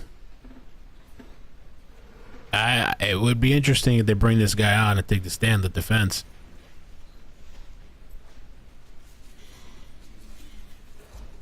Maybe to try to, I think maybe to emotionally pull out the jury, to maybe to make them think that he really didn't have anything to do with it, that he's really upset. But people are arguing the other way too, that maybe he's just reliving allegedly what he did. All right, Dr. Reamer, I'm going to show you some images, and if you could stand back that way, just so we can again try to protect these as much as we can. Bro. How long are they going today? 6 o'clock? 6:30? Yes. And I'm going to show you, if you could, and I'm going to kind of give them to you this way. States 488, 489. 490,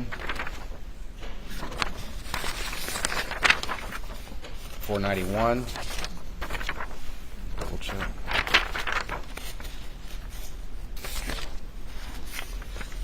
People not buying it.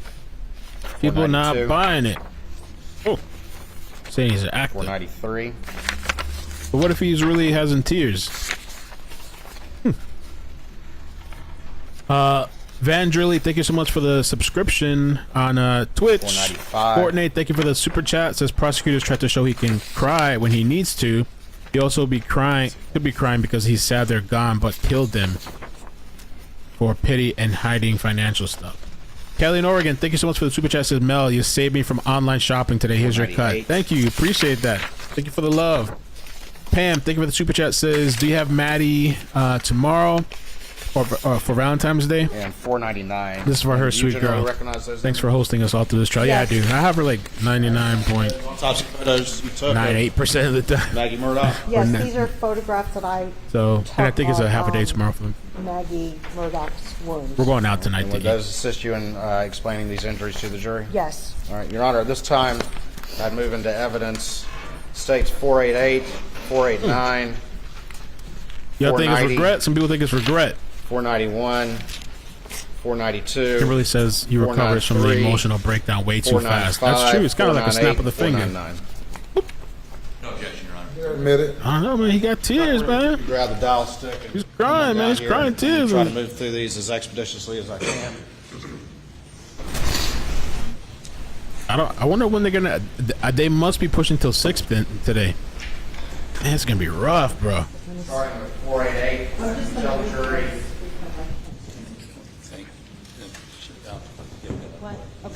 thanks. Okay, so. Just stand on this side real quick. Yeah, So that, oh, got it. Okay, that's good. All right, so this is a photo of her left thigh. Okay, this is the knee area. And we can see this is kind of on the inside area of the front of the left thigh. And we do have the stippling around it, which tells us that it was shot within a certain, like, relatively close range. and we have the stippling as you've described.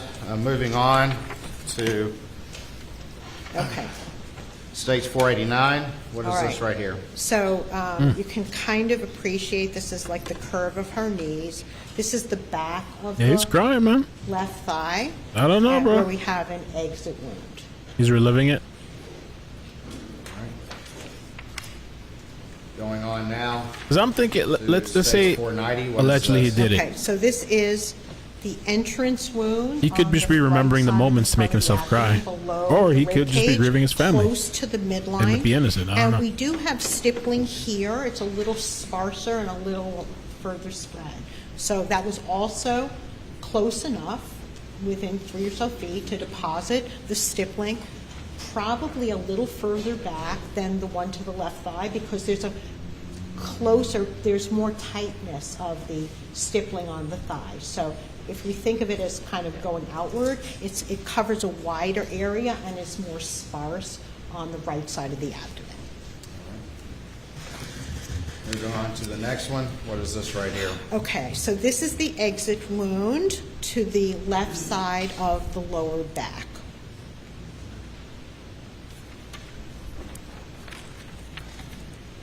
Just very quickly, you mentioned that there's stippling on both the abdomen and the thigh, but there's a little bit of difference in distance between the two. Is that correct? Yes, a small amount. There's stippling on both, but the wound to the thigh is a more tighter, more closely packed bunch of stippling, and doesn't appear as further away from the actual defect. So that is a little bit closer than to the barrel of the gun was a little closer to her body than the one to the right side of the abdomen, but both of them were within 3 feet. And those were the only two wounds that you observed with stippling of the ones that you've described. Is that Yes. right? All right. Going on now to this next 492. Tell us what this is, if you would, please. Okay, so this is a wound to the left wrist, and we can see this is her left thumb, so it's kind of right over there, and it's going through We get the deal? her left wrist, exiting on the soft side of her left forearm. And moving on now to 493. What does that look like? Yes, so there it is. That's the exit wound. So she had the entrance wound to the part of her wrist near her thumb, and it's going through the left forearm area, exiting at an angle. Right, it's kind of exiting at an angle because this defect is oblong. Right, if it's going straight across, we would just have a hole, right? But if something's exiting in an angle, we have more of an oblong exit. All right. Moving on to the next one, and again, this is graphic, but can you tell me what this is, and I'm going to move the picture down as you describe it, please. Okay. So here's her belly button, just to give you a reference point. And this was that entrance wound on the right side of the abdomen. This is another injury that kind of grazed, kind of abraded the left side of the abdomen before going through her left breast. All right, and then moving down. Yeah. Was that sufficient? I can't really see. Yeah. So it's fine. Okay, this is a very large destructive hole in the left side of her face, including parts of her left ear, and this makes sense to be a continuation of the one through the left breast. I was confident that this was all the result of a single bullet, single fired shot, and what we see over here is basically a bruise it didn't actually go into the left shoulder, but as it's coursing upward through the breast before it kind of go, and if she's bent over, then it's going to bruise this clavicle area, right? That's that bone right here, before going into the left side of her lower face. All right, moving on now, and I'm going to go out of order just a bit. I'm at 499, and can you explain? All right, I'm having trouble seeing what this, oh yeah, okay, yeah. So at the time I did the autopsy, and I have a wound to the left wrist and through the forearm, and a wound that's going along the left side of the abdomen. I can't be certain, I can't say with an absolute certainty that her hand was up against her abdomen at the time that the gunshot wound to her torso was going upward. Right? But if her hand was on her abdomen, which she may have had there after getting shot through the abdomen and bending over, this would be a perfect line through the through the wrist, throughout the left forearm, and like continuing in an upward direction for fatally entering the left side of her head. Is that an explanation for how the wrist and that gunshot could be related? So I took a photo of the wrist and the scrape along the left side of her abdomen together because it occurred to me, based on my experience over decades, that this may have represented a single inflicted shot. Maybe the one to the wrist was a separate shot. And in my autopsy report, I described it as separate because unless I'm absolutely certain that it's from the same shot, I'm going to describe them separate. But I'm able to tell you, so we have 4 wounds to the body, and it may, 5 wounds, but if we count the left wrist as separate, but if the left wrist was connected to one of the others, then it's there's only 4 shots to the body. And then finally, states 498. Okay, so this is also a very ugly shot, and this is the back of her head, and is a routine matter. She had hair there, but it wasn't apparent what kind of a wound she had back there. There was blood, but I'll cut away the hair and to display the entrance wound, and you can see how long it is. It's long. It's not just a hole going from back to front. It's going in a downward direction like that, and this ammunition breaks up into fragments, and we have like these fragments basically coursing along the top of her back, going through the skin and the fatty tissue beneath in her upper back. So, and this one, before it actually hit the back, it went through the skull at the back right side of the back of her head, as well as the brain stem and cerebellum. Thank you, Dr. Reamer. We're almost done. If you could have a seat real quick, and we will conclude the examination.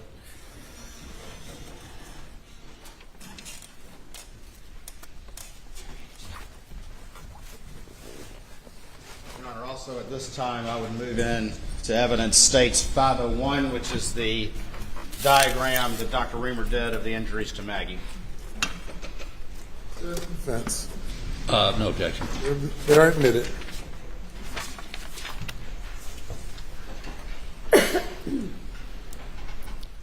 Dr. Reamer, you mentioned that there was a slight difference or a difference in the stippling between the abdominal and the thigh wound, and which one seemed to be a little bit farther away according to your review of the evidence? Yes, the gunshot wound to the abdomen was slightly further away than the gunshot wound to the left thigh. And that could be consistent with Maggie and the shooter changing their positions in relationship to one another. Yeah, people aren't completely just standing still. It could be that the shooter was moving closer toward her or moving a little bit back at this, or she could have been moving, or a combination of the two. So I don't know what happened there, but I do know that the barrel of the gun was closer at the time it struck her left thigh, because the stippling is more tight concentrically and doesn't cover as wide an area as the one to the right side of the abdomen.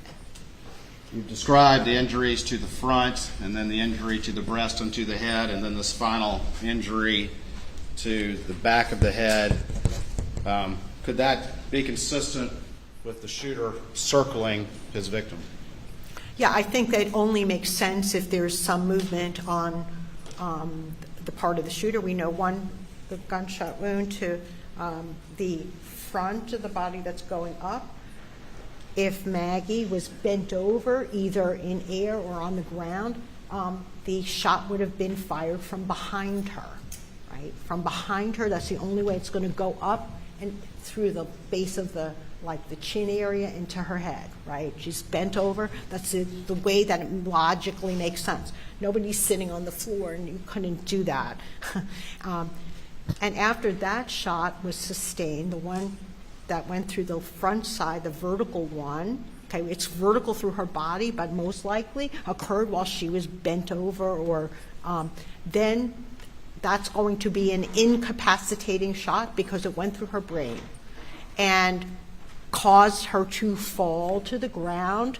She's bent over, she gets that shot, she's going to fall face down, and then the last shot to the back of her head is going in the other direction. So that's going downward. So we have one going, so that only can occur if the wound to the left side of the front is somebody shooting from behind her, and then the gunshot wound to the back of the head is going downward while she's on the ground, indicating somebody's standing at at the top of her. Was there a lot of blood accumulated in Maggie's abdomen? Not that much.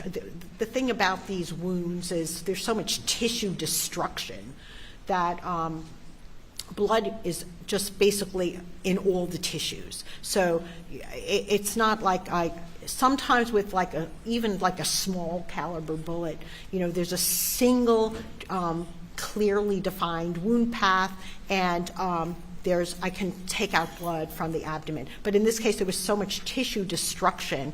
There was a lot of blood in the soft tissues, but not necessarily something I can scoop out and measure. Did the lack of a lot of blood in the abdomen tell you anything about how rapidly these all occurred together? Yeah, so if the wound stopped there to the abdomen and somebody walked away, she would have had more bleeding out of those tissues into the abdominal cavity. In both Maggie and Paul, did you make any observations about their stomach contents? Yes, so part of the autopsy, I'm not just looking at the wounds, I'm examining all of the internal organs, and this is how I knew it went through the pancreas and the kidney, because remember, I'm not just looking outside of the body. I have to do everything, look at all of the internal organs and dissect each one. And when examining the stomach, I will document the contents of the stomach, and they each had a lot of recently digested food fragments. So, they had a full stomach of food. Were those stomach contents consistent with one another? Yeah, they looked identical to each other. They were kind of gray tan. Couldn't tell exactly what it was, but it may have included meat. I didn't see any corn or green beans or anything like that. But whatever it was, they were identical to each other.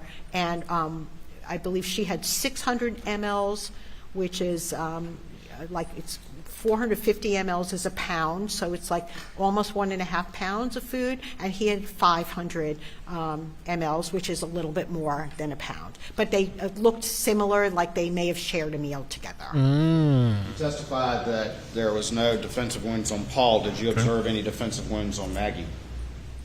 No, nothing that would indicate any kind of a defensive wound. Did you observe any damage to her fingernails or anything that indicated that she had been in a fight with her attacker? No. That's also part of the autopsy. In addition to collecting clippings from the fingernails, I look carefully to see sometimes there's a fingernail broken, sometimes there's obvious tissue or blood underneath fingernails, and she didn't have any evidence of, material visually evident underneath her fingernails. What about her toxicology? Did she have anything in her system? Any drugs or alcohol? She had caffeine only, the same as Paul, and no other alcohol, no alcohol or other drugs other than caffeine.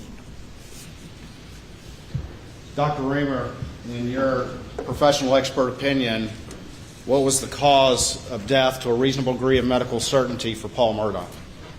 For Paul Murdaugh, shotgun wounds. Let me see what exactly I said. I said shotgun wounds to head and chest.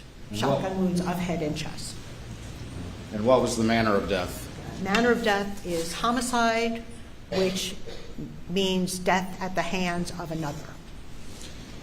And Dr. Reamer, in your expert opinion, what was, to a reasonable degree of medical certainty, the cause of death for Maggie Murdaugh? Maggie Murdaugh died of multiple gunshot wounds. And what was the manner of death? Manner of death is homicide, death at the hands of another. Death at the hands of another.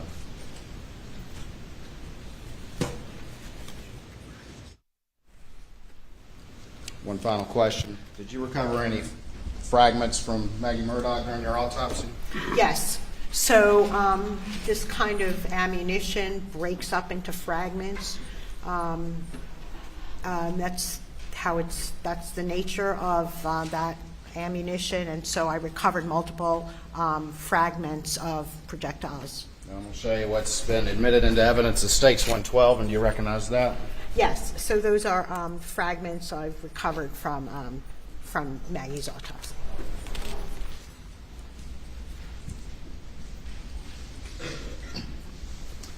Thank you, Dr. Reamer. Nothing further, Your Honor. Cross-examination. They're going to do the cross right We're now? going to have an extensive cross-examination. You want to begin that Yeah. tonight? First thing? Hello? You want to begin it in the morning?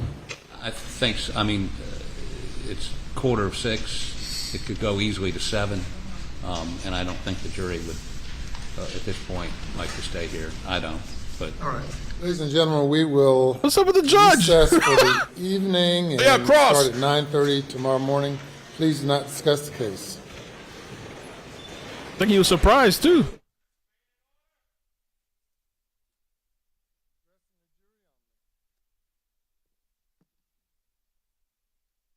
I mean, they've been allowing this thing to get dragged and dragged and dragged. I wonder what's it's gonna take some time to do the cross on the lady, especially that kind of testimony. Maybe I was hoping they just keep it real short and quick. So I have a video to show you guys now. I'm gonna be premiering it, and I'll be. Doctor, you may step down. Please do not discuss your testimony with anyone.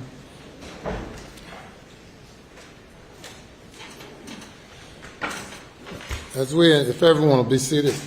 We can start hot tomorrow. I like that. I like that better.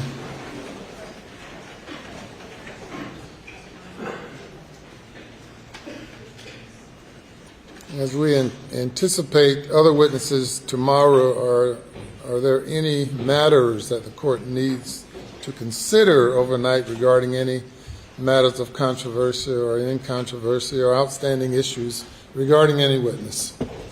shockingly, no, Your Honor. Not on part of the defense. Not on part of the state. The new information from GM we addressed this morning, and obviously the defense has that, and both sides are analyzing that, but I'm not, aside from that right now, I'm not aware of any specific issues the court needs to address. The only query I will have, because we're again trying to arrange for people to fly in, and Monday is not going to be a court day, is does the Attorney General have any prognostication on when he might finish his case? I think with the GM material it will affect it somewhat. I just don't know how much. Your Honor, we're still on target for Wednesday. That GM material is just confirmatory of the timeline that both sides have had, and it's being incorporated into testimony. We have a custodian coming, which I don't imagine would be an extensive witness. We're still on target for Wednesday, Your Honor. Wednesday. Okay. Okay, we'll be in recess to 9:30. All right.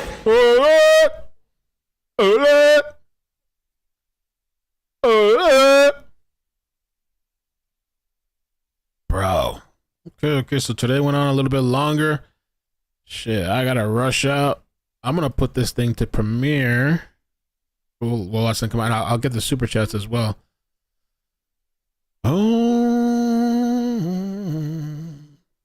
don't you love me tonight? Don't you love me? Redirect. Okay.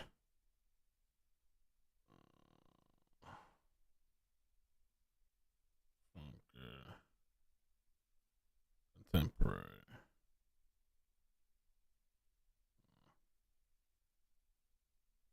Okay. So 5:55 in 5 minutes. We'll set it up to go. Oh, this almost put it for tomorrow by accident. Okay, 5 minutes. Alex is walking out. Okay, let's see. Let me get the rest of the super chats. Oh, I got Pam ready, and we're caught up. Thank you guys so much for joining me today. Appreciate it. I'm gonna take a couple minutes just to get ready because I'm gonna be heading out, but I'm gonna be in the car. I think I'm getting a ride there actually, so I'm gonna be listening and watching and just chatting with you guys in the chat. It's the full body cam that came out today of the crime scene. So let me just make sure I set up the redirect here. Redirect. Full body cam. All right. So thank you guys so much, man. Yeah, I'll see you guys on the other side. Starting in 5 minutes. Go please like, subscribe, turn on notifications, hit like on that new video. Check out Swagit, the channel sponsor. Click the link, download the app. It's free. $500 giveaway at the end of the month. I put videos on there as well. Check out Data Seal service that I use as well, another sponsor. So the video is blurred out. So I mean, if the blurring is gonna bother you, there's bodies and stuff, but it's blurred in those areas. So if that's something that you think is gonna bother you, then yeah, don't watch it. All right. So we'll see you there. But it's pretty interesting. I haven't even listened to it. I skimmed it.